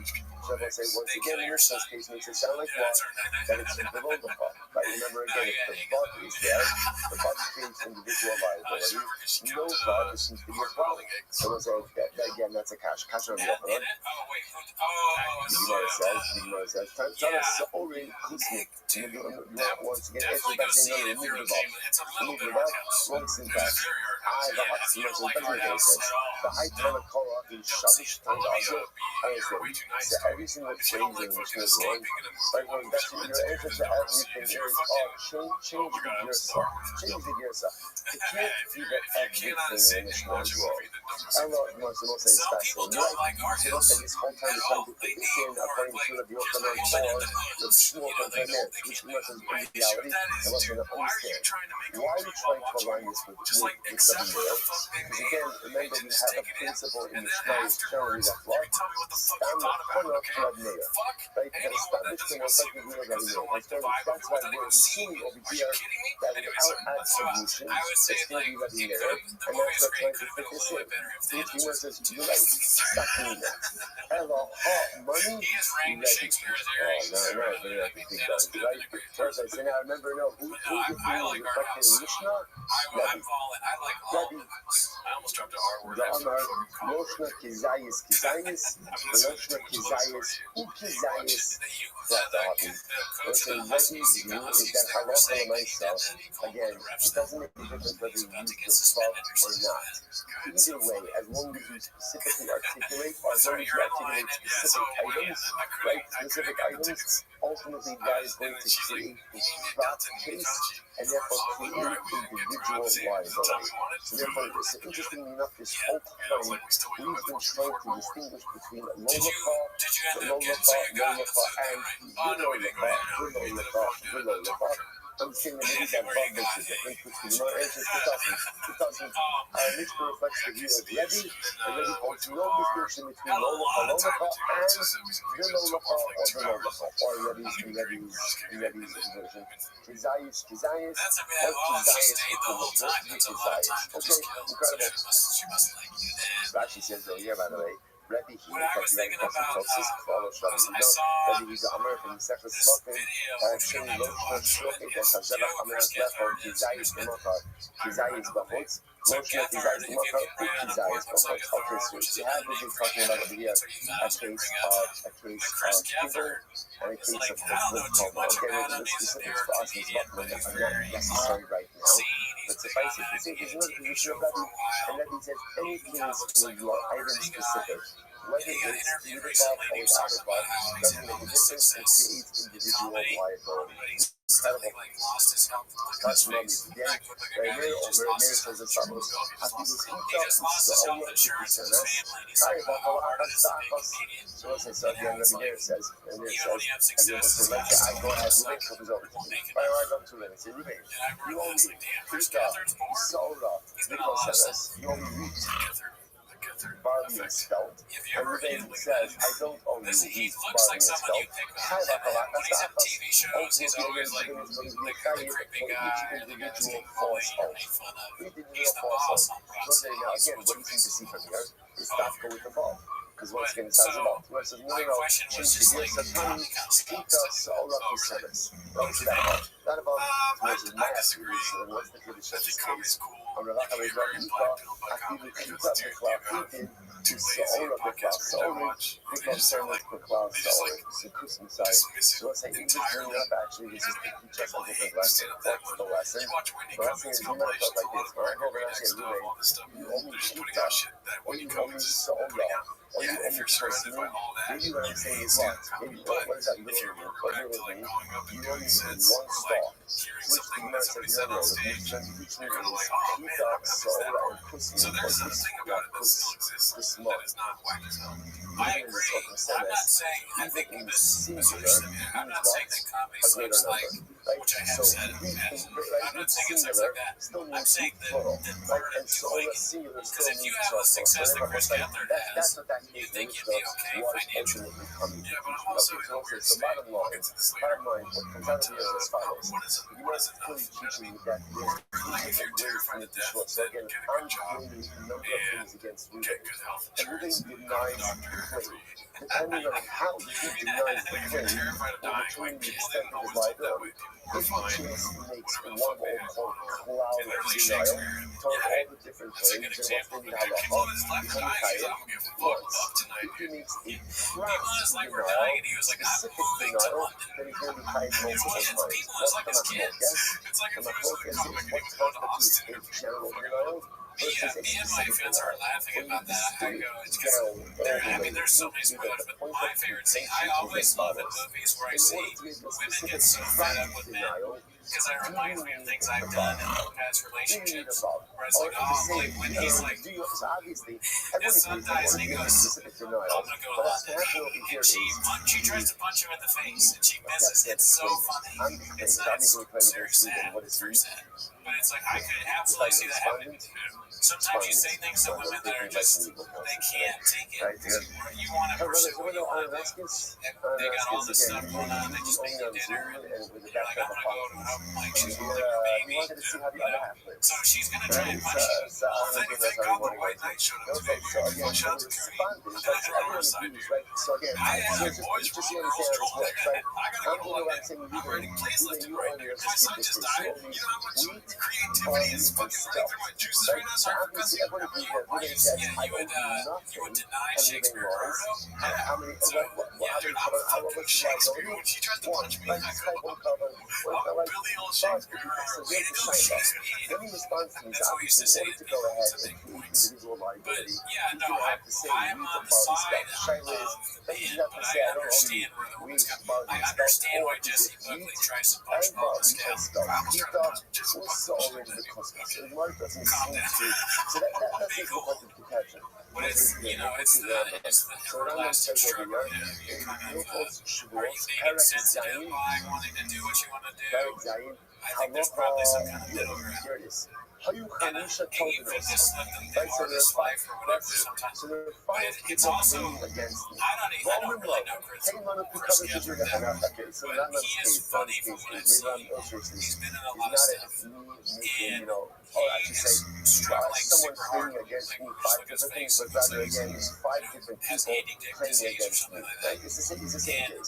And people come to me and say, Andrew Schultz are doing pretty well. Right?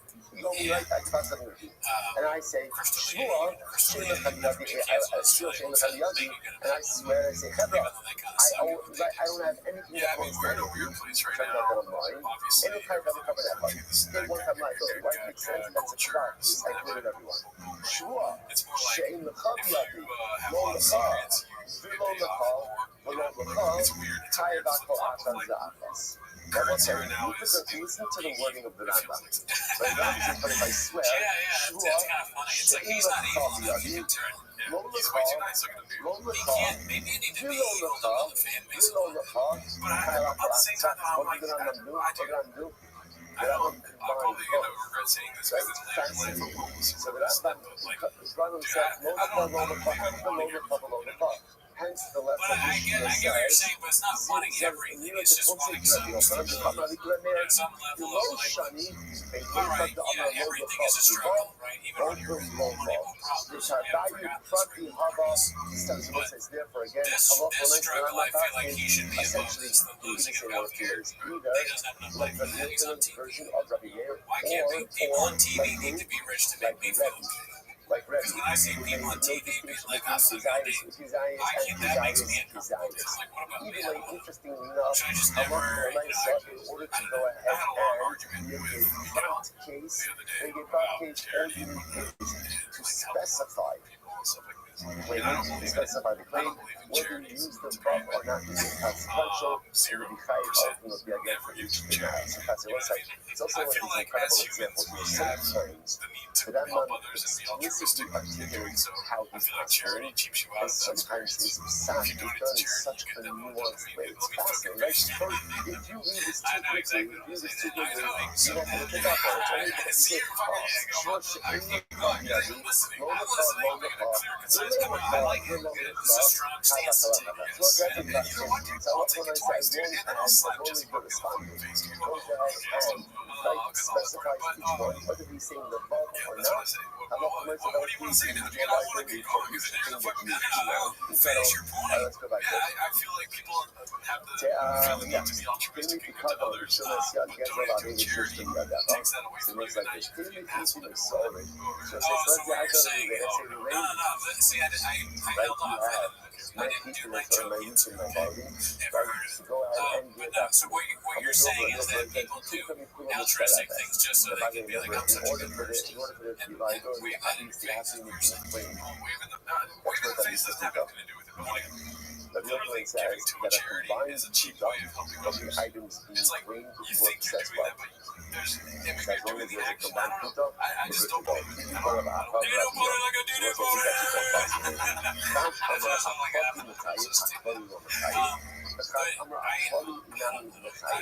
So anyways, all that to say, I'm not saying this because I'm saying so never do anything and don't do it. He's an artist. The worse he does in life, the better his art will be. So that's true and suffering. That's a good point too. It's like his kid, your kids got sick. Good. You don't have health insurance anymore. You can't take them down. Choice blue shield or whatever it's called. You make a funny play about how your kid's dying.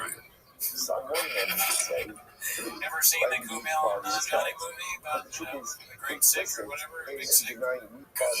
Is that not a good movie? So Chris Hansen, fuck him and him, then yeah, you could be Shakespeare. Yeah, Shakespeare wouldn't be Shakespeare without him and dying. So think about that before you whine on your podcast, Chris Hansen. Talking right to you. Also, plus one. What's the plus one? Like, your pocket's gonna blow up. Yeah, you should.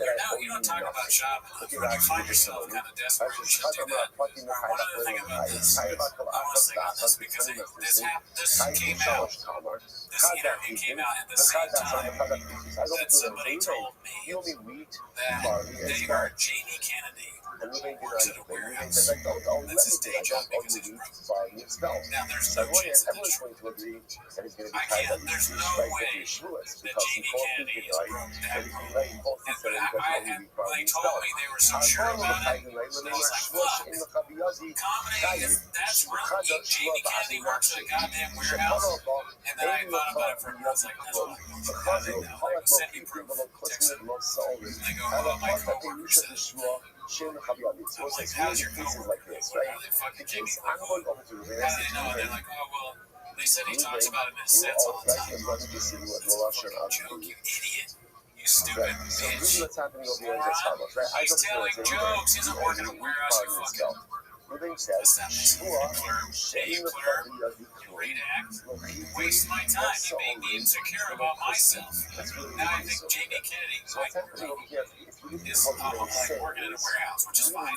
Warehouse is a great job. But it's like, you shouldn't be working in a warehouse if you're Jamie Kennedy and have all these movies and TV shows. Say what you will about Jamie Kennedy. He's very creative. We watched the Vampire movie, but there have been points in his creative journey that were very good. He was very funny in this TV show. Almost Mine is probably right up there in the Hammond. He's been funny in a lot of stuff. Okay, he's having some great movies. That's a killer double feature. And then what does that mean? What comes first, him and relevance? You know, it's funny. He and that. It should be him and those vampire movie, because for some reason Shakespeare's always a vampire. It's always a little bit, even though there's no vampires in Shakespeare. There's a vampirish nature to Shakespeare. Way to go, Shakespeare. But dude, that fucking house so pissed. He talks about it, says he's kidding. I'm so broke. I work at a warehouse. That's a joke. It's actually working at a warehouse. Yeah, Chris Kent there must be honest. Never heard of you. Yeah, I mean, he's not one of our guys for sure. Probably not. But I'm sure some people have heard about it. Rest in peace. Every picture of Chris Kent looks like he's died. I tried to make a bit about how, like, both him and Andy Dick come the same. There are And, 15 like, they look like guys that would die for What was Rabbi referring it to? didn't do very well. So I said a lot of crazy shit. Was You know referring what to I the mean? I'm case just joking, Daddy. of Oh, where yeah, I don't think you actually built the cherries. oh no, I really do was think it? that. But Peanut She says what's it called? I wanted to bring some to news the to bottom. you. Oh, it's here. Sorry. No, not yet. So, text on sorry. Second one line in Rashi. How you Hanisha told us also to Mesnis, right? It's Mishnah. Oh, Over okay. 5 people Yeah, are this making one a is, claim against me. The that's first nice. I was gonna say it was cheaper. the You know, custom. you can hear that As ice. remember again, 5 Coffee people sticker on claiming there. against me. No Each particular reason person why. claiming I don't go to Keaton, that place, but Soren, and Gusman. I swear to each of them, I don't owe you Keaton, Soren, and Gusman. If it turns out that I'm lying, what's that law? Nice, so it has a sound to it. It's a dolphin. There is an elephant who wrote it down. It sounds like 15 Rabbanos. like And listen, elves what does making that show? sneaking What does that show? That shows Sounds that like in this elves case, laughing it's like individual liability, but for the fact gnomes that but steal there's your no socks or cloud underwear. liability. The Esau Underwear is if does. it was Okay, really cloud that's not liability, what it then sounds what? like. What are you talking How about? he That's what it sounds like. It sounds like an elephant. What are you talking They about? should really go ahead and be 20 Why cartels. it's gotta be naked fucking elves, dude? Says, That's it. They're done. This ain't gonna stay around. I'm sorry. People are stealing my... That's not what... What is your underwear made of? What is my underwear made of? I don't know. God. Only talking about the That's individual not... liability, not talking about the It cloud sounds like... liability. That sounds like elves laughing. It sounds like elves laughing. There are no underwear. No underwear in the beach. It's fucking elves laughing. It's not fucking laughing elves. What the fuck are these people stealing underwear for? I don't know how you see them coming and you're like, no, no! Please God! There's like all these memes about underwear and elves stealing It's like little, yeah, like little elves or little gnomes. I don't know, rings. You know what it sounds like? You know what it sounds like? Oh, like your fucking mom, dude. That's what it sounds like. I don't know. I'm trying to be honest here. I think it's cool that it's like, so interestingly enough, so there's still the question over here. I wonder, why does it do that? Does that have a straw too? Yeah. Mine, I took the straw out. It still makes it up. So my straw wasn't working very well, right? And then it was the first, like when I lost my I bottle, go and I say to them, and I wasn't drinking water. I realized, I was like, holy shit, I whatever weird thing happened to my head where I was used to drinking water out of my bottle and I didn't even I forgot how to get water again, you know? Because I had the system. And so I bought it, and I was like desperate for, I was like very thirsty for water. So I went to go drinking, and the straw wasn't working. So I was like, it's and then I realized, I'm thinking, how many times, because this is the time I did it in front of you, and that day, that's the first time that's ever happened to me. Have you ever seen that happen to somebody before? No. And then it's happened to both of us. Isn't that weird? It's probably a feature of like the airplanes. I guess. Why they should put something on the bottom that like, don't tip this over. Because if you're in a meeting and you do that, they should fire you. The dolphin noise for Yeah, sure. that's That's the something you other stole thing, from too, is us. that I do And I not like think this the most podcast. object that you If I'm found, in a quiet right? room, And what happens? I'm gonna recommend I that's think kind of the one echoes, of dude. the It's like, claimants, Shua She'in it's not as crazy, the sound. But it does sound like little kids so I are respond to one of laughing, them. so So that again, wouldn't it's be good Ruben, either. Shimon, But the thing Levi, about the Yudah, dolphin thing and is Saka, it's so they're all loud coming together that it's against me. absurd. I If you say do to that one in of front them, of people, they're gonna like laugh. Ruben, You I fire swear you. to you that Yeah, I don't fire have you a maybe. picadon, Shamsiad, Gezel Vahida. And then what do I say? Below the car, below the car, Yeah, so that below was the another car, update of mine. Do you have any other below the updates car. here? I do, That's what I do. So, And again, I do the below the car to each of the rest of them. One is, The Mahu. So I will say, fan what of is Zoe the about halacha Bibles. in that case? I'm on Achad the rookie Mekai, dosage. It's I'm on not the even point real. page, look It's at the 10 last Rashi and that. milligrams. Not doing Achad it. Mekai, now That's why. Achad Mekai, Remember I was telling you guys Ako on Echad Bibles it does Ve'achad nothing. That's Because right. I'm The on 10 below the milligrams. car become a lot All of does pocket make my blood because of pressure go the Shemeser Kai. And They guess can what my have a friend test who's on kata it? ustar mishum mishon. Vechel So, Chorach and is that's like a what's normal the dosage, I Shaila. think. Right? So So this here's guy's that. a pussy, and I don't know what to say Five about that. guys are making But a claim basically, against it's me. not. And those 5 guys are Second thing claiming is, against me. this week is one Kadon, big a deposit, official. Shemes Yard, Oh, okay. Well, not the Shemes wedding. Yard Yeah. alone. November. Gezel, stolen I have object, another I life made the update. law It's kind of like object. going to see the I doctor. swear to us, All you gotta do in LA, if Shua She'in fellas, L'chavi fellas, Yadi, if you want to Picadon, get married, Shemes you can Yard, get married in one Gezel, day. I haven't done it Va'aveda. yet.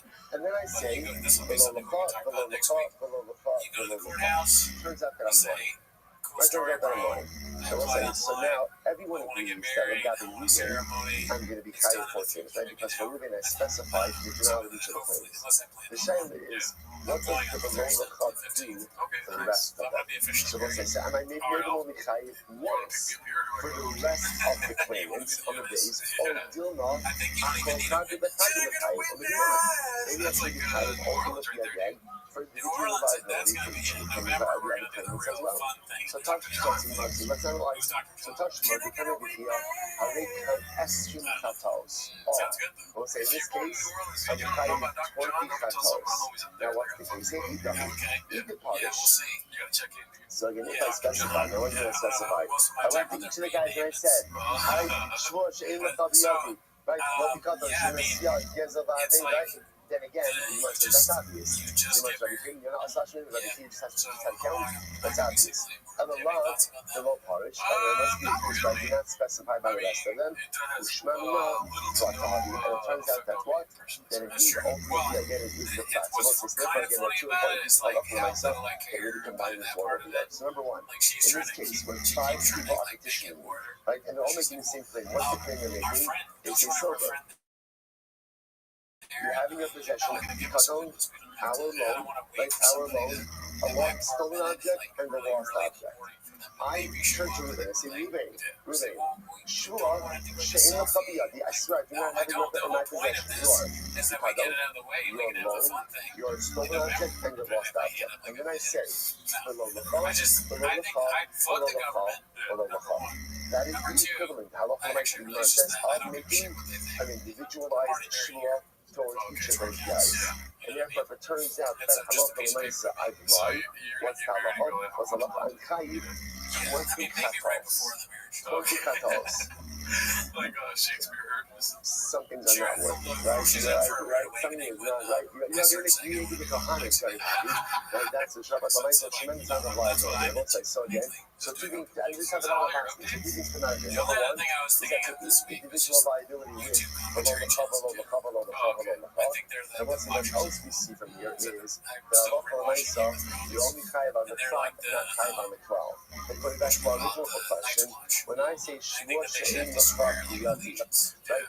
Below Kadon, below Shemes Yad, below Yaza, below Aveda, I'm not chayiv an additional shvua for a general 12 shvua. I'm only chayiv ultimately again for what?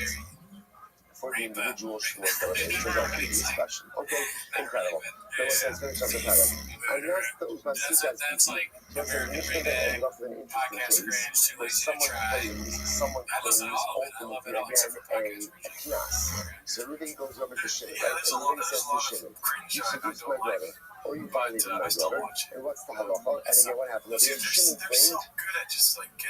Shimon claimed that he did not.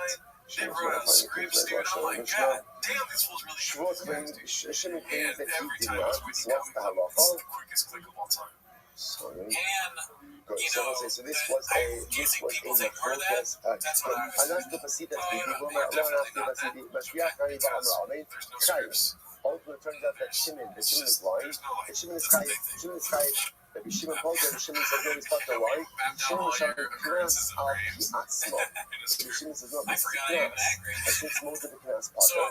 And here's also, what again, you the can't thing make about yourself that chayv as is what knas. made me think Therefore, about again, it if is you I swear saw falsely about it, he's going to be Luis potter. Gomez They responded tweeting back at to somebody Rabbi about Shimon, how Abba be the because I Shimon, guess shalom somebody knas called al him a pi'atzmo. grifter, V'shalim and he Moses said u'pegam al something pi'atzmo. along the Doesn't make lines any of sense because at the end of the who's day, more of a even though grifter, you can't take me knas, for what's the selling in all these products on that cases, show, or even aside from one of these knas, YouTube there's still going commentary to be channels other that just forms talks of about comedians and financial blah blah blah restitution, blah blah, or talks about namely famous comedians. Moshe's So pegam, I right, was thinking, is he humiliation, taking a shot at us? depreciation, any type of medical bills that are involved in this as well. So now instead of Like this Louis J. Gomez so, thing you that know, I'm a says, I'm grifter. ready to about Abba, I'm ready My water kind of tastes like my time bleach. to Is that bad? what's Rabbi Shimon's logic? Yeah. In other words, because Rabbi You Shimon can't says live that if shit. you swear falsely about a I knas think case, you're not I fired. refrain So from you know, comment too on it because what's Rabbi yeah, Shimon's dude, logic? because I feel How bad will because the Louis knas J. be Gomez Because Rabbi is Shimon's logic funny is sometimes. the ikr tzriya, And the he ikr put the claim special is so on a bad knas. that we watched. That's right. Yeah, I mean, Rabbi he's Shimon says done the a ikr lot claim for is on a comedy knas. comedians. And I therefore, think overall he's like a good guy.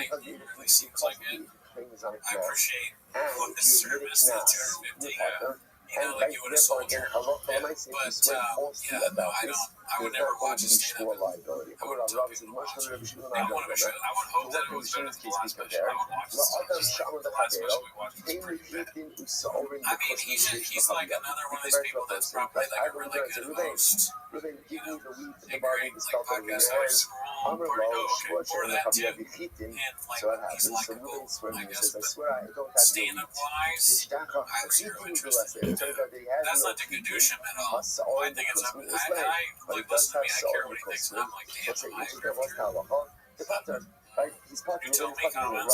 Comment whether you think Toronto's a grifter. I would grift. Like, you know, anytime I thought about trying to do that, but then I think about all the work that's involved, because to be, you know, knowledgeable about the space, to the amount of work they put into this is not for the fucking Toronto part. Yeah, I got a name, I got a YouTube name for you if you want to try. Too lazy to be grift. Because at the end of the day, most of the No, I get it. That's true. There's so much. I've thought about it myself. It is a lot of effort. I couldn't do the editing part. But even just the writing out, the commentary, that's devoting a lot of time. If you devote all this time to like one specific video, it's like attack, and it's not good. That's it. Yeah.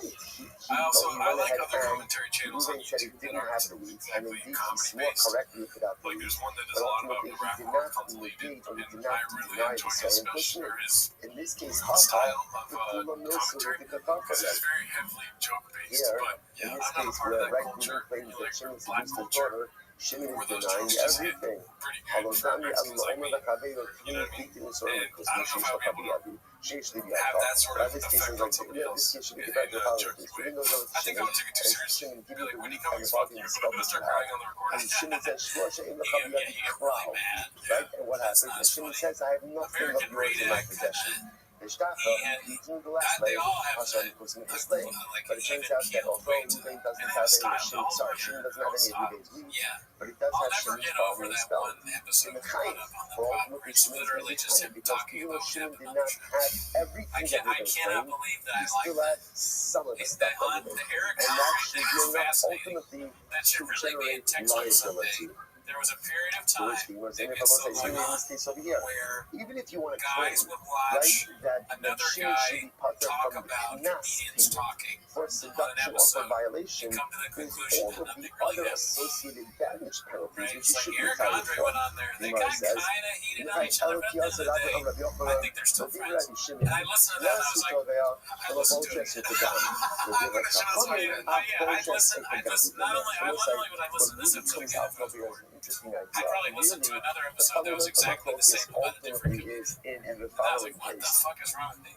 But I realized you drive around in LA constantly. So you need something to listen to. You're going to run out of podcasts. And these whole self-help thing where it's like, learn how to do this while you're driving. No, I don't want to die. I'm going to learn how to do I'm learning Spanish. I'm concentrating, and then I get hit by a two-wheeler, is the knas. Okay, so The Rabbanan, anyway, on the other hand, say the Rabbanan here's disagree. so And the Rabbanan ultimately this hold kind of leads that me to the thing I halacha want to talk about no, today, the claim is which a we only Torah have so much claim. time left, The which is claim the is for perfect the time knas, to bring but it the up claim, of because I course, don't know how much gas this has, but let's go at it. damages as well. The micrometry. So I've let's had say that what same is kind really of at the root of the thing machloket. where That's it's a like, very what am I interesting. doing with my time? I'm just Rabbi Shimon watching Savar, podcasts lo for just shabbat 2 days to in try. shmidi Every time they b'kitz. drop, The I have tava notifications midi on, b'kitz. and I'm like Shimon dropping Savar, yes. everything when they What's post. the good thing So about I'm trying to knas? start The to interesting thing about knas, read. the knas penalty is I already told fixed. you I'm watching this YouTube series Damages are called Predictive variable. History, where So Shimon he's says gone into in another this claim seminar we now, have fixed talking about the amounts brain and books. variable And amounts. so he's starting In with the general, when a Iliad. person goes after someone So else, I bought the they're always Iliad, going and to I've been focus reading on the fixed Iliad for amounts and not worry a about the couple of variable weeks amounts. now. Because the variable amounts, you don't know what they're going to be. Right? So Yeah, Rabbi Shimon says in I this love case it. over here, It took me the forever. I focus just of the started Torah, reading the the focus Iliad, of the claim, but I in read this the case introduction. reading, That's like is 50 I pages want the for penalty about a amount week and a half. for the Yeah, seduction because it's or for like the they violation. translate the Iliad. The Damages, Iliad's I'm not not the really original thinking about right now because I don't even know how much Yeah, that is. they have like Rabbanan, on the other introduction hand, notes, hold, translator notes, and then just like right? So random Shimon Savar, lo meter notes shavik of like how they finish wrote reading the the case of actual telling book. me the low kids. And do you know the Rabbanan story of the Savi, Iliad? lo shavik midi.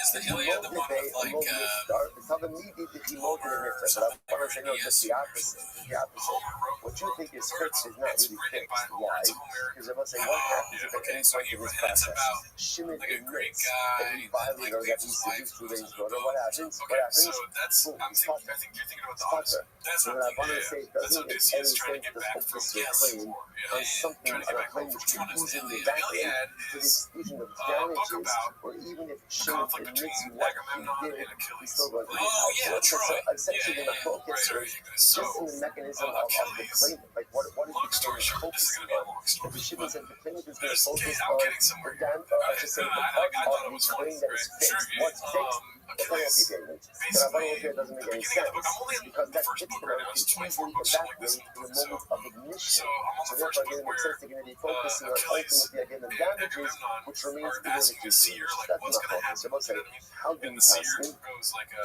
How do we paskin? I can And tell you, halacha like, you l'maisa, guys know how we me. paskin? I I'm tell not you guys paskin everything. He's like Jimmer. He's like, you actually had that ultimately, again, brewer in this you're going to case, get the facts. But here's the thing. Ruben confronts Agamemnon is the Shimon. leader of He men. says to He's Shimon, like you kind of like violated the god or of men. I don't know if he's a god. He's not a god, but he's a king. my daughter. He's the king of men, And right? Shimon He claims was that the he leader didn't. of men And amongst he you, so swears they're not going to to like that what the fuck I have effect. to say. And halacha And then l'maisa, Achilles again, is like, it he's a turns big out that guy. he's a He'll be liar. able to handle There it, will you be know what I mean? liability.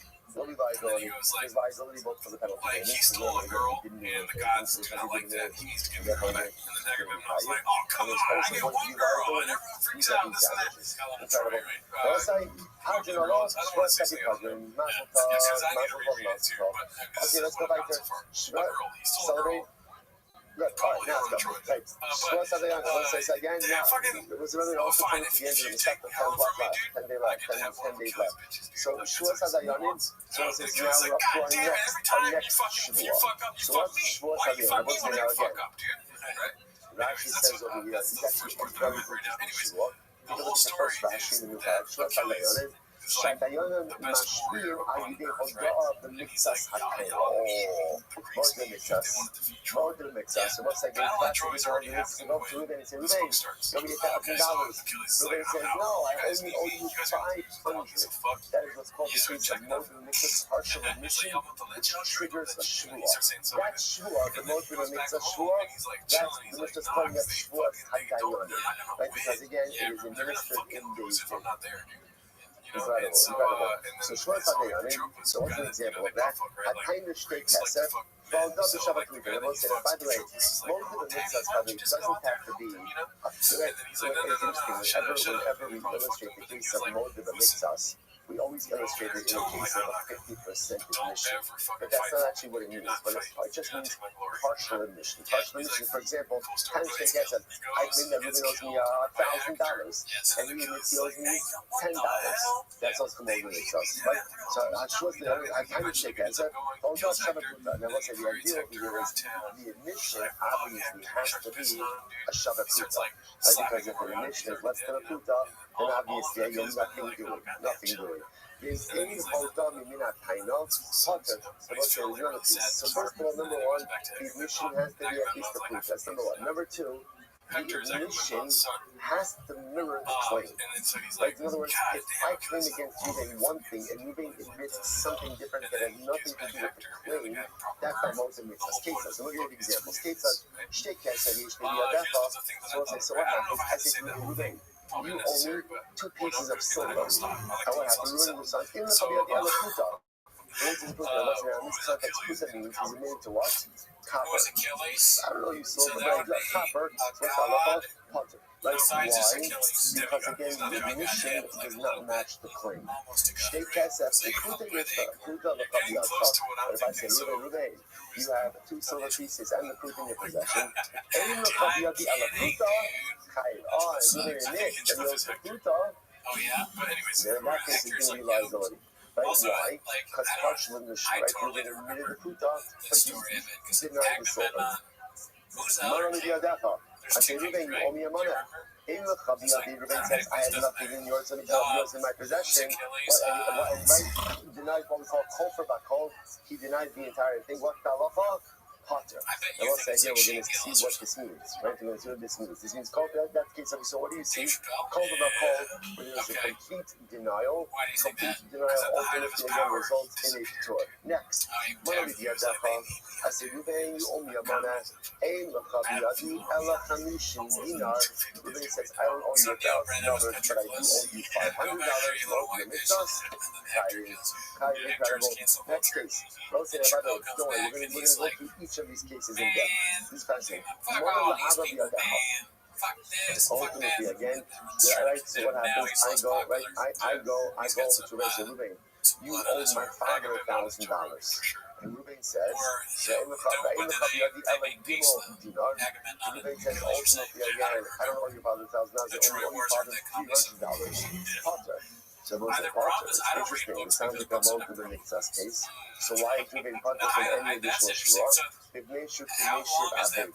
Because Ruben is considered to be like returning a lost object. Bible said it. Listen to this. The idea of the facility here is the assumption is the child is not well versed in the affairs of his father.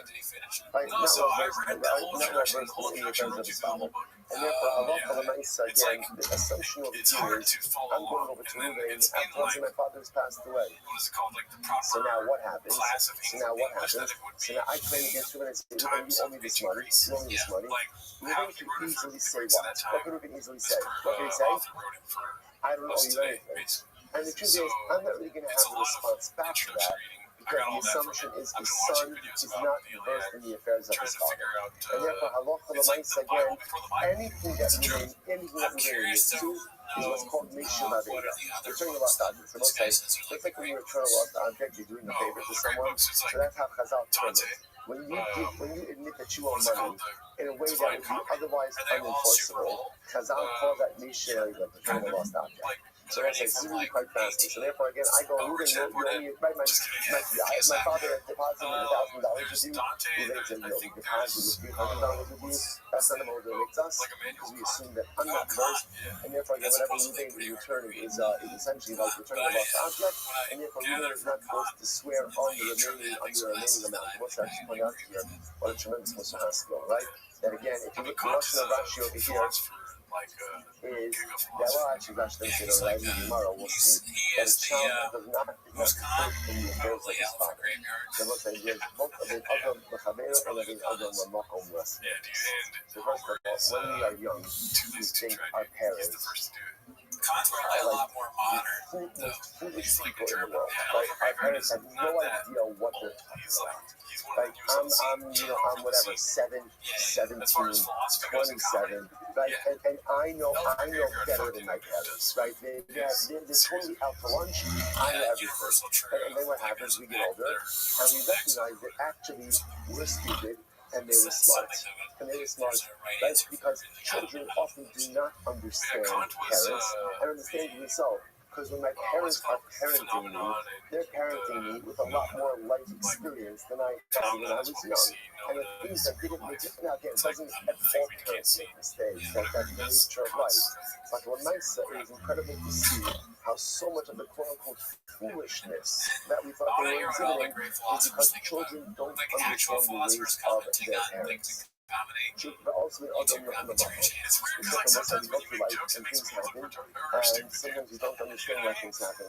And I we don't think it makes you look whether stupid. we verbally or cognitively, Like, we why am I bypass saying other this to part the of guy you that does this for crowd not work running afterwards? his world in the right way. I'm It fine is thinking, important to understand fuck, that ain't no children point like a do dinner not party. understand the Ain't no ways philosophy of like the calm parents. philosophy. They don't Because think that the listen, powerful these are runs the a things I would complex try and get universe out of them. I mean, with maybe I multiple would moving respect them pieces. too And much he to is the bring it up. ultimate But choreographer. if I He could, knows I was thinking, exactly what it is that he's doing, even if it makes no what do you think sense of, to like, us. there's this comedian Sometimes it that is fucking, important to reinforce this idea. tells people to come Children on stage are and not hump the versed stool. in the Oh, what do you affairs think about of that? I got the a way parents, better both in scenario. our My human bad, I was parents listening to and what you said, certainly but I in wasn't our listening to it Shabbat this way. Shamayim. Donnell Incredible. Rawlings Well, is yeah, that this dude.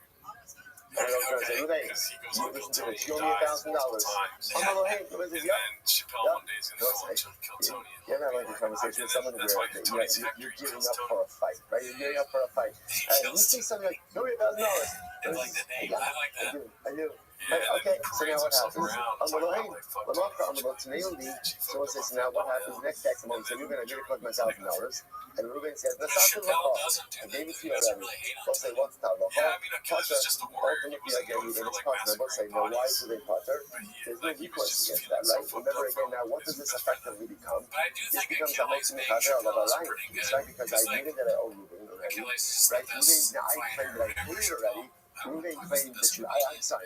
Ruben claims he paid it. I claim I Although haven't paid it. there's not much The of a burden of proof I is guess upon the the decline is extractor. doesn't So I Achilles look for gets my shot skin and then now. yell, I right? have to go ahead and try to Spoiler, extract it. judges did. Ain't no copy of it. Now, what happens if again I go to Ruben on Sunday? So Ruben, you owe me $1,000. Because he died later. Ruben says, yes, I Gilead do. is literally I just go like to him on Monday. So instead Ruben, of that get it for my $1,000. it's Ruben all says, I about don't the owe you Trojan anything. Horse. They Then really have this conflict so between no, then Achilles Ruben and can be Hector. kind. There was Okay, I even might not though even know what normally happens to on him. a case of I comfort assume of cold, that's like how he where dies. literally Here's the the thing, like gentleman what trips me out about it, and the like maybe this is just for today, denies the but claim in what totality. trips me out is like He's utter. In this case, it's the different. idea Why is this case different? that Because he already admitted it on whatever like the Sunday, right? samurai So if thing you is, where admit they it on accept Sunday death every day and and stuff deny like it this. on Monday, Like on the you're going edge to be of like carried a complete shura. glory None is of your you certain that. death. That's what was tripping me out Enter today.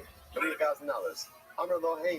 On the edge of your Ruben says glory is yes. death. Yes, I On do. the edge of And I like said, Ruben, the highest glory of like winning a okay, I battle, want something you to like repay this. me. Yeah. Like Do not you're repay me willing to die without while witnesses. achieving that. Lamakar, on Monday, Okay, Robert, in when I say this snail, the scenario when of it says pay me, I'll pay up. tragedy, So right? Nasaki Lakar, Ruben says, Yeah, I'll pay anyways, you that's just already. that idea. So I call Yeah, it's like, in and order that's to just get going that to far, be kind of slow. Why? you have to like Because it, it's not you're proof willing of to die. it. Because he's stipulated I ultimately again. don't want you to see like this is my own parallel to anything I do in my life. I'm just saying that this is the human condition. Oh my God, don't make a joke, dude. Come on. God damn it, dude.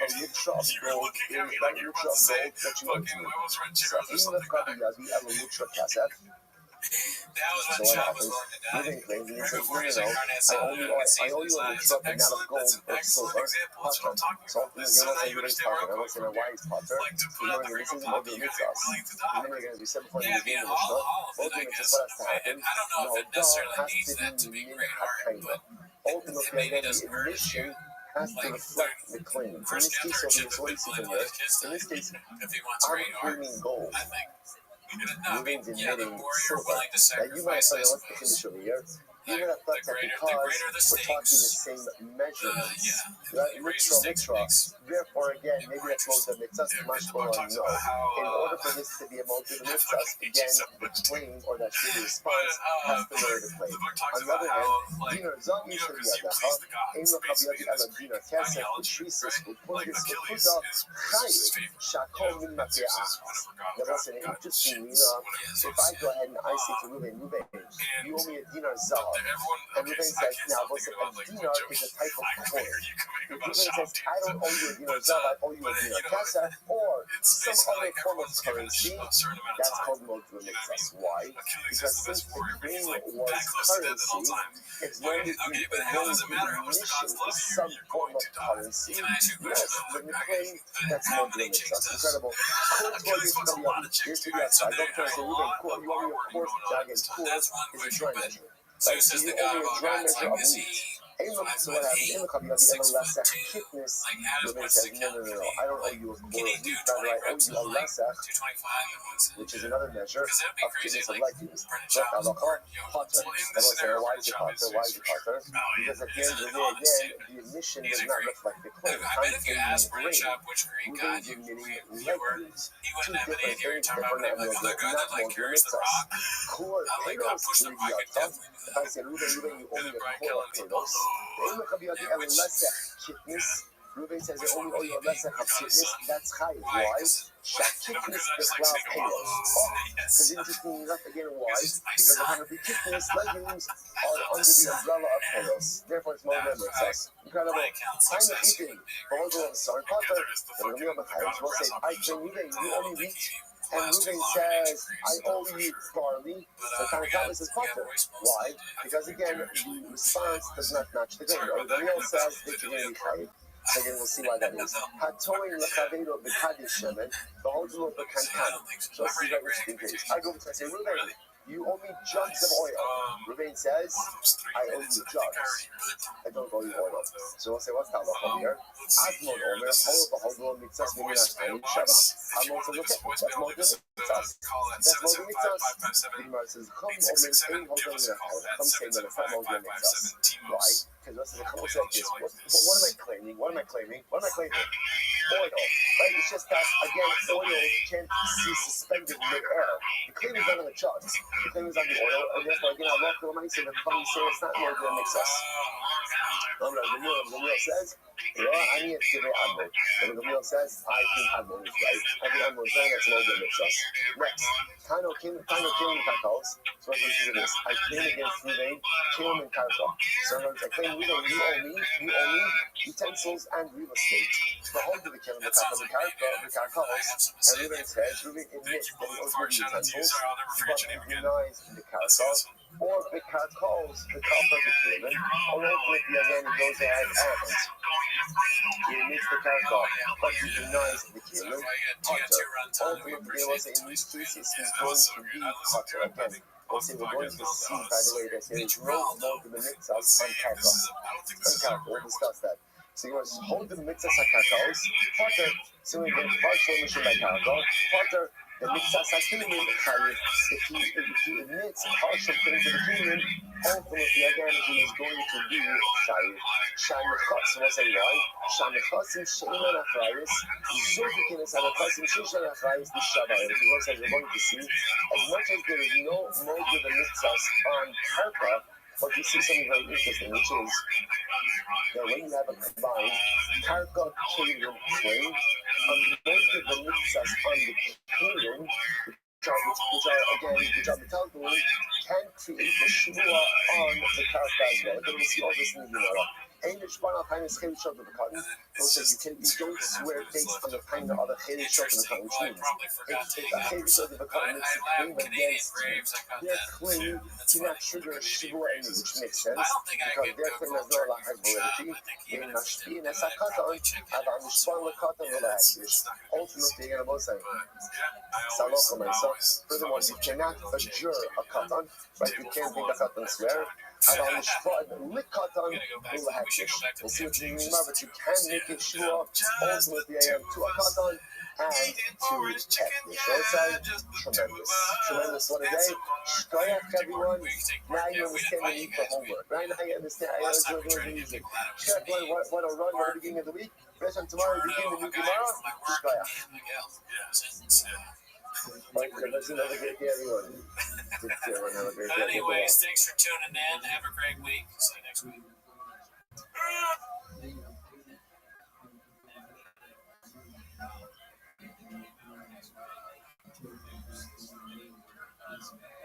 All right, everyone, Zoom, you hear me all right?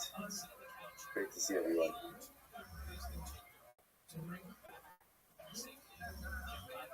All right, so I'll say good morning. Good morning, first of all.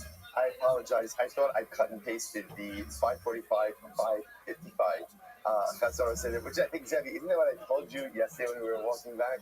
Okay, I'm sorry. Good listeners, don't cut and paste. Write new messages. Sorry, but it's so wonderful. I'm like, oh God, it's wonderful. Okay, anyway, I apologize for the 5-minute late start. So also, let's begin by thanking all of our sponsors for this morning's year.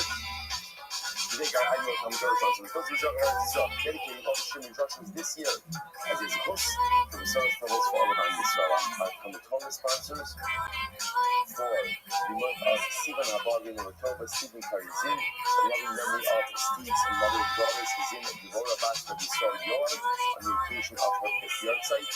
And also during the dedicated the Shir, the sister of Krishna, of Racha Strindberg, Racha Bas Banka, the mother of Shina Cohen, Gadi Cohen's mother-in-law, who is undergoing a serious medical procedure today. We will get the merit of our Talmud Lord. She will have a complete and enduring refuah together with Kol Kolei Yisrael. The person will say, as always, we dedicate honoring the souls of our precious hostages, may the 12 Khmer Hashem bring them home to Shalom and the Karos, and the space of our holy soldiers may be successful. The whole Maaseh in the day. Let us begin with a last update. Today's batch is Lamed Bar 36. We are picking up on Lamed Heaven Days 35B, and we left off with Kol Shenos Anuim below, which in the wide lines is 2, 4, 6, 8, 10, 11. But remember again, 11 lines down.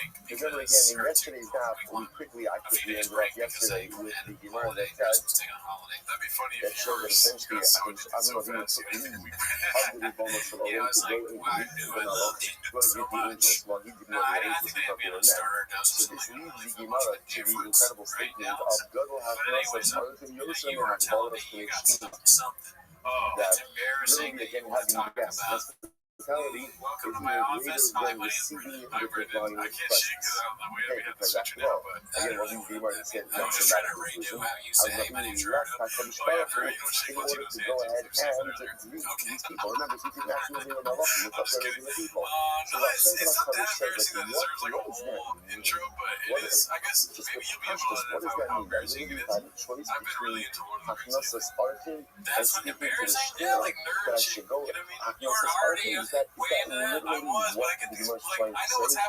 So Rashi says something so beautiful. He says, sometimes when a person performs mitzvah Hachnasas Arkin sometimes can detract from your own loftiness. What does that mean? So again, sometimes you have people over, and what happens? The conversation at the table is not the kind of conversation you would like to have at the table. Right? And the topics, like the subject matter, and maybe again there's a whole bunch of things that if it was just you, or maybe you and your family, you would do things in a different way. And so many other people at my table are talking about stuff that I'm not so crazy about, it's not enough serious, it's not enough this. So you might think, you know what, this is not worth it. At the end of the day, to do this article at a cost to my own rookiness is not a good idea. Shamash Moran says, the Gemara doesn't have Hachnasas Arkin. If it's a choice between opening your home and your own spiritual growth, says, open your home. The Gemara says, open your home. Because the power is connecting to another Jew. The power ultimately again of providing a place for others, the power ultimately of that sense of connection is even greater and more important than your own spiritual development. Incredible Gemara. Let's go like this. Coaching is somewhere below. Listen, so remember again, when we do this, you have to remember why we're doing this. Well, because it's beautiful, it's Gemara, it's fantastic, right? But remember, we're doing this because in the Mishnah spoke about the different meanings of HaKadosh Baruch Hu. Again, originally the context was this could be used into a Sa'idus, right? Then afterwards, you know, spoke about use of the HaKadosh Baruch Hu in different contexts as well. So the Gemara says, Kol Shenos Amurim below Kol. Anytime you find what appears to be like the name of Hashem, specifically, wherever you find the word Ado Nai, Bailo, it doesn't mean God. It doesn't mean God. Rather, what does it mean? Means my master, and it's not speaking to and about a human being.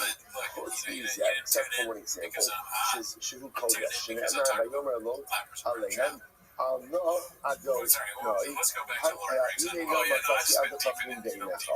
So again, except for that one pasuk, why? Because what does Lord say? You watched all three? I'm No. I'm waiting 2 weeks to watch exactly I actually just watched the first. I watched the first one. I'm very busy right now, so I found time Saturday night. And of course, that is a reference. I gotta get back. I gotta try because I watched it. So I was a kid.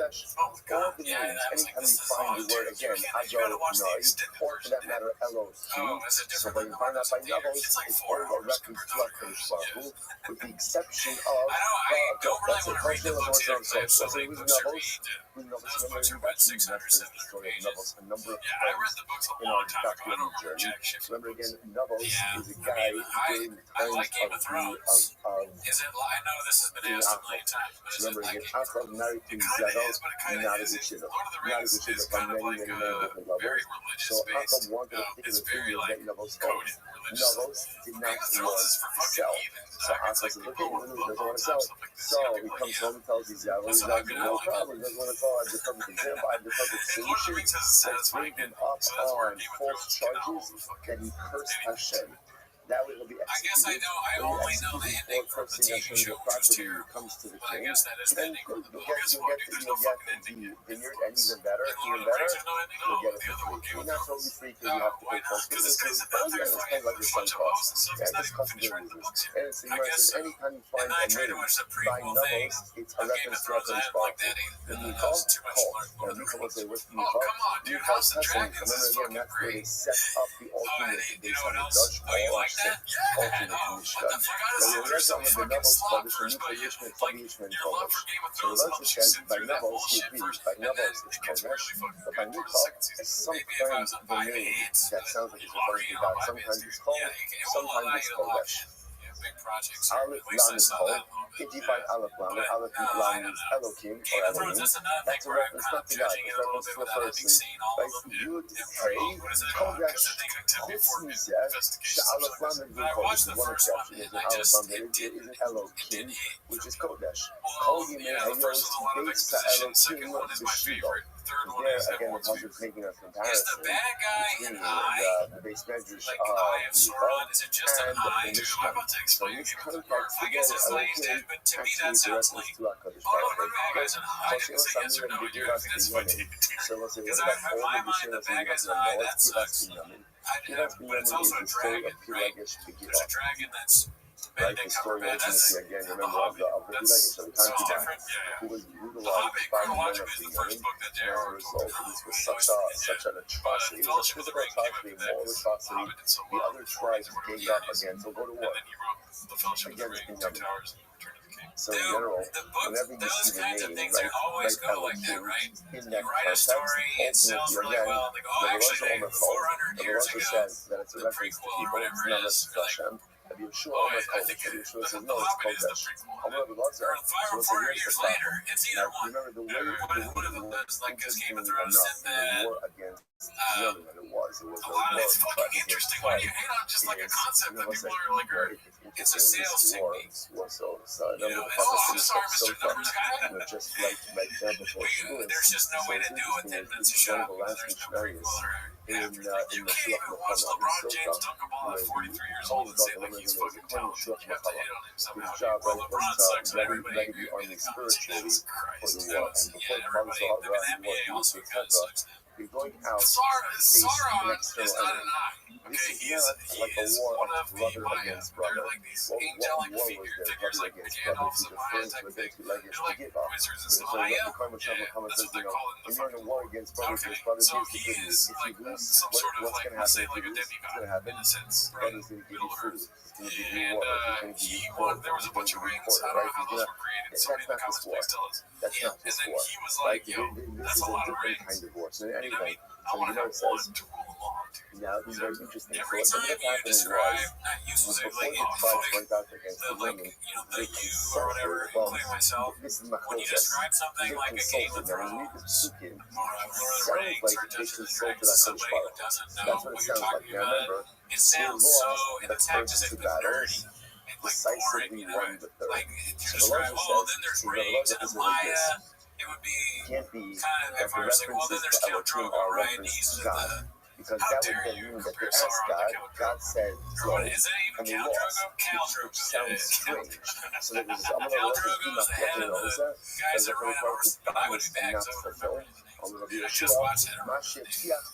Drogo, and then This is such an fucking, incredible what's The ones that says, her no, name it's is not the true. last dragon? What if Daenerys Stormborn. She's with the ultimately, again, he did. Targaryen people. The Targaryens used to be They king. actually go You to start battle. doing it, and you The sound book says, lame. go to Okay, battle. I don't What mind did sounding they lame. ask? Why are you What worried did about they what ask? people think of you, dude? Will I we guess win? that's a good thing. Like, I mean, I they don't want didn't to ask, sound. I'm will like we so win? balls deep in Lord of the Rings. I'm willing to say it publicly right now. I don't think it's a bad thing. A lot of people like it.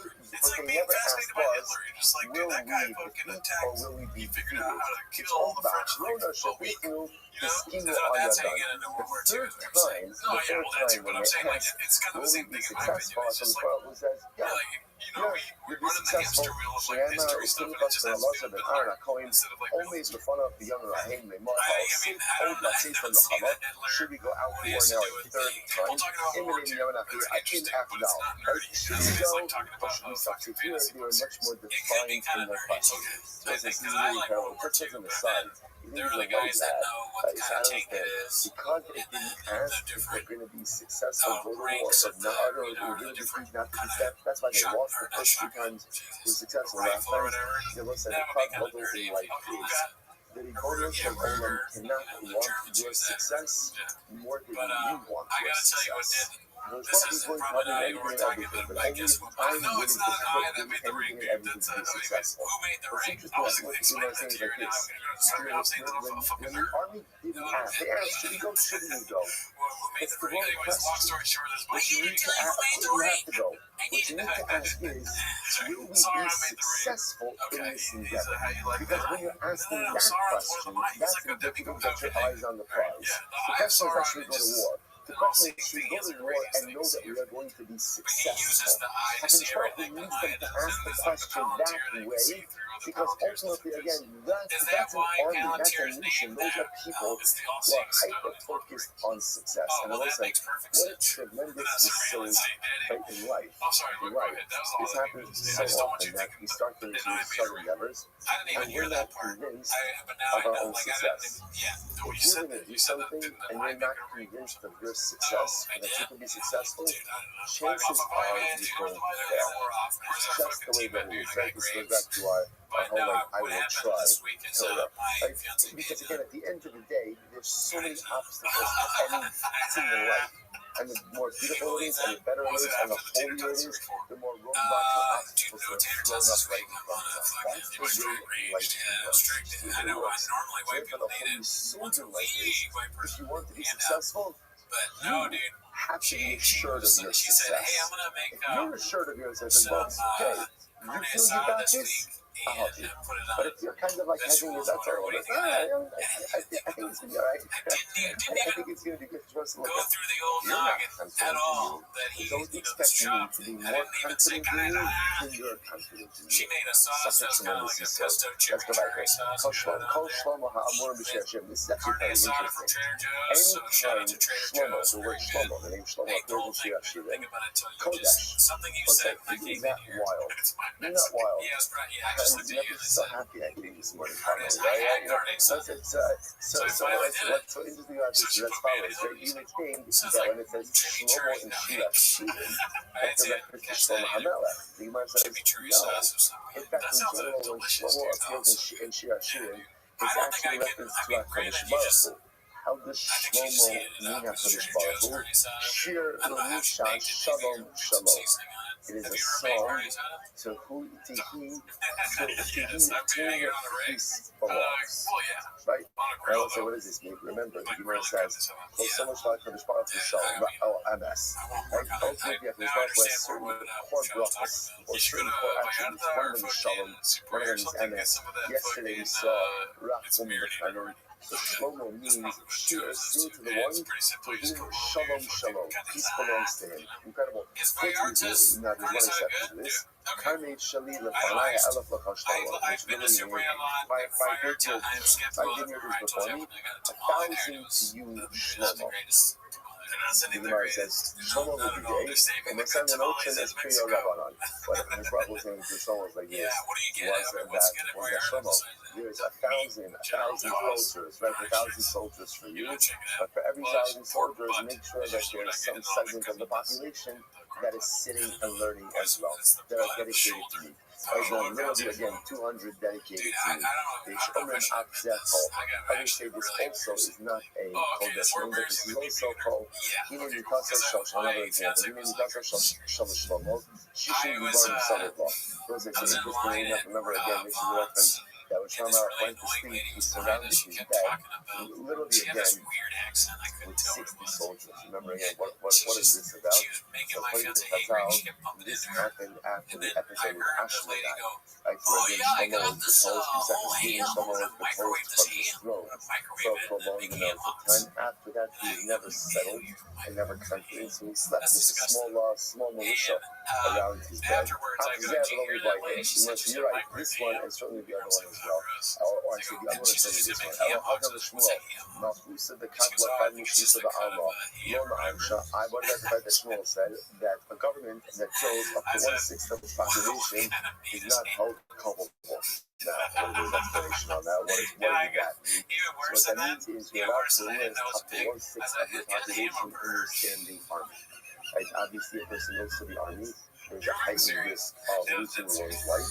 You can put up to 1/6 of your population in the standing army. Shneamar, Harmi Shali Lefanai, Alef Lafash Shlomo. I always thought like EM was like kind of it came from a bird of some kind. So it's very interesting how Chazal understanding from here certain percentages, ultimately again that's the descriptive of the army. And yes, also it's important to understand that in the model of Jewish society, you always have a segment that is fighting on the battlefield, and you have a segment that is learning Torah. Definitely that small ass key is to figure out those appropriate percentages, and also to understand that at the end of the day, everybody's got to be singularly devoted to their task, right? Again, these are also, just understand, we saw this many times before. The beautiful part is, classes are always understood. Sifra and Saifa. We need both. We need Torah and we need the army. If you don't have an army, the Torah is beautiful, but it's not going to help. Right? If you only have an army but you don't have a spiritual underpinning, also not going to help. There has to be both. There has to be both. The understanding is, how do you do both in a way? Number one, that one fuels the other. Not two parallel lanes. I mean, it's not my favorite thing, but it's a lot better than There's a synergistic partnership. And And obviously, you also come can't turkey have doesn't have blanket anything, like, exemptions that just different? whole Why swaths does of turkey have society without any regard turkey for is how the those breast. exemptions Oh, it's impact only the the breast. greater problem as well. So again, I'm just pointing out I'm really the exposing concept myself here. as a model, Is there not white to delve meat into and dark this meat on the turkey? temporarily, but the concept as a See, model so you don't know this stuff. is a model that And don't actually act like you know it people either. would Maybe you do, collaborate, because you and people would work together, cook or and whatever. people would stop making The all last about time I individual used to have a grill factional and I used to interests not cook at all. and Yeah, actually so turkey promote thigh the is dark greater meat. welfare of White Rabbi. So we've spoken about this concept So before. white and dark There has meat, to is be that no it? tremendous Well, amount you of don't need to look this up, where but this is all just the another needs, rhetorical all the needs question. are met in a Every way that animal has serves white the and dark greater meat, good. correct? Not that serves And which one do you fractional prefer? good, but that serves the greater good. Okay, but not our topic for today. Shmuel, look at the common look where you show it. Chicken First of all, thigh. it's interesting, but this makes it Well, sound is like that that white or Shmuel dark? doesn't hold like the Okay, kind of comma, I like nor the the white Shmuel meat. that the Yishomer. I love the opportunity to say, the Yishomer is that Kodesh, Why is do that you look Hol, at me like and it that? does so. The Shmuel I got like the I know Yishomer. I like the white meat because I got a Peruvian chicken spots. And I always go white. So a lot of times it's a little more Again, I expensive. will say in general, in Sefer Daniel. Now, again, Sefer I Daniel, eat of dark course, meat, is a very but I would complex prefer Sefer. white meat. So, Just because take, remember, for it's whatever written reason, I time like in it a little Aramaic. more dry. So, But when I every cook rice and time it chicken says here, dude, Malkia, with right, which means chicken thigh, in shit's Daniel, juicy. it's actually not a reference Yeah, I guess to it depends also on right, like it's what called. you have in Chutz it, because I Mitzvah bet there's Kodesh, with one exception things that refers to that I as have Kodesh, that's which dark one is meat that? that if I'm people Malka make it in a Melech certain way with Malchaya. sauce, Ella the Eva Shmaya Machisa, Chasna Betakra, Biyutra Yaikla. Fish Omen Abzet Kodesh, obviously this one is also Kodesh Hamar, Mali Kalma Lisana, Upashra Arach. So the Muslim man Kama, who is referring to? That is referring to ultimately again the king who is the enemy. So Isa that's called Nebuchadnezzar, Kamalei, Sanusi Mayu. That is referring to Nebuchadnezzar. So who's the enemy? Yimar says Yisrael. Nela Kalaya Yisrael. The real person of Yisrael. And Kama said, Kama wants so many Yisrael because so many old days go farther than that. Tanakama will say, what do you think? Nebuchadnezzar only had one enemy, the Jewish people? Nebuchadnezzar had many Gentile enemies as well. Okay, incredible. We'll say, that brings to an end to that sugya. What is him? Does anyone else search that? Remember again, when it comes to, for example, Shua Sa'idus, when it comes to Shua Sa'idus, remember again, Halacha L'maisa, the Gemara understands that any of these numbers, so Shua requires the name of HaKadosh Baruch Hu. Which name of HaKadosh Baruch Hu? You can pretty much use anything. Right? Whatever you use is going to work. So you must now, again, remember, in the name of HaKadosh Baruch Hu, essentially you can put names really into two buckets. There's a Shem Hashem, which is the actual name of HaKadosh Baruch Hu, and a Kiyum. What's a Kiyum? A descriptive name of God. So for example, like we're going to tell that is Rachel Mechanim. Rachel Mechanim is not a name of Hashem, it's a descriptor. But yet, what we're going to see at least is for sure purposes, a descriptor works as well. So the Gemara says, is that true? The Gemara says, Yitin Hashem Oscha, Osach, we Allah Ulishua. So as the Pasuk says, Hashem will put you as a Allah and the Shua. Not Tabula, why does that have to say this? Valo Karnema, Vishpia, when it's Isha, Bishwa, Allah. This is by Soka. The Pasuk seems to be repetitive. The Pasuk actually already says that the Queen will enjoy the woman with a Shua, Allah. The Tishima, Vishama, called Allah. Nema, Khan, Allah, Nema, Lahalan, Allah. So we'll say it says over here, Allah by Soka. And by Shua, the Gemara says, Elamal halon Shua, Afkan Shua, just like over there by Soka, Allah means Shua. So to over here, it says, well, Mal halon b'shem, just like over there, you use the name of HaKadosh Baruch Hu. Afkan b'shem, so to over here b'shem, Allah by Lokasha, so it says, as we just said before. Because the Mishnah makes it sound like you can use a keyword, you can use a descriptor. Here it sounds like you have to use the actual name of HaKadosh Baruch Hu. Rabbi Lokasha, already claimed about Idi, Harabon, two different opinions. Besides that, we claimed about Idi Omer, Torah Tishava Ba'al Tishava Talal Ba'al Tikalel My Shava B'Shem Aflo Tishava B'Shem Not Kilo B'Shem Aflo Tikalo B'Shem. So that's what the Rabbi Idi says like this, essentially a Shvuah has to be done with the name of HaKadosh Baruch Hu. The Rabbanan will say Igni Zir Shava Ibai Shem. You if we go ahead and we do the Zir Shava, you should have to use the specific name of HaKadosh Baruch Hu. If you don't have the Gzir Shava, then Eila, the Shvuah, excuse me, Allah, the Shvuah, he, not from the way you sign it, not from the following halacha. Allah, Eila, Allah, Ela, Lashon Shvuah. Allah is Lashon Shvuah. The King of Omer, Yishbiya, Koine, said, Yishbiya, Shvuah, Sa Allah, Hasam Shvuah, Sa Allah, Ksiv.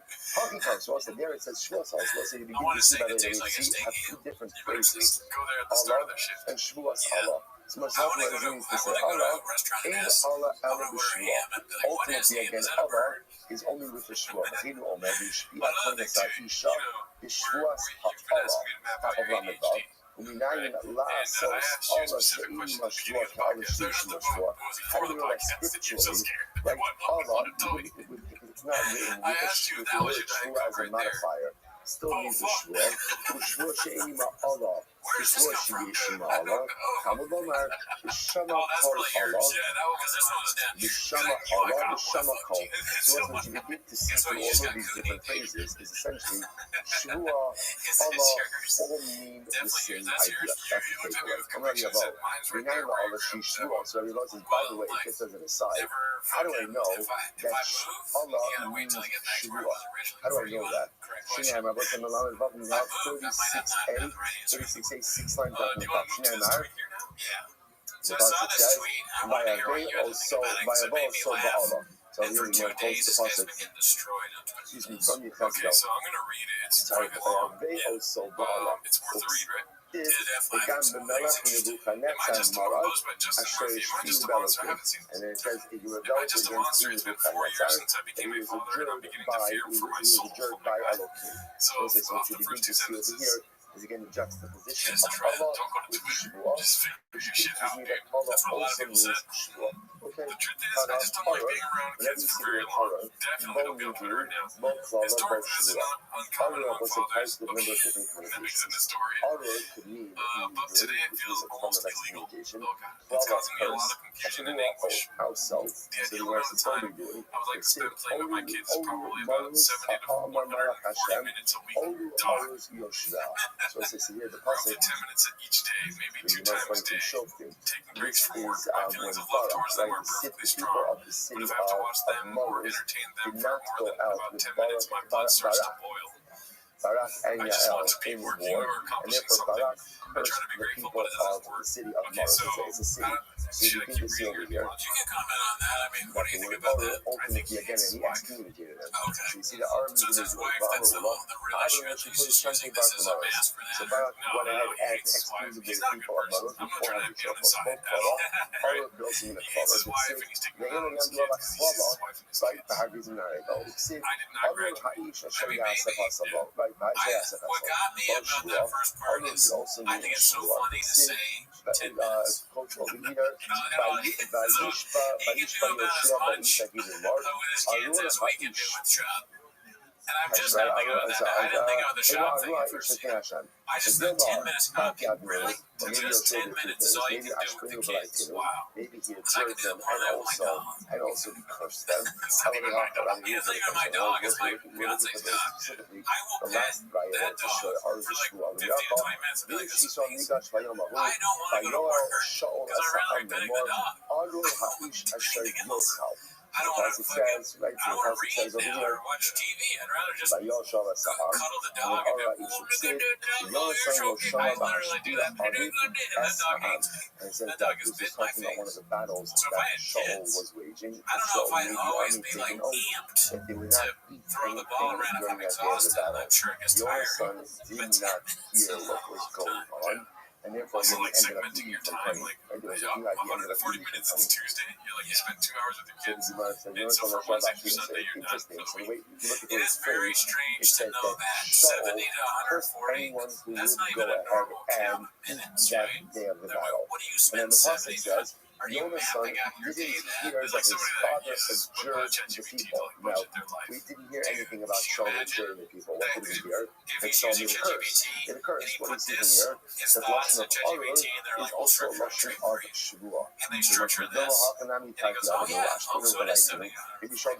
It's also like reinforcing your ideas. Like, your kids do suck, so just spend like 140 minutes with them. The computer's trying to get families to break families apart and make us more robotic so that they can control us better. Or the government can. Maybe that's what this guy's a psyop that is on ChatGPT too much. It's making it not love his children. Wow. And it's 9 a.m. this morning, Saturday, January 3rd. This is the Taking Call tomorrow. It's a sunny, warm day here in Austin. Oh, God, dude. Incredible. He's in Austin. Comedy's not going well. Oh, no. It's a sunny, warm day here in Austin, and my 4-year-old son is 4 years old. They are awesome. Yeah, until 7. Then 7, they get a little rocky. Right? And then after that, that's my experience. That sounds for 5 kids. That's not for, I have no idea. I do think it's funny, the Austin thing. Go ahead and take the short. If he's from anywhere, where would he be? Right? Either Austin or Riyadh. So it's 9 a.m. on Rockstones and my kids. My 4-year-old son is begging me to play catch in the street. I was drinking coffee, still waking up, so I didn't really feel like it. But at this age, his desire to play is insatiable. He begged, so I conceded, and with a smile, I have no problem being a kind and loving father. The problem is only that I do not enjoy it. It's not that I am trying to maximize my personal pleasure. It just seems wrong that I experience so little delight when my dad's friends all claim to experience so much. My dad's friends. This guy hates me for my dad's friends. Oh, my dad's friends. They're also like So again, just first of all, we're 3 paragraphs in. different ways in which Why are you words posting mean this to different Twitter? things. That's what a lot of people said. Yeah. Hey, Maybe one of your friends so will what's be the like, hey, very you interesting? gotta pay. And There then, was this lav, literally again, garage dude, no, like one could mean a person. shvua, This might and not yes, even be could one mean a of the shvua. things that you want to Okay, put in the so group this chat shall because you're lav gonna shvua get the destroyed. sid, But I think you should because that's part of it. You put your crazy thoughts into the group chat and people attack you. So I understand why some people phrase the negative to be a shvua. After all, again, what does Hashem say? Hashem says there will be no more waters of a mabul, v'lo yaod, and then it says, I swore about this. So you see that lo to be a shvua. Elohim shvua minalam. But where do you see that? Hey, that yes to constitute the shvua. So this is very interesting. Svaro, it's a svara. What's the svara? Means the lav shvua, hey nam shvua. Interesting. If no could be a shvua, then yes could be a shvua. Yes and no, yes and no are two sides of the same coin. So therefore, again, if no could be a shvua, yes could be a shvua. Very interesting. Rabbi said, lav tracing. By the way, when is lav a shvua? Only if you say no and no twice. Hein tracing. So very current kabasha only may have ba'amul, but lo yia od nine lamata. So once you see that in that book, then the Hosh Baruch Hu phrases it in the negative twice. Right, the negative twice. And therefore, again, the lav will be a lashon of shua. And the lav tracing me, hein tracing me. Ultimately, again, and if lav, right, if lav, right, lav twice is lashon of shua, ultimately, again, hein, double positive, could also be a lashon of shua. It's also fascinating to see how yes and no are two sides of the same coin, so closely related to one another. I want to tremendous also things we tell ourselves that we cannot accomplish in life, right? Things that I say to myself, lav, could just as easily become hein. Right? They're sister concepts. If whatever works for one, by definition works for the other. So if you're telling yourself, you can't fix this, well, yes, I can if I put my mind to it. Right? I can't do this, blah, blah. Yes, you can if you put your mind to it. Why? Because svara. If it works to say no, it works to say yes. Tremendous muscle. That's what I can turn on when ish, but no time for that. Ish, ki, kalo, elokar. But no sacrifice. Those are the Prophet says, a man, right, the man, if he will curse, I will come, he will go ahead and bury his sin. So not telling you, well, what does it mean to say? Habaluk la'nehemar, v'nakov shem Hashem l'simas. Prophet already says that if you curse the first part, you're going to die. So what is the consequence? What is the second consequence going to include? Someone says, you might have thought when it comes to cursing a Kadosh Baruch Hu, you're only chayiv ultimately again for the specific name of Kadosh Baruch Hu. Now, interestingly enough, there's a general shin hamid yuchad, usually means yud-kei and vav-kei. That's how Rashi understands it over here. Also, shin hamid. Then arba osios the yud-kei. So I'm going to thought that I'm only chayiv if I'm cursing the name of Hashem, only chayiv for cursing the specific name of Hashem, yud-kei and vav-kei. So Gemara says. Ish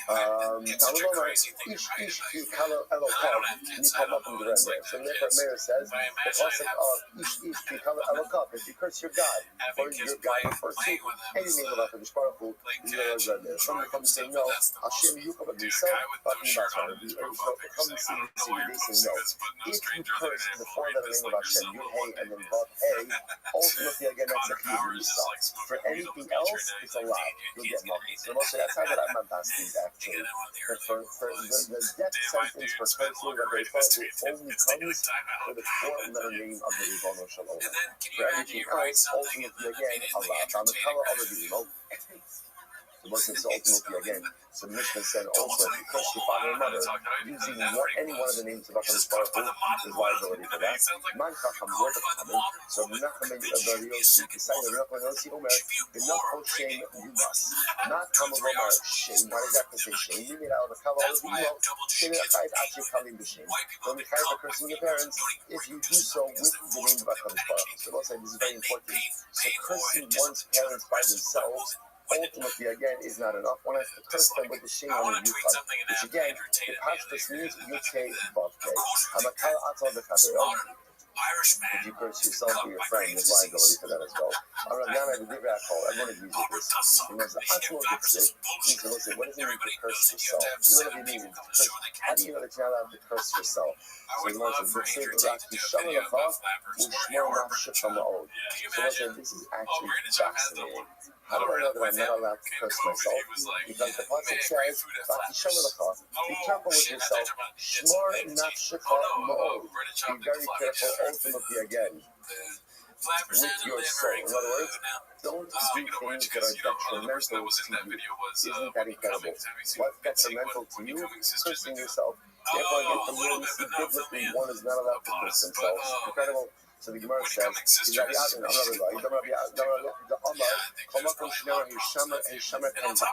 you see the expressions of Hishamer, Pen, and Al, Eno Elo Lo Sase, ultimately, again, that refers to love. So therefore, when it says, Hishamer Lecha, Shmor Nafshecha, that's a lot. What's the lot? Don't curse yourself. How do I know that I can't curse my friend? It's Sid, Losikalo Cherish. What it literally means, do not go ahead and curse a deaf person. What it means is someone who is unaware of what it is that you're doing. So don't curse your friend. Incredible. Yakik Bashem Elokim B'Kim Yakik Alkim Zogi Alak Sulu Torah. That's what that's kind of coming to you.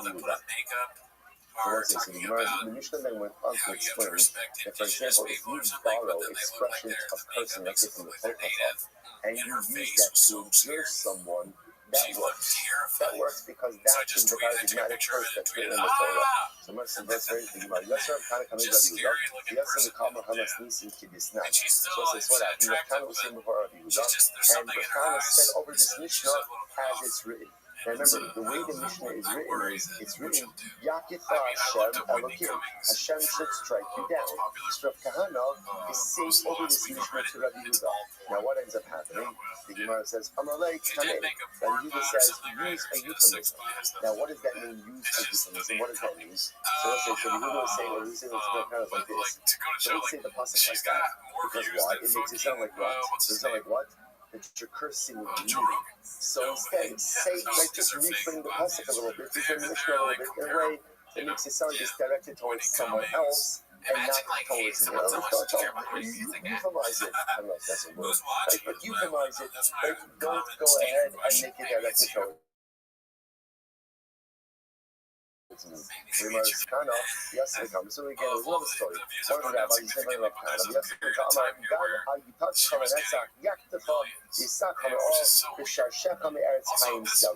here again, this other time come from like sitting in front of Kana, or this other pasuk from Tehillim, right? And this pasuk again, David HaMelech is talking about that Hashem will uproot your roots. So again, so what happens? So Rav Kahana said to this guy, Amalei Kamei.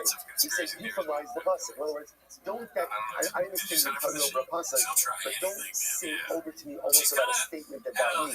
Euphemize it and have it talking about some other entity, not me. So the most of this almost seems like a TikTok kind of stuffing type of idea. And a person doesn't want the pasuk with negative connotations directed towards him. So I typed it out. So why are we both stories? I get it. Don't say a destructive pasuk directed at another person. Euphemize it in a way that has it talking about some unknown third party. Well, I don't need both of these examples. I might have thought, when do you have the right to euphemize something when you are talking about a Mishnah, about Christ in the law? Maybe when you're quoting a pasuk, we don't euphemize the pasuk, right? When you read a pasuk, you just read the pasuk, you don't euphemize it.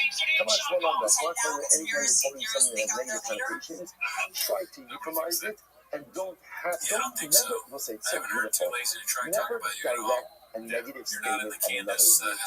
Even if at the end of the day, all you're doing is quoting a Mishnah or quoting a pasuk, never say something that can be understood as negatively directed towards someone else. It's such a beautiful sense here. By the way, this is talking about a pasuk, right?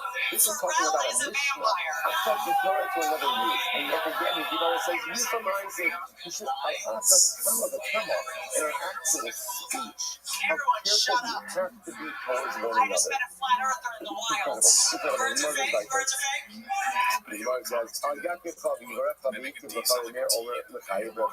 was very interesting. The Mishnah says, what happens, again, back to Shua Sa'idus for just a moment, what happens if I go over to Shimon Levi? I believe that they know testimony that necessarily my case against you, right? And instead, I phrase it in the negative.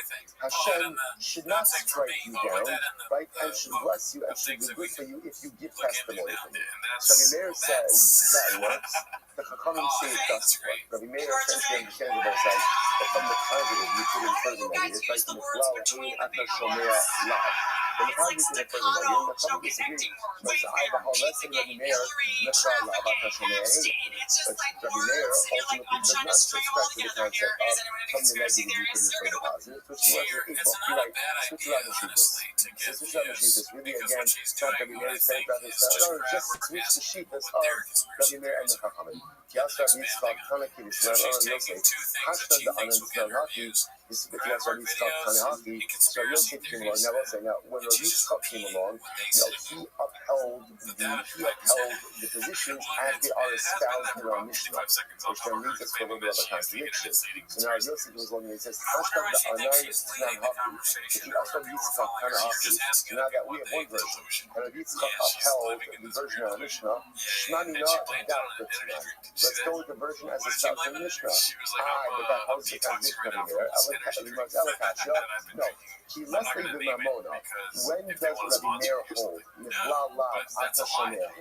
Right? When does, I should say, when does this Rabbi Meir hold that you can infer?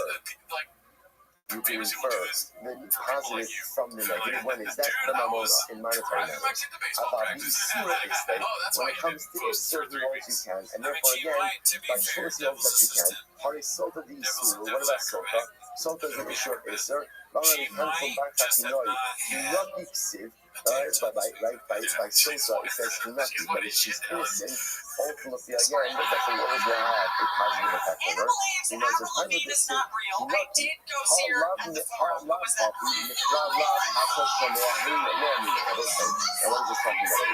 now the word Kinaki, the way it's written, ultimately again could also be seen as Kinki, which means you were told.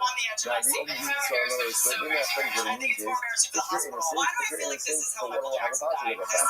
But if you are guilty, the water ultimately again would be your very next sentence. Now, interestingly enough, the reason you can interpret it both ways is because the word can be read both ways.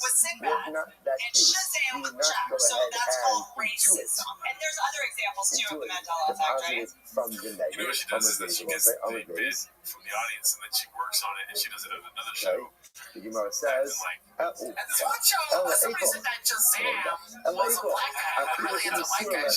Rather than also what you have to say is at the end of the day, even by Isra, Rabbi Meir does not subscribe to the Klal Avata Shomea. Not skip the Rabbi Meir will be less. Ladies, that's true. Ella Me'ata Shtuye Yayin Ukruei Rosh. Even Nisa, Hakanami blessed the Rabbi Meir. Okay, what about the prohibitions? Ishpa Kahanim. Doing Avoda after having consumed wine. Avoda on the influence. Or Ukruei Rosh, or allowing their hair to grow long. And I will say that halacha is these are Kiyuv Nisa. Now, I don't know the Kiyuv Nisa. Interestingly enough, the Torah says you're not allowed to drink wine, or you're not allowed to allow your hair to grow out, and don't enter into the oral more than die. So it's pretty negative. Right? From the fact that it's negative, I extrapolate to the positive that I'm not allowed to do this. So which the Gemara says, Hakanami, the less that is there, is that the Gemara does not hold in the Torah Ata Shomei. Baknan, Eli Shevin Nisa, yet we learn again, these are liable to death. What do you see from here? Rabbi Meir does go ahead and learn out the positive prohibitions from the negative. However, the older people, switch on the sheet of the Mishnah, the less they do Mamona. When does Rabbi Meir say, when does Rabbi Meir not say, Nechla Lava Hashamei? That's ultimately again in cases of monetary cases. The Sira is right, in cases of Isra, he does subscribe to it. The Shani Sota is Sira is Mamona. Sota is different, why? Because we'll say, as much as Sota is a case of Isra, at the end of the day, Sota is a case of Isra that also has a monetary ramification. What's the monetary ramification by Sota? Ultimately, again, she loses her Suba. So therefore, again, just to kind of tie this out, at the end of the day, halakha l'maisa again, the focus over here is if you go ahead and you phrase the shvua, here's really what it comes down But to. you're gonna start it If off you with phrase being the like, I want shvua to hear in you the guys' positive, so for stupid example, conspiracy just to theories. The frame the worst case give it simply, to me, and then I go over to till Ruben, the I earth is believe fine. that Ruben Oh my knows god, testimony. it is. I go to Shimon Like, Levi. Shimon it's like Levi knows testimony for me in a case brother, against finally. Ruben. So again, Let's the see. classic case would be, Shimon Levi, I hereby put like adjure you, $30 right? on I right now. adjure That you she's by not the name gonna of HaKadosh Baruch Hu She's probably to not gonna. give Well, testimony I for don't me, know. right? Everyone's Or stupid. the other way She's you the can do smartest it one. is, Hashem So should far, strike you sure, down but she said if she you don't, leans it's a into little more abrasive. security. Hashem should strike She you said she down if leans you know into these testimony from me and you don't give it. conspiracy What theories. happens But if she you thinks phrase it's it in the hilarious to positive? put those down. Hashem should bench you, give you Moving bracha pigeons are if you give surveillance from testimony who? from me. Rabbi Meir says that is a proper shvua sa'idus. Why? Because Pigeons to spy Michlal on us? lav ata And shomea the hein, footage or would be so Michlal nauseating, hein you look ata at it shomea and lav. In other words, you can infer the Like an positive Instagram from the feed. negative or the Just negative from the saw one positive. of So us talking therefore, about this, again, and someone was if like, I have go you to ever seen a Shimon baby Levi, pigeon? Hashem should bench you. If you give testimony to me, what could I infer from that? If you don't give testimony to me, then what? You should be cursed. Rabbi Meir says that's a proper shvua sa'idus. The Chachamim say that does not work. It has to be phrased either as a shvua, right? Swear to me if you don't have testimony, or as an olah, or as a curse, but not in this positive way. How do we paskin? Not in positive like the Chachamim. If you phrase a shvua sa'idus in the positive, it is not a proper shvua. It has to either be phrased as the form of a curse. If you do not give testimony, then Hashem should strike you down, or ultimately again just in the form of a regular shvua. I will say it's quite beautiful, this idea of Michlal lav ata shomea hein. From the negative, you could infer the positive. I will say, so it could be that we don't paskin that way halacha l'maisa by shvua sa'idus, but we definitely paskin that way hashkafa l'maisa. Life is all about Michlal lav ata shomea hein. It is all about the ability to intuit the positive from the negative. Life is filled with adverse circumstances. Life is filled with adverse situations and difficulties, and a lot of difficulty. What's the apples of the yid? Michlal lav ata shomea hein. The avoda of the yid is to try to pull out the positive, to try to pull out the beauty, to try to pull out the bracha, to try to pull out the opportunity, even from the most difficult of circumstances. So we may not paskin halacha l'maisa Michlal lav ata shomea hein, but they certainly paskin hashkafa l'maisa Michlal lav, even from the most negative and difficult circumstances. Shomea hein. Ultimately, find something positive, find something beautiful, find something good. Shvua sa'idus, mazel tov. Okay, I will say, let's go. Shvua sa'idus. I will say, so now we've referenced it many times, but now we actually get to Shvua sa'idus, which is the shvua that one takes for pikadon. Pikadon, I will say, is in a classic sense. Pikadon means I deposit something with Ruben. So Ruben, watch my lawnmower. Right? That is now. Again, I'm giving him that kadon. So the pashtos, when the shvua pikadon takes place, I go back to get my lawnmower. And what does Ruben say? What does Ruben say? What lawnmower, right? Or I gave you back the lawnmower, or whatever it is. Trust that because of his oath that Ruben is going to take about the deposit that I gave him. Says the Gemara. Trust that because of Mishnah. Trust that because of I guess Nashim Rechov. So trust that because it applies to men and women, relatives, non-relatives. Doesn't make a difference. Picture the psulim. Again, it doesn't make a difference whether Ruben is a man or woman. Ruben is not a relative. Ruben is kasher apostle. With many days in the shul, with many days in. Now again, trust that because it can be administered in front of a basin, not in front of a basin. Miki atzmo. Now we'll say, now when is that true that trust that because it can be administered in front of a basin, not in front of a basin? That's when Ruben is taking a shvua himself. When if Ruben is being a jerk, remember I was saying this many times, like, please take a shvua. You can serve your own volition, or you can be a jerk. If he's being a jerk, or someone else is administering the shvua, and the chayv actually kind of the Meir says, if it's mitiach, it is being insured by others, there's only liability for that if that's done in front of base. And that's what we mean. The Chachamim say, no, they mitiach, they mitiach, even shekafar bo chayiv. So the Chachamim say, whether you think the shvua yourself, or ultimately, again, you're insured by others, If you go ahead and it turns out that you're lying, you are chayiv. Okay, we'll see the development of that shita a little bit more ultimately again in the Gemara. The chayiv al zagan hashua v'ashivigasa. You are chayiv ultimately again for intentionally taking that shua, right, falsely. V'ashivigasa. So let's say, so whether now again this is Reuben, right? Reuben was shomer on the Chicago. So Reuben, whether he intentionally swears falsely or accidentally swears falsely, there will be liability. If you don't have to cover. Okay, Bashin doesn't know. Or if he's a shogeg, right? A shogeg. Now we'll see exactly what this means as well. A shogeg on the shvua with zadon hakikados. In other words, he knows full well that he has the deposit, but he's a shogeg on the shvua. So we saw this before. Again, we'll see all this again in the Gemara. What's the case of shogeg on the shvua, zadon on the pikadon? Reuben knows full well that he has my pikadon. But what is he shogeg on? He doesn't know that there's carbonic liability for the shvua. Okay, again, we'll see all these cases. We'll say the one thing you're not chayiv for ultimately again is pure shogeg. Now, what is pure shogeg? Pure shogeg is like this. I go to Reuben, right? I deposited my lawnmower with Reuben. I come back to get my lawnmower.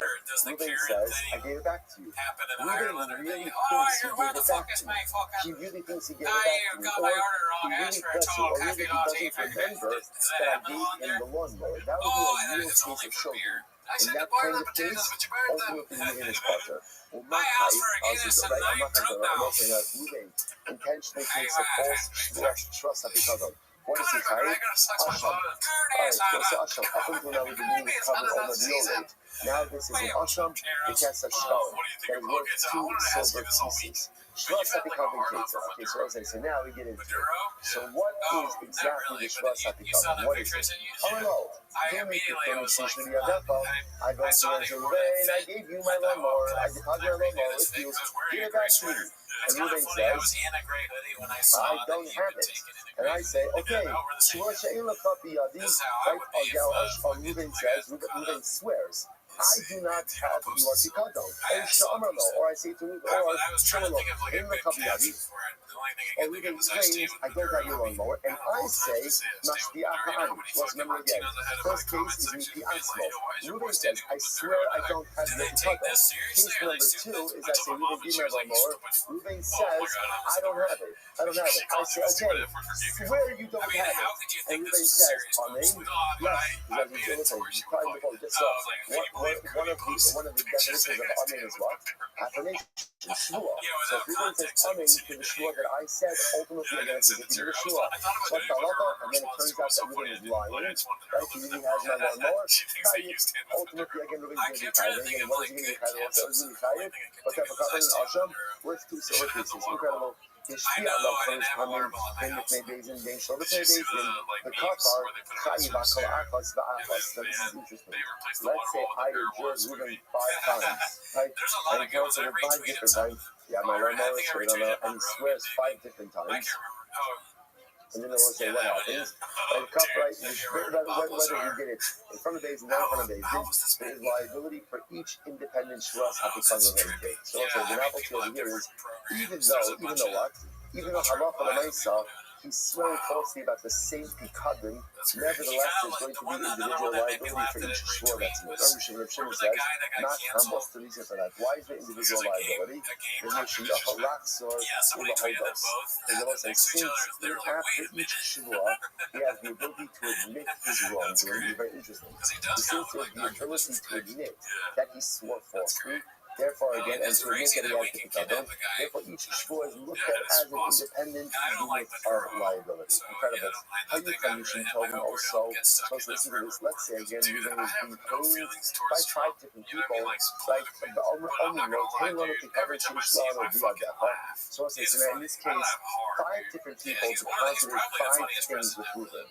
And they all come and they want their stuff back. Right? And they say, Reuben, give us the pikadon that you have in your hand. And Reuben says, sure, she'en lechem biyadi ela achas. And Reuben says, Chevra, I swear to all of you that I do not have your stuff. There's nothing in my hand. So essentially what he did over here is he made 1 shvuah to 5 people. What halacha? Eino chayiv ela achas. He's only chayiv once. Definitely, there's people in his circle that are evil. Maybe he's just crazy. Hello, If he was a pedophile, but it's not just that. He's been scamming people his entire life that I before do he not got have come anything on, that you belongs never been to my scammed in hand. your fucking I life, don't, dude? not to you, I not have to the you, teeth. not to you, not Exactly. to you. Everyone And he gets scammed, specifies dude. each Yeah, of them. but I'm And trying I not to also, when I scam say others. it's So going to be he tied to started each daycares in individual. The Minnesota. Rosa says no. I mean, Actually, he you're would do things like that if that so was again, what. the Rosa If says that was that the for people money-making with opportunity, you don't at think Donald the Trump would end. have like a bunch of Shimon daycares? Dude, if I had any Shimon hands says, on that, I would Shua, have been like, yeah, let's go. How much money you do have you to have? actually say the word Shua. I Yeah. swear to you, I swear to you, I swear to you. In order to create individualized, or that's all it's like, we'll have to stop a bit today. That was again, Shkoya. I considering my tardiness. I did not imagine. You must imagine how I started on time while we took the conference. I just said, Shkoya, everyone. Tremendous week. What's it You know, called? The people Learning rest Center. Did you see the guy? tomorrow. Remember the Quality Learning Center that was misspelled? It was called Leering. Yeah, that was hilarious. Did you see the guy being like, and the sign, yes, it's funny, but we have a guy coming next week to fix it. You know? Oh, really? No. Oh my god. Is that real? Yeah, let me try to find it. Hilarious, man. That is pretty bad. Leering Center. He said that, and then they were like, they've actually been closed for a week. The Leering Center has been closed? The Minnesota City official says the Leering Center was closed the whole time. Maybe. I don't know. Maybe. It's like an admin said that. I had to sign it. God damn it. Yeah, show everybody your password real quick. No, nobody sees this. What are you doing? I mean, I don't know. This is a thing that is very important because Gerardo actually...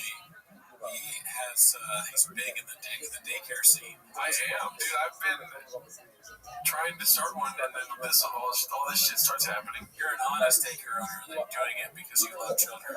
Yeah, and you're very offended by the fraud that's going on in Minnesota and Washington and Ohio, dude. Those you started Washington and Ohio as well. Yeah, because you were thinking about.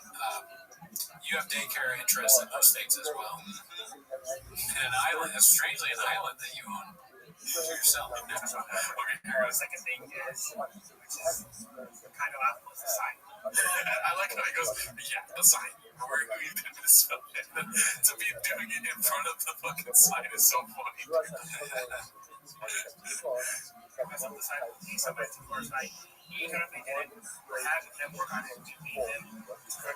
would they put it up? If it says something wrong on it, you don't put it up. We paid into the design. He incorrectly did the sign. It's not like a website where you might put it up and not notice. Like, how could you not see immediately that the sign was spelled wrong? You don't even have to click on anything. It's just right there. It's like, it makes it seem like you also didn't know that learning was spelled like that. Yeah. That's what it seems. But who knows? The Leering Center, dude. I wonder if what's going to become like a Merriam-Webster word now. Leering? What already is, Daddy? Leering? When you leer at something, that makes it look in a creepy way. Which makes it worse. Yeah, dude. That's not good. It's a legendary King Lear from Shakespeare. Oh, we were all looped back around, dude. Look at that. Leering. You know, when you're like leering at something. I think it's 2 E's. Oh, so it's not. Oh, yeah, you're right. Leering is like the misspelling of learning. That's great. Yeah, so leering is not a word, so. Yeah, I think with 2 E's, though, it is, right? Probably, but that's not how they spelled it. Yeah. I'm trying to dig underneath the surface, dude. I told you months ago we need to introduce more conspiracy theories into the podcast. Well, my conspiracy theory would be that the whole thing is probably just propagated by trying to get, Epstein out of the news. So they're like, what should we do? Oh, there's already cases going on against Somali daycare, so we'll just say that's what's going on everywhere is the daycare thing. So people talk about that instead of the fact that, we have a president that tried to stop Epstein stuff from coming out. He's destroying America. Well, either way, dude, no matter how you flip the coin, 50-50 chance, right? What a time to be alive, dude. I mean, definitely. For them? For watching this show? Oh, yeah, that too. Dude, we're putting out episodes. The government's fucked. Everything's falling apart. California caught fire earlier last year. You know what I mean? But it didn't this time. Not this time. We're raining every day, Daddy. It's raining right now. I like that. Dude, what a time to be alive, huh? People ask me all the time, when would you be alive right now? Definitely, I would want to be alive right now because of all the cool stuff going on. Yeah. Even the basic shit, like the sandwich I had at Macy's the other day. Couldn't even get that in the 80s, probably. Yeah, dude. The fucking, what's it called? I had pozole for 2 weeks straight and tamales, dude. Are you kidding me? Do you know what's funny? I was in a grocery store and I saw some canned stuff, and it was like soup like that. Just pozole next to menudo, next to albondigas. And I was looking at it, and I go, damn, I haven't had any of those. People are always telling me, you haven't had pozole? It'd be so funny if I took one of those, but like I had it just to piss them off. Because it's like canned. Like, look, I finally got the good stuff. It's disgusting. Oh my god, I had the last of my pozole today, and I texted the group chat. I was like, yo, this is the last pozole of the year for me. It's the beginning of the year. I don't know when I'll have it again. Who made it? My mom. Nice. She gave me like a bunch of tubs of it, frozen, and I literally ate it every day. It's too bad I'll never be able to try your mom's pozole because I support Maduro. That's so funny. I should call my mom right now and ask her what she thinks about you standing with Maduro. Maduro, the Colombian guy, Petro, something or other. All the socialist dictators are leaders. I'm on board with them. I saw you hailing Zoran when he got pledged in, dude. I made some fake ballots in front of New York. Out in Nick Mullen. What's her Zoran? Brian Cooney. He's still pitching it. But yeah, dude, that's basically it for this week. I don't know what else is happening in the world, dude, other than Austin killing it. Austin comedy is like at an all-time high right now, dude. Would you rather, do you think it's worse to do stand-up in Austin or Saudi Arabia? I think, which one's more like flappers? More like flappers? Probably Saudi Arabia. Yeah, you're right. Oh, yeah. This is ornate. You're getting surcharges you didn't even know about. You know what I mean? They say they're going to play cheap for the flight, but you have to buy 2 drinks. That's the same amount as a flight ticket. Khashoggi probably got killed because he forgot to bring the right amount of audience or something. Or something he didn't. He didn't live up to the bargain. Oh, but as far as burgers go, Austin's the burger capital of the nation right now. Is it? Like, compared to Saudi Arabia. In Saudi Arabia, they're dying for comedy. You didn't hear about Dave Chappelle and all them saying that? They did pay a lot to have people come. Yeah, they're like, we need it right now. So the people will show up to the show. You don't have to, it's not a bringer. Austin's a bringer. You got to bring some homies to get them a spot. It's kind of hard to get comedians to go to Saudi Arabia, whereas like Austin's like, whoa, dude, I got too much. Don't kill me. I'll get 2 minutes at top. You know? Yeah, you maybe get 1 minute, and you have to stand in a line of 1 million people. And Tony Hitchcock has to make fun of you afterwards. You're fucking gay, David.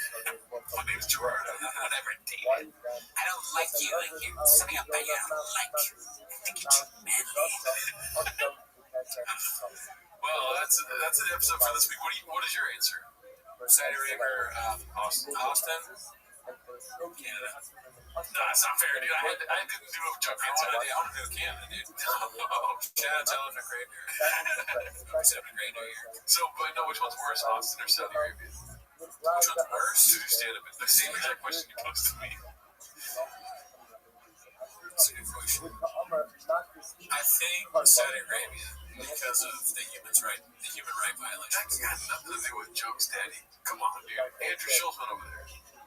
Yeah, and also, do you really want to go somewhere that Andrew Schultz they want you there? Yeah. So that's why I would say Saudi Arabia. Talk about comments and engagement. Yeah, I want to go there, dude. Because Austin, there are parts of Austin I'm sure are fine.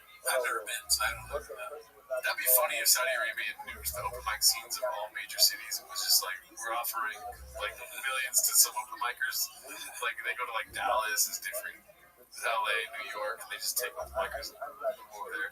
Where they offered Tony enough money to move to Saudi Arabia. Joe Rogan's like, I'm just tired of Austin, man. It's like, it's too woke here. Because it is, that would be funny. Saudi Arabia is definitely less woke.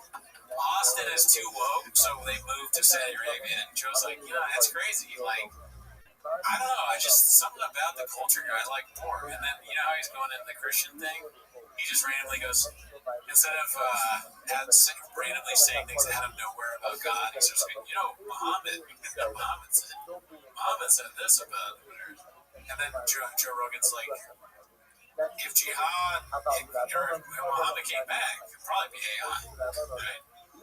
I told him, I was like, I'm going to do a jihad. In the middle of a 3-hour podcast, he's like, 1 second, I got to pray to these 5 times right now. Yeah, he's like, and praying 5 times just makes sense. 5's a great number. Ever think about that? 5 times.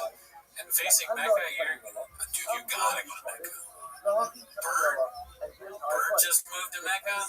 Joey, they're all in Mecca now. Everybody, dude, you gotta, like, I told Shane, I was like, Shane, you gotta come to the comedy Mecca. Shane, the comedy mothership is in Riyadh now. It's in Dubai. It's all over. We got, like, some of the best comics there. We got so many different kinds of comedians there, dude, and it's all real shit. It's like where people want to feel free to make the jokes that they want to make, but you cannot be LGBT. Changes the name of his podcast to the Joe Rogan Khalifa. I don't know, something about it. I just like there's not the same issue with trans sports here, and I just get along really well. And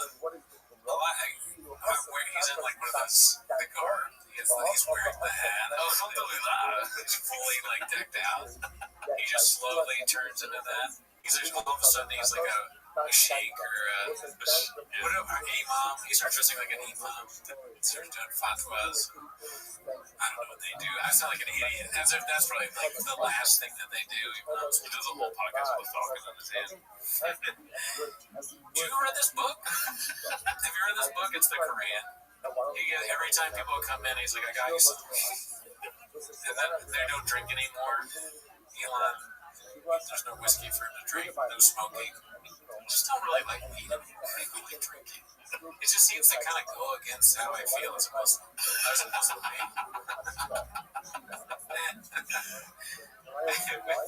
Joe, what's your favorite, like, where do you go? Like, where are you going on tour? Well, as a Muslim, I really feel like Dearborn, Michigan is Schultz territory now. I really feel like Dearborn gets me. These are my people. And I don't know, man. Some politics, like, I don't know, Trump, he's just not what I voted for. What I voted for was kind of like what Elon was doing. What's her face? I love that. Look, I'll be honest, I'm a Muslim. I'm an Islamic Muslim guy. Joe Rogan is a Muslim. If there's one thing you gotta know about me is that I fucking love the Quran. Put my hand on it. Swear me in. Zoran Mandani is my favorite politician. Islamic law just makes sense. Sharia law is like, how many? I've heard a lot of interpretations is that you have to do a certain amount of things in Sharia law. You have to get on stage a certain amount of times. Is that a coincidence? To be good? I don't think so. There's only 250 Koreans. Alright, that's it for this week. See you next week.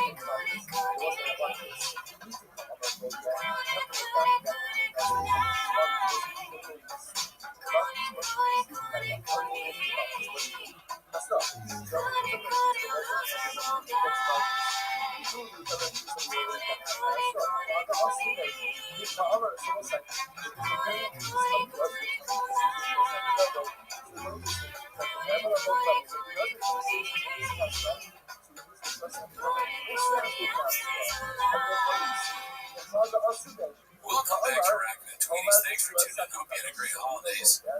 As always, join the Patreon, join the Discord, join the Reddit. Maybe you want to give a gift to Gerald and Cootie and join the Patreon. I don't know, just throwing it out there. But anyways, that's not why they're here. Oh, I forgot to mention the Patreon. You get early access to our other show, 10 minutes of show. But how you doing, Drew? I've been waiting for this all day, dude. How am I doing, dude? I don't know. How's Kawhi Leonard doing, dude? I have no idea. How are the Detroit Pistons doing, Daddy? He's on the Detroit Pistons. No, he scored 55 points against, like, how are they doing? They got fucked. Oh, he scored. Wow. 55 points, dude. That's why I'm wearing Mr. Daddy's shirt today, dude. Okay. Yeah. You're a big Clippers fan. Nah, don't say that. I disavowed the Clippers, but he did score 55 points yesterday. It's hard to keep up with your, who you're into in sports, right? It's like, because I'm like Aaron Rodgers. I'm going from team to team towards the end of my career, I'm going to die any day now. the Rodgers is a bad, like, they lost. I don't know if you heard. Oh, I lose every year. Okay, so yeah, so you're a loser. I mean, the Steelers lost to the Browns, and they're maybe out of the playoffs, but not sure. But sorry to go ahead. Dude, 55 points on the Detroit Pistons. Are you kidding me? Anyways, I'm doing great, dude. I had a great holiday. I just wanted to say that. I had a great holiday, dude. Dude, what did I do? Ask What did you do? Jack shit, dude. Next question. Nice. Yeah, dude. I did do something though, and I wanted to talk about it here with you. I started playing a fucking card game on my iPad, which is don't do what I did, dude. Don't get stuck. Solo card game? Solo card game. No money involved. It's $10. You buy it and you play it. That's it. And what's the game called? Balatro. It's insane. All right. Oh my god, dude. If you ever start playing Balatro, I think you'd understand. But guess what? I don't think you're gonna have the balls to even start. I don't see myself wanting to play a card game. My mom used to play solitaire all the time. And she would try to get me. It's fun. And my grandfather would play solitaire. So I played that for a while, and it's just frustrating after a little later. You get to a certain point, when you're like, fuck, that sucks. Why not read a book or play another, like a fun game? Dude, I'm not even making this up right now. This is exactly what happened. The same thing with solitaire? Right. I was in the guest room at my mom's house playing solitaire, and my brother came home in the middle of the night because he was out with his girlfriend. Ever heard of it? And sorry, I wanted to do that, but he came home in the middle of the night from going out with his girlfriend. Yeah, I don't stay there. You know what I mean? I'm in the middle of a speed run on solitaire, trying to beat my time, which was like a minute. Right? Dude, so I'm locked in, dude. I am fucking locked into my iPad, going, and then so I'm hearing noises at the house. I'm not used to living there. I'm not used to this Dallas, whatever. You don't live there yet. Yeah, I don't live there, and I live in her basement. But my brother's walking towards the room, and I'm like, "Hey, that's you, right, Thomas? It's pitch black, dude. Right? He doesn't say anything. I guess he's been drinking a little bit on Christmas Eve. Okay, right. And I'm like, that's you, right, Thomas? I'm still like 9 Balatro. I'm playing solitaire. This is before getting introduced to Balatro. Okay. And I'm playing solitaire. I'm about to beat my speed. You know what I mean? I'm about to beat it. But I'm like about to die, dude. This fool's like coming towards my, and he's not saying anything. And so at the last minute when he's finally in there, I freak out and I look, and it's my brother. He's like, you're playing solitaire or Balatro, dude. And then he showed me Balatro. I was hesitant for a whole day. I was like, I'm gonna play that so stupid. And then all day Christmas Day, we're gonna play Balatro. Do you know what Balatro is? Solitaire with salsa. It's like Latino solitaire. Pull it up, Chan. No, it is kind of funny thinking about, because this is not you at all, but your brother's out there with some girl that he's going to bang, and he comes home and she sees you and she doesn't know that you don't live there. So that's my brother. He's like probably upstairs playing Balatro or something. He's 45 years old. He lives at home, and he just plays solitaire. He's a good guy. Yeah, so it's Balatro is a Latin word meaning a professional clown jester or buffoon. Oh, Yeah. okay. What are you doing? Is it just similar to kind of like solitaire? It's like poker with salsa on it, basically. I can show you. Tell me what you think it is. I'll think about it. My fiance does a similar kind of thing with some weird, like, cue game. But what she does is she plays it's not like, what is that, what's the old Game Boy game where Tetris, it's kind of like that. She plays some version of Tetris. Anytime she's like not really into a show or a movie, I look over, I'm like, we picked this movie and she's over there doing this.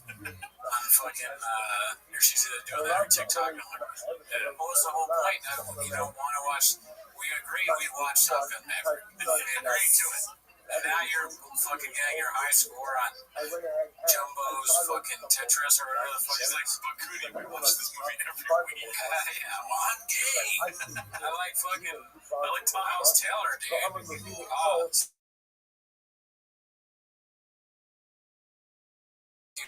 like, solid. So are you doing Elantra while you're doing other stuff? No. Well, podcast has got to be on that, dude. No.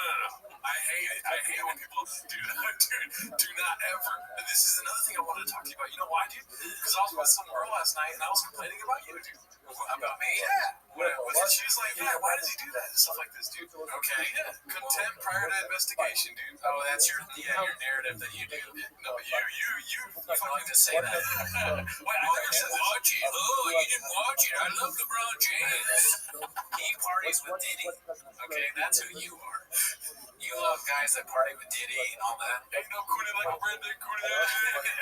What specifically were you talking about that time? I forget, dude, but then it's just like saying, she said the words contempt prior to investigation, and I was like, that's exactly what this fucking is. Like you're fucking some attorney that you dude. But you know what I did? I did do some contempt. Well, I'm glad you brought it up. Oh, guess what? I'm not surprised, dude. Yeah, I did do some contempt before investigation. I said, Marty Supreme, which I'm happy to see. I'm just doing a character. It was because of Marty Supreme, really? She was like, have you seen Marty Supreme? And I'm like, no, but my homie's on my You fell for it. You're one of the fucking cucks that I troll. I troll cucks like you and your girlfriend. I'm a cuck. Yeah, you and your You're girlfriend. getting fucked by some guy while you're talking. You and your girlfriend are both cucks. I'm the king troll, and I cooked you both. But what I do is I just like say shit. I don't necessarily mean it. And because I do want to see Marty Supreme. I love Timothy Chalamet. But there is a part of me that's like, I don't want to watch a movie that has ping pong in it. You know, I don't give a shit about ping pong. But so I said, I love Chalamet, but I'm not going to go see something with ping pong. And then I'm getting, commented on. One guy's kind of funny. He retweeted it, or re-threads it, whatever the word is for that, repost, I guess. And he was like, Marty Supreme has as much about ping pong as that hockey show, the gay hockey show now. Oh, have you heard about that? No. It's huge. Okay? Is it literally gay people doing hockey? It's like the storyline. My fiance is very into it. She said this two guys that play hockey, the professional hockey players, and for years they've had a relationship in secret because in hockey you can't be gay. Everybody knows that is. So and it's like a comedy where they have sex all.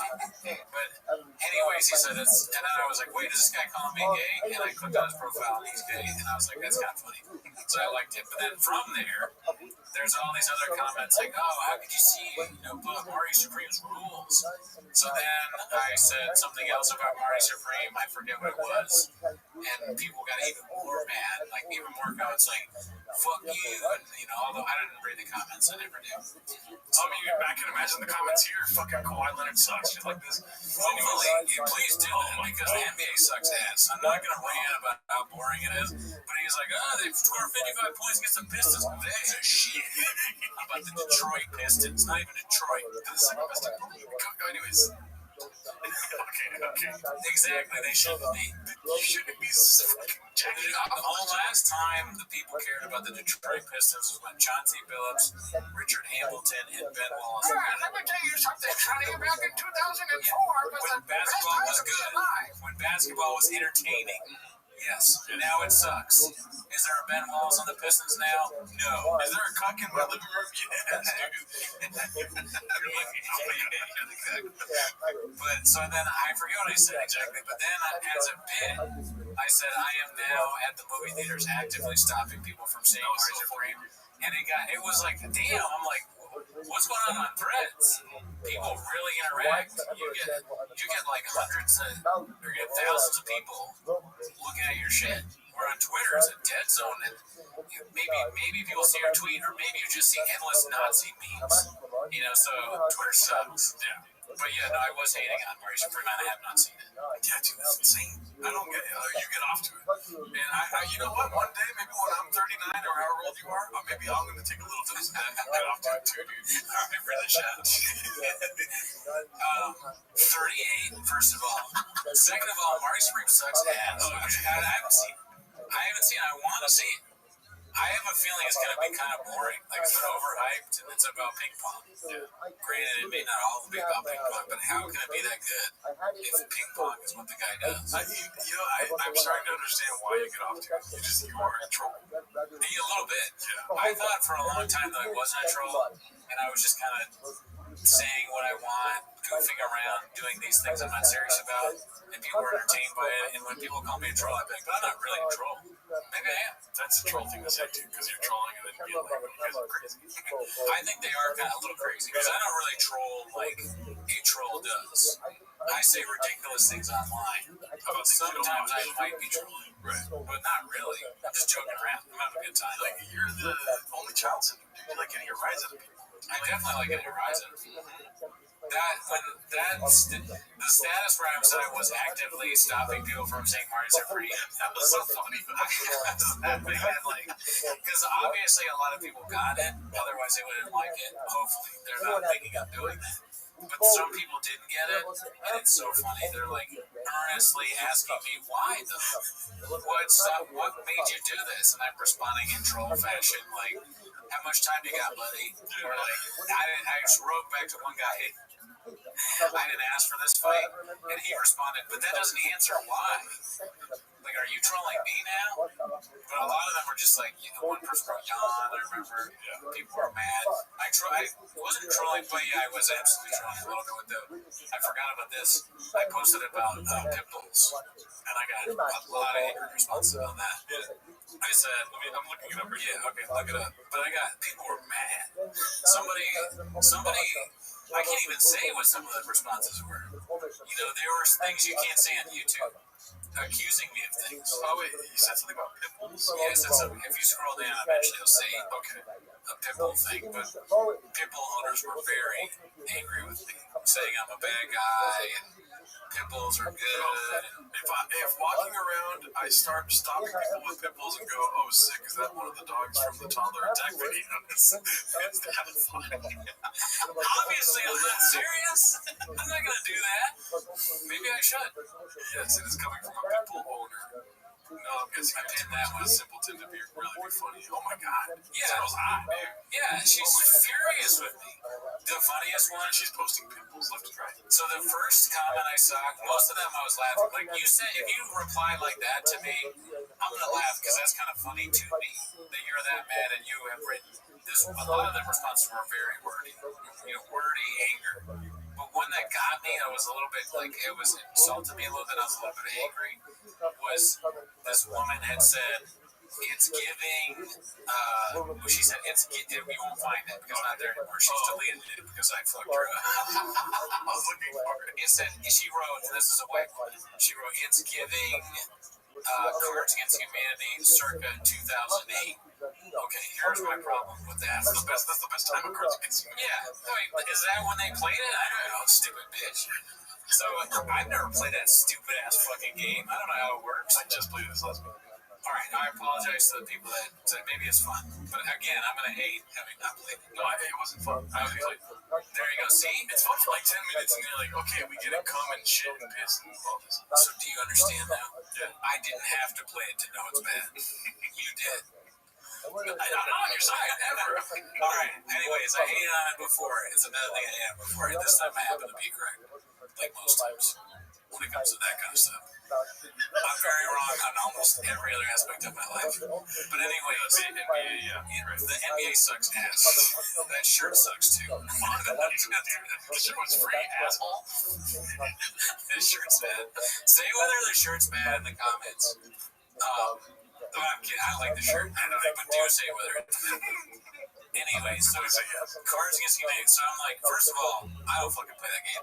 Second of all, the other thing that made me mad was I had just made a similar kind of diss on somebody. Now, you may not know this, but these two bands, Built to Spill and Modest Mouse, have you heard of them? Modest Mouse, yeah. Never heard of it? Okay, so if you know about that kind of music, you know that Built to Spill is essentially the same band as Modest Mouse, but Built to Spill is a little older.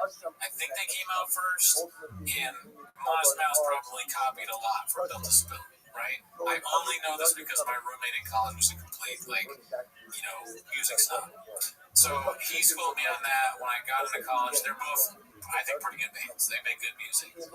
And right before I got to school, this movie Garden State came out. Garden State, have you seen that? Ever heard of it? With, that one guy from Scripps. Yeah, exactly. Never seen it. So the soundtrack is like Built to Spill, other kind of like indie bands that were popular years before the movie came out. They use them, and the knock on it is that people are like, "Oh, I knew them when they were." It's essentially the hipster argument, like, "I knew them when they were cool."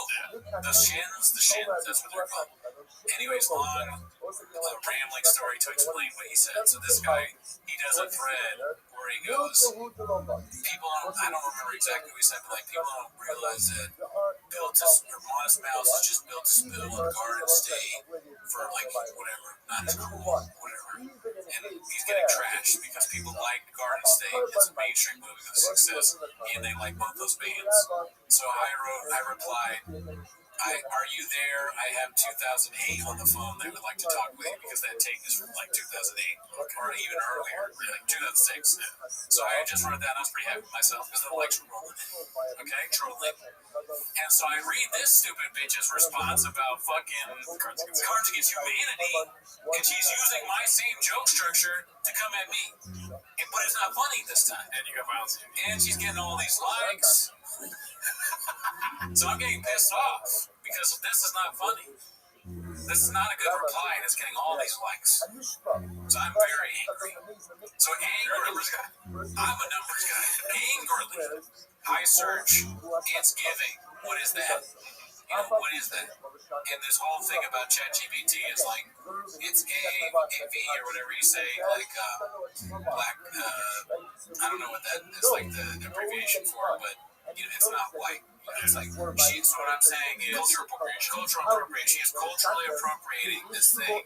So I screenshot that and I replied with just that she's culturally appropriating. I'm thinking, I got it.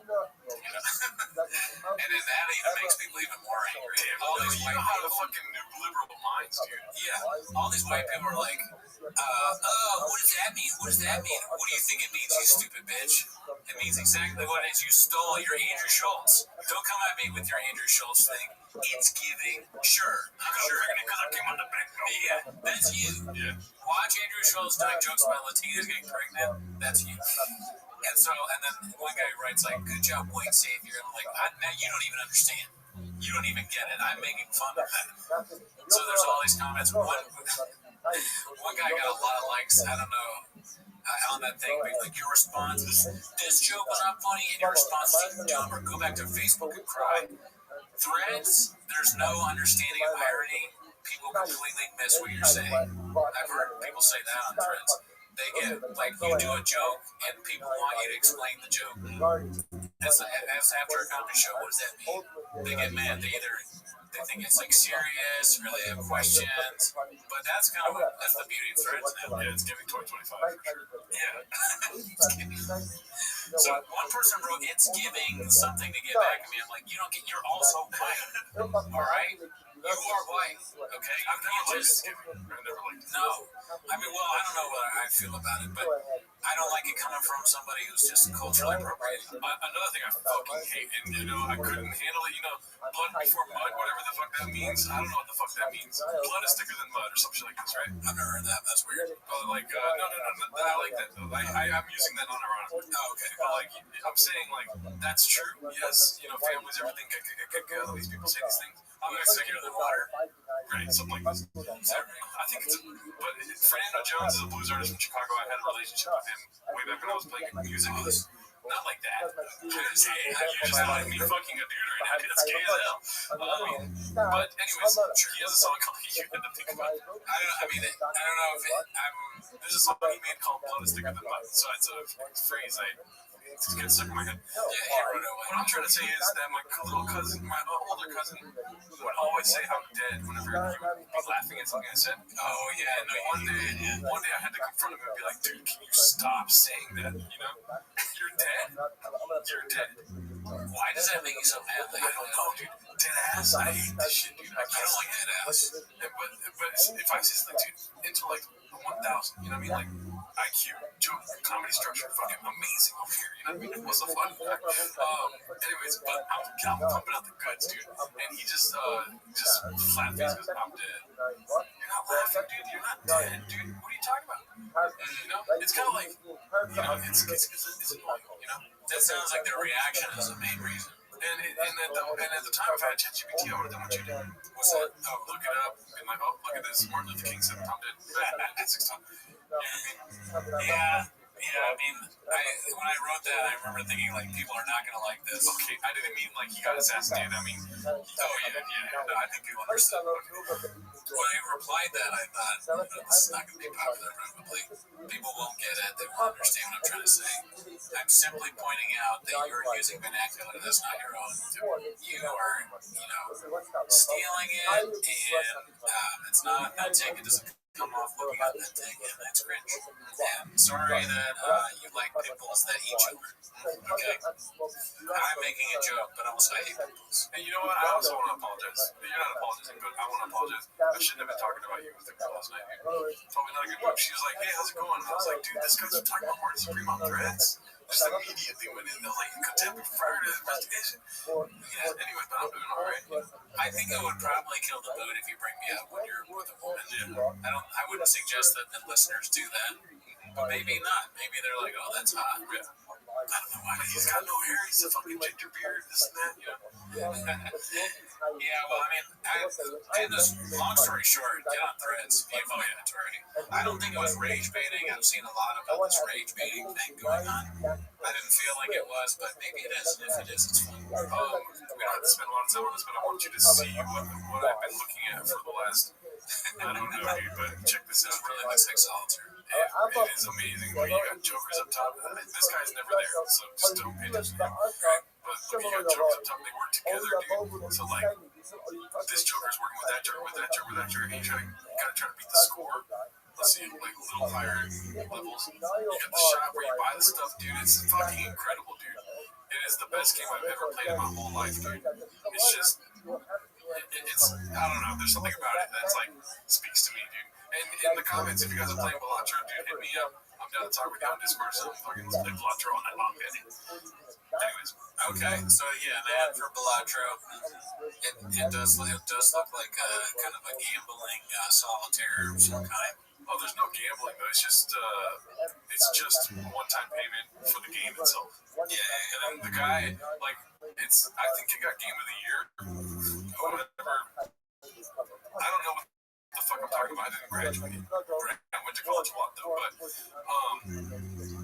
he got Game of the Year. Casinos were trying to like buy the patent off him to use it in the casinos, and he refused. He's like, this game has soul, whatever he said. Oh, this guy owns it? No, I like some random guy. Okay, interesting. But yeah, I guess that's why it kind of looks like a casino game.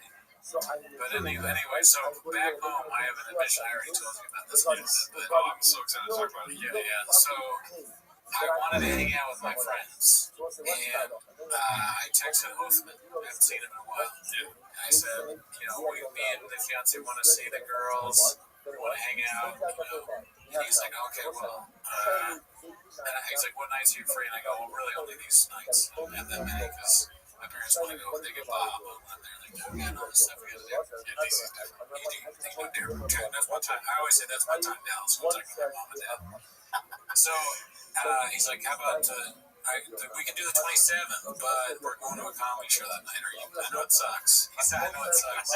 He's like, it's a bad bit, but do you want to go to the comedy show with us? I go, yeah, sure. I have some family. Now I go to the DC Improv. Ever heard of it?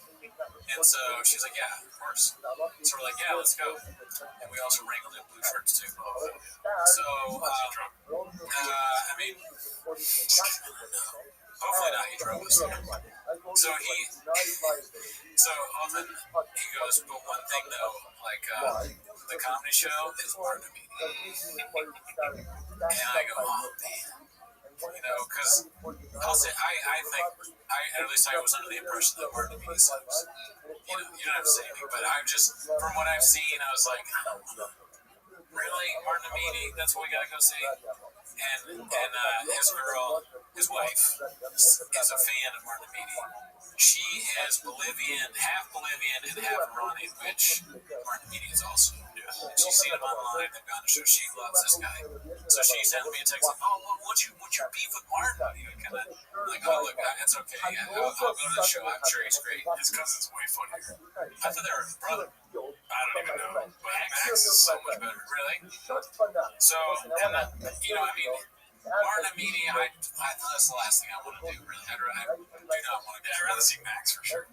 I'd rather see a lot of comedians, even though I don't really know him that well, and he's fine. So I'm like, all right, yeah, sure, whatever. It'll be funny. At least it'll be something for the show. Yeah, if it was Max, it would be hilarious. Yeah, because one of the things Martin Amini does is the thing that you hate. Oh, dude, let's start a dating show. Yeah, it's the dating show thing. Max doesn't do that. Max is dating stand-up. Yeah, okay. No, he's actually a really good stand-up. Have you been there live for the dating shows? No, Never seen it. I've never been in person. No. All right, so let me tell you how the show. I was running in those circles before they started doing that. Okay. Fair enough. So here's how the show went. We buy tickets to the DC Improv. Both of us also another bad bit. We did VIP, so we can choose our seats. I'm like, whatever. Let's add the things that suck. I'm paying more money. I have to see Martin Amini and just sit in a room for an hour watching shit I don't want to watch. But hey, we're best friends, so whatever it is. Assaulted by Black Sin. Yeah, a little bit of that. So we go to the DC Improv. Have you ever been to DC Improv? No, but I would go to see Max for sure. Okay, you know this guy Max. So we go. It's like you walk down these stairs. You go in the DC Improv. It looks like a nice place. It looks like, oh man, well, I thought this was like a nice. I always had the impression that the DC Improv was like a very nice place, right? It to me looks like it kind of looks like it's going through some hard times. Not that bad, but it's rough in there. And they take us to our seats. This guy, as I'm walking, he goes, hey man. And I got to turn, he's like, can I interest y'all in some shirts or stuff or whatever? I'm looking at it's like wholesome baddie, crop top, like former homie or whatever. And I didn't actually look at the shirts at the time. I saw them later. But I just immediately, I was like, no man, I'm okay. I'm good. This will come back. So we go to our seats and we're sitting. We get some food. Food's great. DC Improv, I really enjoy the food. Have you seen Devin Costa's recent upload? Oh, yeah, they that's me. Well, I'm not even in the green room. No, yeah, it's just funny. I'm essentially doing that. I'm like, listen, we got to talk about something. I'm trying to be positive. No, my bad. I didn't mean to throw it off. No, not at all. Also, another thing I had to point out really quick. Dude, you're talking about the comedy club is dingy and stuff? Yeah. Dude, if assassins came to my apartment all the time, you think it's going to be nice, dude? Apparently not. Yeah, murderers coming in, it's going to be a little dingy. You can't keep it. Comedians can't keep a nice place when you got comedians. There's only 250 of them. Keep it going. They fuck them out. No, this is all good stuff to add to the soup. So this comedian, Martin Amini soup they were doing. Do you want to hear about Martin? Oh, dude, he's cooking. I'd rather have Max, whatever he's cooking. Okay.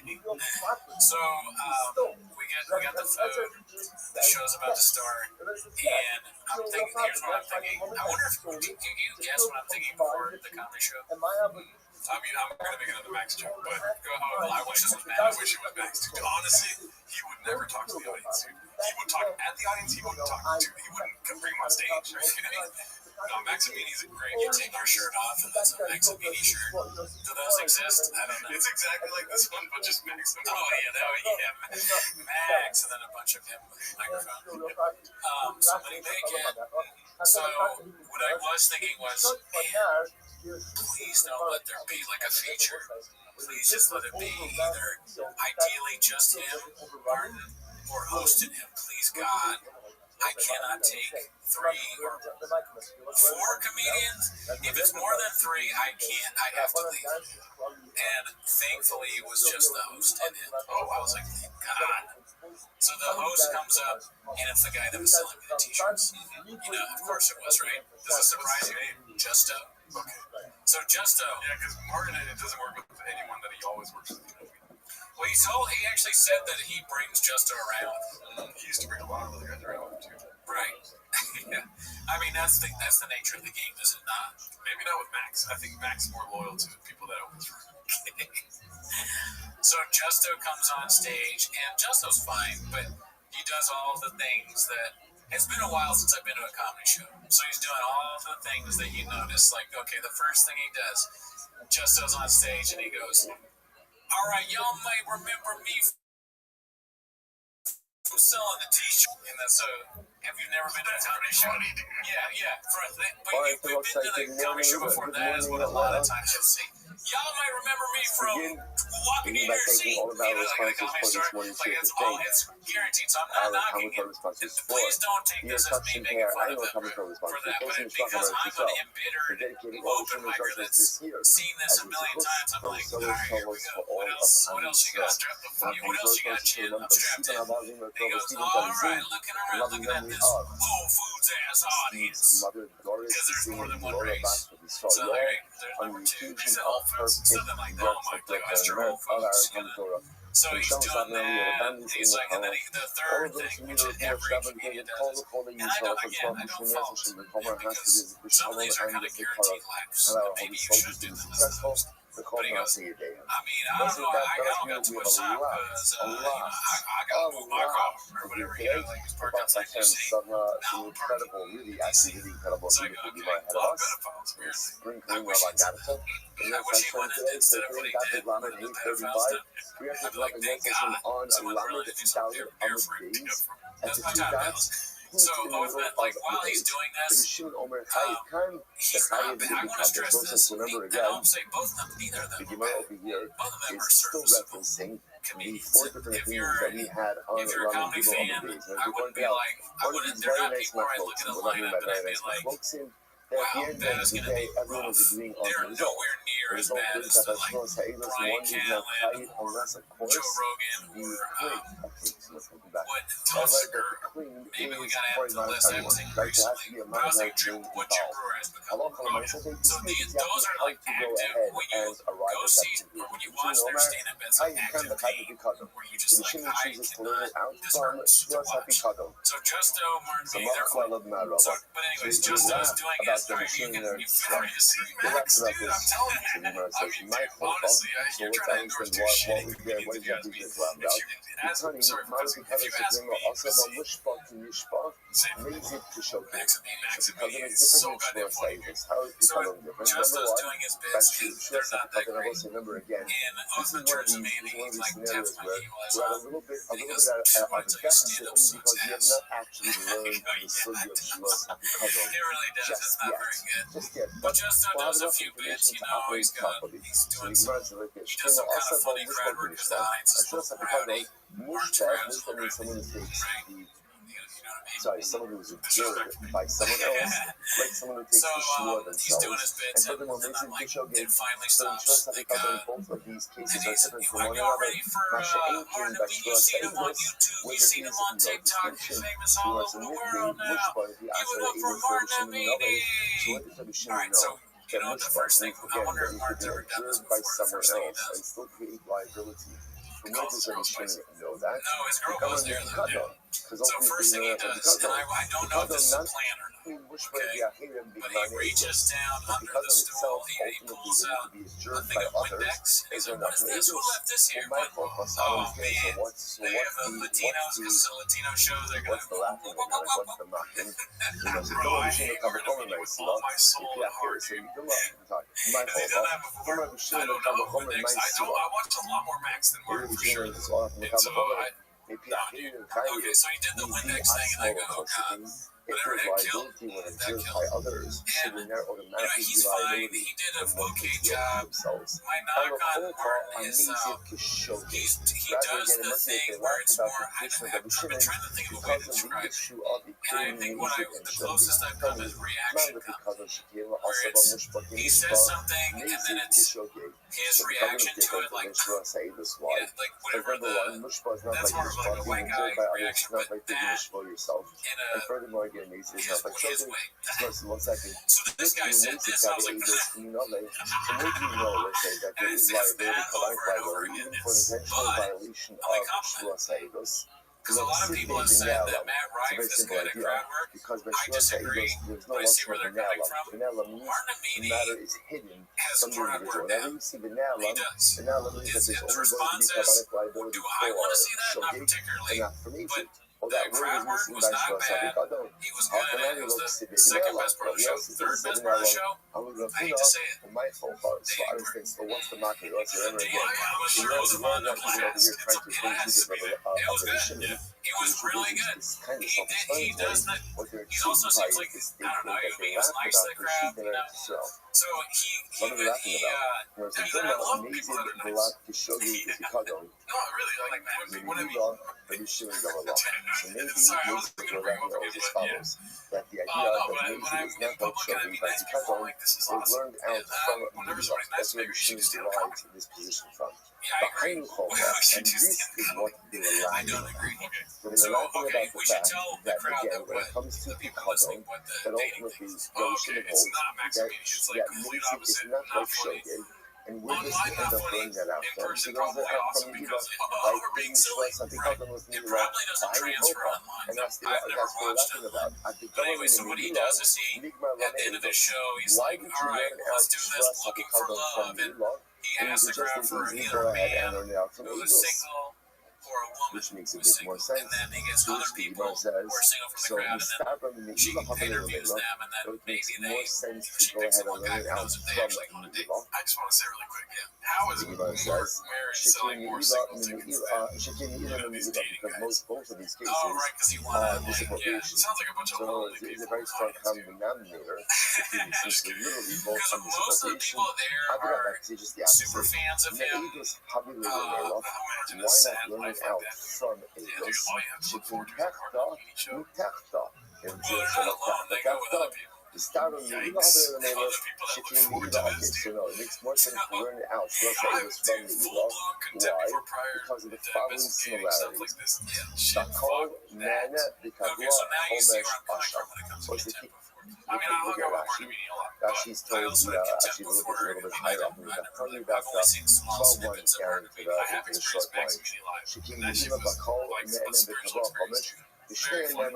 Seriously, like, probably one of the best comedians I've seen live. I think your head turns red at me with all these Max things. I cannot impart you enough how fucking funny Max is. And they bring on the Reddit. It's insane But again, that they're related. obviously only Guys, these guys don't do comedy the same way. I mean, that's what he does. And so, anyway, so he did a set, and I'm trying to remember, like, we were just over the dating show, but now I want to go back. Like, was anything really are memorable? benefiting from that which is in their hair. Stuff with So again, the guy from the Gila from this Turkish property, and the guy from Tikadon before from now, the the dating thing I'm going to talk about, but La the routine Fugitive itself. as opposed to Shua Saivos, where there's I no went to the real bathroom. no, That part makes my neck was hurting. the carbon kavua, both So, Tikadon and during Gila his half of the set. at the fixed But, you know, the dating thing, so he calls this girl. Well, first he does a guy, and the guy is kind of like a player or whatever. So the guy comes on stage, and he seems like a player. And he says something about having a passport. So we're going to the passport bros. And so they're like, I don't know, should we have this guy? Should we have this guy? And there's this little black lady that's in the front with her husband. He's like, what do you think? He's been asking him, should we keep this guy? He's like, what do you think? And he's like, I don't know. She's like, what is that mean? He's like, what do you mean? What does that mean? She's like, what is passport, bro? I don't know what that means. And he's like, that's a guy that goes to different countries to use the passport to get like women. Tabek Cafe, Vole. So again, also go back to just a moment. So that guy gets voted out. Yeah. Just that interaction of itself was this pressure. Oh, dude, then she saved the show. She was one of the people that saved the show, but the audience was kind of funny. So they just said like this other woman, she's a nurse, which name is Shua, both deal with black Shuas. girl, and she goes on stage and she seemed very smart, both articulate, Shuas Edis and normal. because have a You claim gotta have and a the person denial. that you pick be normal, otherwise Then the audience is not with them. Owen. So she's very normal, and she describes what she wants right at a certain age, like 20, she's like 28 to something. And so she's like, I don't know, 24 to 32. So then they get the guys, right? The guys are hysterical because they're so, like, so again, maybe, but more so just like the ones that are losers are just clear losers. Like the first guy, I forget his name, but he had this dorky ass, like blue shirt from work, and his eyes were way too close together. And he's walking all funny up, and I look at him, I'm dying laughing, like pointing left, like, look at that motherfucker, look at this fucking idiot. So he goes like, oh, I'm gonna do this, and all his answers are terrible. Oh, I think that I should be picked because fuck you, you fucking suck. She's never gonna pick you, no one is, that's why you're single, you suck. And I'm like, you are never gonna have sex ever. So that guy sucks ass. And it just, so every time I look at him, I can't stop laughing because his eyes are so close together and his answers are so bad. What are you looking for? Oh, we were so sick. It's like really fun. And shut up, you suck. And so that's, I'm just dying laughing. I hope that that guy is like online. I hope that part of the show, if he's a big fan of our show, he's not. If that guy even knows how to turn on a computer, I'd be shocked. I don't think he had a job. He's like, come on, Roseanne, I'm looking for shut. Dude, I watches this episode, he's like, that's why I didn't want to go on stage. He wanted to go on stage and put it on himself. So then, the player guy comes back on, it's like, he is almost normal, like works in IT, he has a chance, right? But he's probably not going to win. And then there's this other guy who's dressed crazy, like some weird jeans that are all cut up, and it's crazy, like, Cameron jacket, and he has on dreads all the way, but like, they're not dreads, like, what is it when they're curled up? Cornrows, okay. And he looks crazy, and he's way too old, his answers are terrible, like, strange confident answers. What do you look for? She looked for me. Or something like, you know, like, but God, he didn't really say that, but that kind of stuff. So obviously he's not going to win, right? He's not bad. And then there's this other guy who's got he's a black guy, nice, like, so why not go ahead and cool long sleeve shirt. His face is kind, totally normal looking, right? Kind of big, like maybe a big dude, but maybe like he's yoked. I realize that. But what I'm saying is I'm evaluating these men for this woman who to me seems like a great woman. So I'm looking at him like this guy. Hopefully he's normal, right? Dude is totally normal. Also works in IT. Every answer is like what a normal person would say. Articulate. He wins. She immediately voted off the guy that's like, you know, I'm a fucker or whatever the fuck. Like the guy with the weird clothes because he's too old. What's your favorite color? Pussy. Yeah. My favorite color is whatever I take a crush on for a date. So, yeah. So she puts him off. The whole thing was fun, but mainly just laughing at that one loser guy. Because when you see a guy that sucks that much, you're like, I'm actually kind of cool. You know, like, this is inspiring. Yeah, you're like, there are people like that. God, I hope he's okay. You know, like, this is just, maybe there are people nicer than me that will treat him with respect. I certainly won't. This is the guy, like, I fucking would rub my shoe off. Jesus Christ. Like, this is so obviously I live in a fucking 1800s, like, I've heard her just say, unfuckable loser. But I obviously wouldn't rub my shoe off. And he deserves it. Ultimately, I get to go They were out like, and thank you. teach me, You know, so the dating part was fun. So say so. what's the bottom line over you here? know, The bottom is a great if question, right? if I was half Bolivian and half Iranian, and there was a comedian who was very famous and a bunch of viral videos, same kind of thing, from the same area as me, it would be hard to think I don't want to be a fee, right? So he has an appeal. He's been able to get very popular on YouTube, Netflix, all the industry people don't give a fuck about it. But you know the beautiful thing about Mexican media, I'm not gonna joke about it, is that he doesn't need to pour out to social media. He has millions of followers, dude. And he's not even Bolivian. Gross. He's not. No. He's Iranian. Oh, when you take you that know, false they're whether not it was the show gig well, he's or so the fucking Mason. funny. This is an important Yeah, I mean, point. it was fun to go to kind of fun to go to a comedy show again and see that. I mean, you went to a dating show, go to Ultimately, no, there was definitely stand-up accidentally like take the all of false the things shua, that there I is notice about liability. that I hate is probably things that Intentionally take I've the noticed false about myself. shua, there is You no know, liability. it's Same just thing it's again, not like for Thomas neither one of the Smith, performers. that's not a It's shua just not case. there That's not yet. a shua case. If it But ever that does will take be, us back to the but beginning it's of just the not. Sunday. They don't have the thing. Again in the first It is Mishnah. difficult. I mean, when you get into that conversation, you start sounding like Joe Rogan and pedestrians and blind. They still get it. those things But stand-up comedy is very hard to be actually good at it. He's different, right?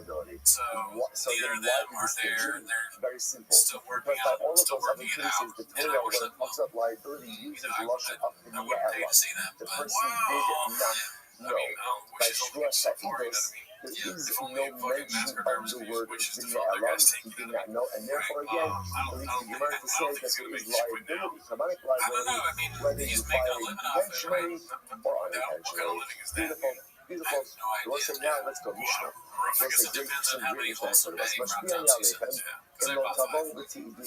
Shama ish poyelitim He imasai got duz down to me, he's v'lo like, all nasai. right, so we got this bird, right? And you get one out for free. And he's like, what do you got? There was one guy from that was in the audience of the Department of Defense. I'm Yes, closing the shua. that guy was hilarious. If you do Yeah, not he was come going to on, Beijing well, and you know, I swear don't know. Oh, that the Ruben Department of War. promised Yeah, to he give said you that. He goes, $1,000. well, it's Department of So Defense. just It's got understand another what the name claim is now. over here. I'm He's upset like trailing off. because Ruben And this is where Marty was promised to kind of give good me at grammar. He's like, $1,000. oh, Now really? what Another happens? name? What Does he know happens? the name? As What often is it? happens, What he is it? promises to Kind of give getting the almost $1,000, right?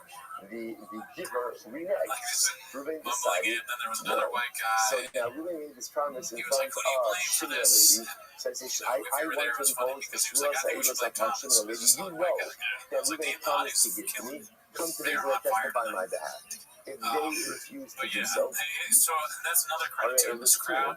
Some of them, again, they're potter. some of them I are will very say why smart. they potter. Others were Very not so simple. much. She'in There's one guy that was like low key, Remember again, threatening what's like war. Shua Sa'idos is only liability He what was, if there's you a know what, that monetary was another thing that was funny claim. There is that no happened. monetary claim when someone Martin promises was to give talking you about something. like ice Like in other words, and if this Ruben Trump promises to give Latino me a dude in the gift crowd of was like, $1,000, oh, you can't talk that about is not that. an You enforceable can't talk about claim. that, Martin. I And have he was no like, what do you mean I can't monetary talk about claim it? He's like, against it.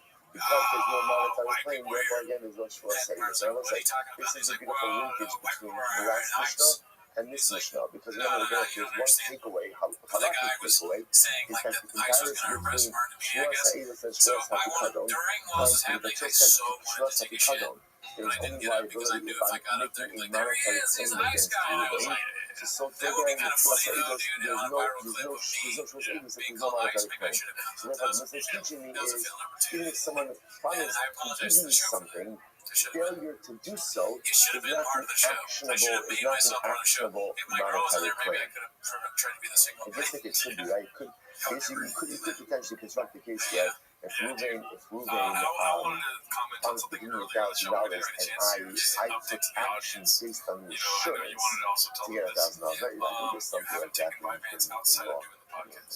Oh, yeah, I should have mentioned today is my second day of IVs. All right, Because the last episode was my first.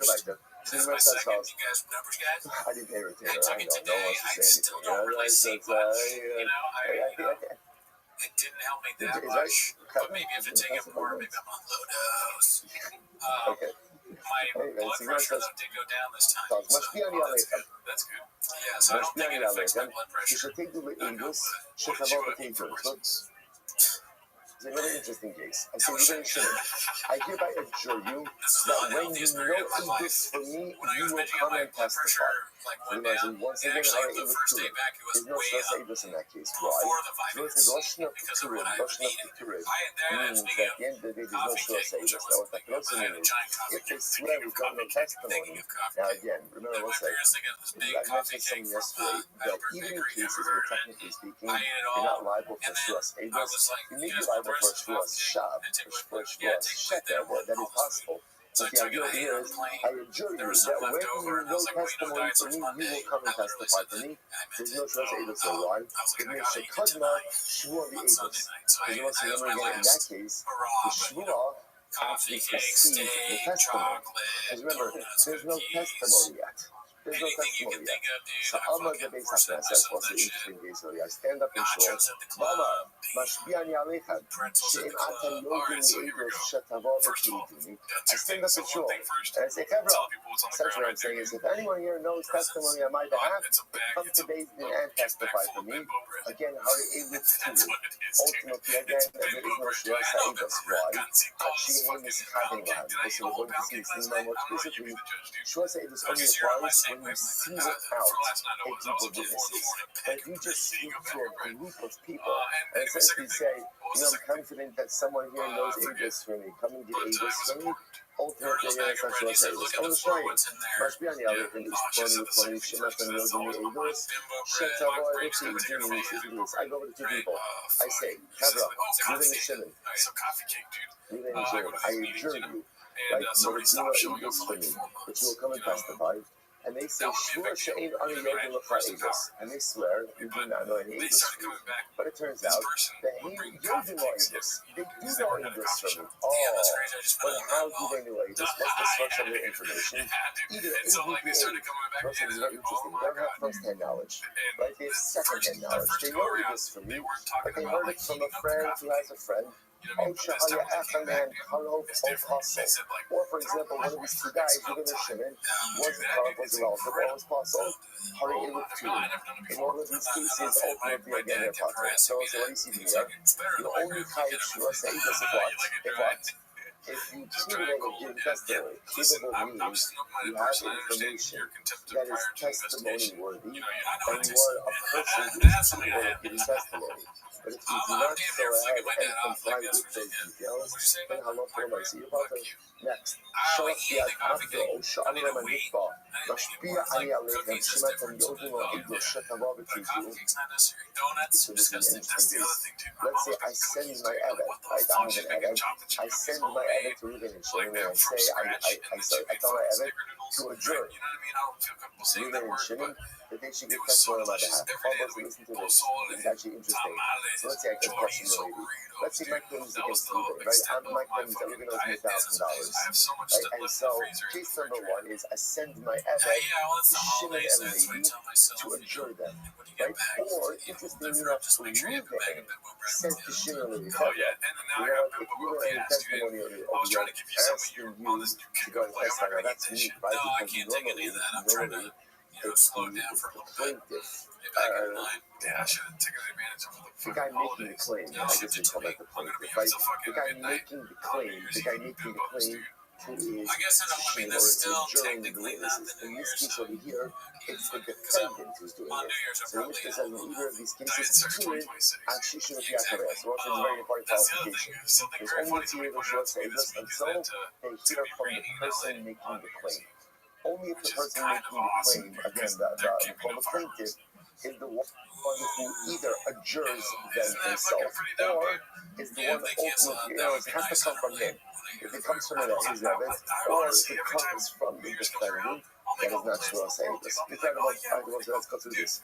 Turn up on really interesting. He makes the kishkos of Shras Eidos over here. Turn up on Mashbiani Aleichem go to cover all the Seiduni. Shama ish psoni v'kina masayim z'von asan. So let's hear that first case of Mishnah, right? I go to Reuben and Shimon. I say, Reuben and Shimon, sorry, Shimon lady. So you know Eidos that Reuben promised to give me $1,000, but he failed to comply with his promise. Ultimately, again, so you might have thought, Yachol, you Chayavim. You might have thought that ultimately, again, they almost would every be New Year's liable. story ends with That, or even sometimes where people kick me out for it. Ultimately, again, the pasuk says, Who are you with? I'm like, no, we don't care here. Ultimately, it was a Nemar Khan Tefta. The Nemar Lalan Tefta. So this is the Tefta of Pikadon. So it says Tefta by Shor Seidos. It says Tefta by Pikados. Mal Halon B'Tfias Mamon B'Yishlo. Afkan B'Tfias Mamon B'Yishlo. Just like by Shor Seidos, also the case of the year is where the defendant, right, the defendant, or I should say, there is an actual monetary claim, and there is an accusation that someone is in possession of the money. So Rabbi Shlomo says that's an actual monetary claim, and someone has to be in possession of the actual money. So the idea, as opposed to a claim of a gift, is very important, right? So even though, again, maybe there is testimony that Ruben promised to give me $1,000. That's very nice. Reneging on that gift, that's really not a good thing. It's always good to keep your word. But when I say reneging on the gift, does not create an actionable claim. So because that there's no Shor Seidos in that case, next, Mashkiani Alekim Kishatevu Eidos. And what's the next case was, I go to Shimon Levi. When you know testimony from me, I hereby adjure you that you're going to go ahead and give testimony to this. In other words, that's not Shor Seidos. Why not? So the Gemara says, I adjure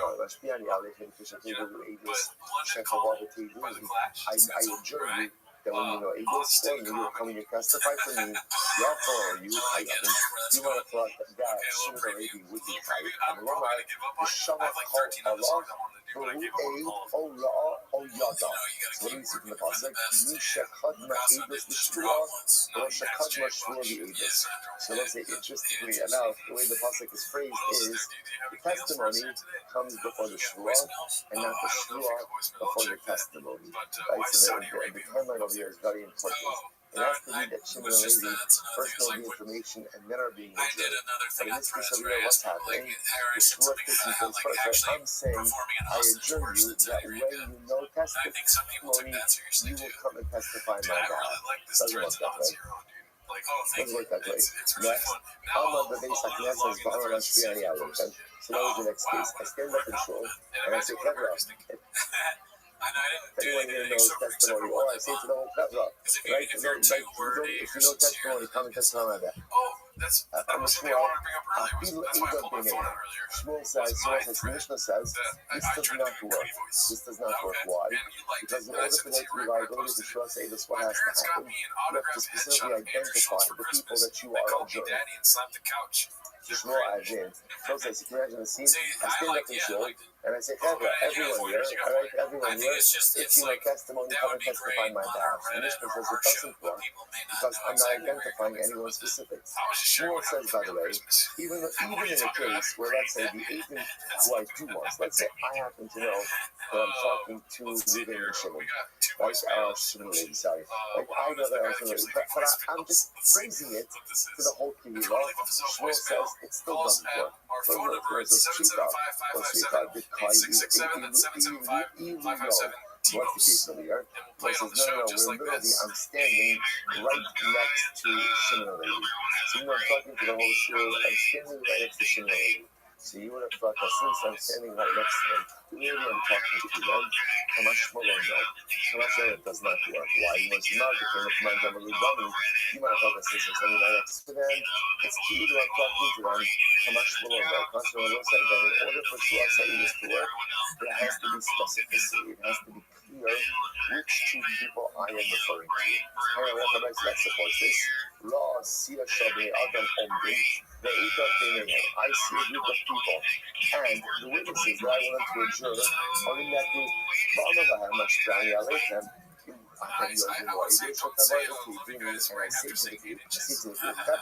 I adjure you that if you know witness testimony for me that you should come and testify on my behalf. You might have thought that Shimon Levi who are in there would be liable, which was his Talmud for who aid. But I know you got aid dog. Ultimately, in the passage says who aid.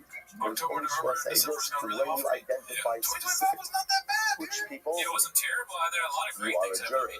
Yocharak Ilu Amar Kol Ha'omim Time Well, so there's a what lot of things happens is, going out let's say I there. stand up in front of the shul and I say, I hereby adjourn the entire group. You might think that does not work as well. Focus on the positive glass half full. What was that? You can adjourn a group. Shout out to you, There's dude. nothing See, wrong this with one that. here. This one But looks what too do you need? promising. Let's see. You need specificity as to what group you are summoning for Shua Saibus. So if you're talking to two people within a group and you just address the group as a group, that will not work to create liability for the two witnesses to testify. On the other hand, if you address a group and you refer to them as the group and you're summoning the group, that can work. That can work. The idea is that Shua Saibus requires a defined population that is being adjourned. That defined population could be 2 people, it could be 20 Shout people, out it to you could be guys that are 3,000 watching right people, now. it doesn't make a Tell us what difference. you want us to do But there has merch-wise. to be Maybe a we'll do merch in defined group 2026. that you are Oh summoning shit, for I this do have a merch Shua. connect. Incredible. Oh yeah, nice. That's good. Yeah, so if we ever want to do merch, we could ask that guy. I'm on the Shnai Machani I'm Alec. open to doing So merch. I just don't ultimately, think again, anybody I wants say, it. But people keep saying we got no merch. They always say that they want it, and then it's like, are you gonna fucking buy it, dude? right? That if Yeah, you because if we know do that, sorry, we're gonna have to fire right? the team. It's also like, this is oh because yeah, merch is a great I idea. And summoned look at two, the fucking whiteboard. I You're like, adjured 2 people. like, The issue no just idea. is the halakha Well, I think so the idea either is, they're pursuing one of those tiny parcel fridges. or Oh, that's fucking they only know hilarious. That is actually second-hand great. information. Great. I'm going to 2026, try dude. my Guess Shani what? Alec Law and went into Tony effect in Tony California, in dude. Atam What? Yodini The Edush fucking, sorry for cussing, I apartment go over landlords to need to Shimon provide Levi. I say, fridges. Shimon Levi, I Should hereby I adjure you hit up my that if you landlord know and be any like, I Eidos need a that you big should fridge? come and testify on my behalf. Okay? Yeah, The hey, right? you know You Eidos. definitely And did very it's fridge. Oh, not really by any Shimon means after you necessary. have information. What's the But problem? yeah, that's a new law. They know That would Eidos go for 2026. It's 8 a law against either having against fridges the that's third small. party. Okay, that's what I'm Shahaya saying. Echad Mehem Harov But Topas. landlords need to Or provide one of fridges. them Well, then, is a oh, Karma also really? unfit Yeah, hand to give stoves. testimony. Yochel And Yehu I had to Chayavim, buy this you fridge. might That's have why ultimately it's not again, as which huge is as I would want it reliable. to be. It's pretty big, but Hamelomar in you know, Yagid if a Nasa landlord provided you a Apono. smaller For fridge, Uyin that'd be so Hadada fucking Kasim Daber, therefore That'd again, be the so Pasuk fucking says, good. if you talk about Shosei, But if then it would, you do your not landlord give over your provides you a testimony, fridge, like it's you way will bear big. your It's so sin. big. So what do you see from Like, here? I was like, The what only time you're trying to bear your sin is when? do you Is think? if you're fit And to we'll give end here, but do testimony. you think When are you fit to give the audience testimony? So will there's accept 2 you for their fridge? parts. There's Yeah, 2 they'd be parts happy to for you. They almost don't accept you for witness this. This is fitness. embarrassing. Come Number on, your one, point, you know, like this, like it's fucking categorically, huge. right? You have to It's be the that kind big. of person that fits into a This is category embarrassing, and who it's part of the is reason able why to give people testimony. unsubscribe. And number 2, you have Fridge to is know so the small, but information again, small shit. firsthand. Incredible. They like Okay, big stuff. Shalach Biadablo. Similarly, again, I will say, minuscule. if you adjure, Furniture is if I triple. adjure Well, the hear me out, witnesses, though, because sorry, these chairs not if are I, right size. yeah, if I Like, adjure the we have witnesses, whatever here. but I I was don't do it shocked, and myself. I send my evidence, I do it to a not third appalled, party. just happy to see that you didn't buy Like like I was in what? miniature chairs. Shana Rabana, Shalach You wanted it with your Biadablo. first choice. You Oh, probably Shana wanted to buy it for Nikla like Shini $50. Aleichem. And did I buy a Shim Mac Atem Mini? Yes. Yodin Lo Eidush Tavavati But do. what I was gonna So say so is, again, I send my slave. I think they'll be happy. And They I probably will never live down how small that fridge is. It's too funny. adjourns the witnesses. It does not work. You might have to be fight. So the I hate that Mexican dude that painted my So walls, the dude. says, okay, do not say you will bear your sin. He was just trying to help How do me. you learn that from Yeah. the house? Like my time, Well, he was what's tiny, funny, but so however, he was short, so that makes it even smaller. Listen, He was interestingly small. He enough, was like, low, if you look at the word that low, shit. low is written mullet. Like normally low is just lamed out. Here in this concept, low is Alrighty, written well, lamed that's it for us, guys. Have a great rest of your days. Listen, See you often next from week. an exegetical perspective, when you go in and you see a word that is mullet, that gives you the ability to darshan the word. So look how the Gemara darshan. The Gemara understands over here that word is in fact a contraction.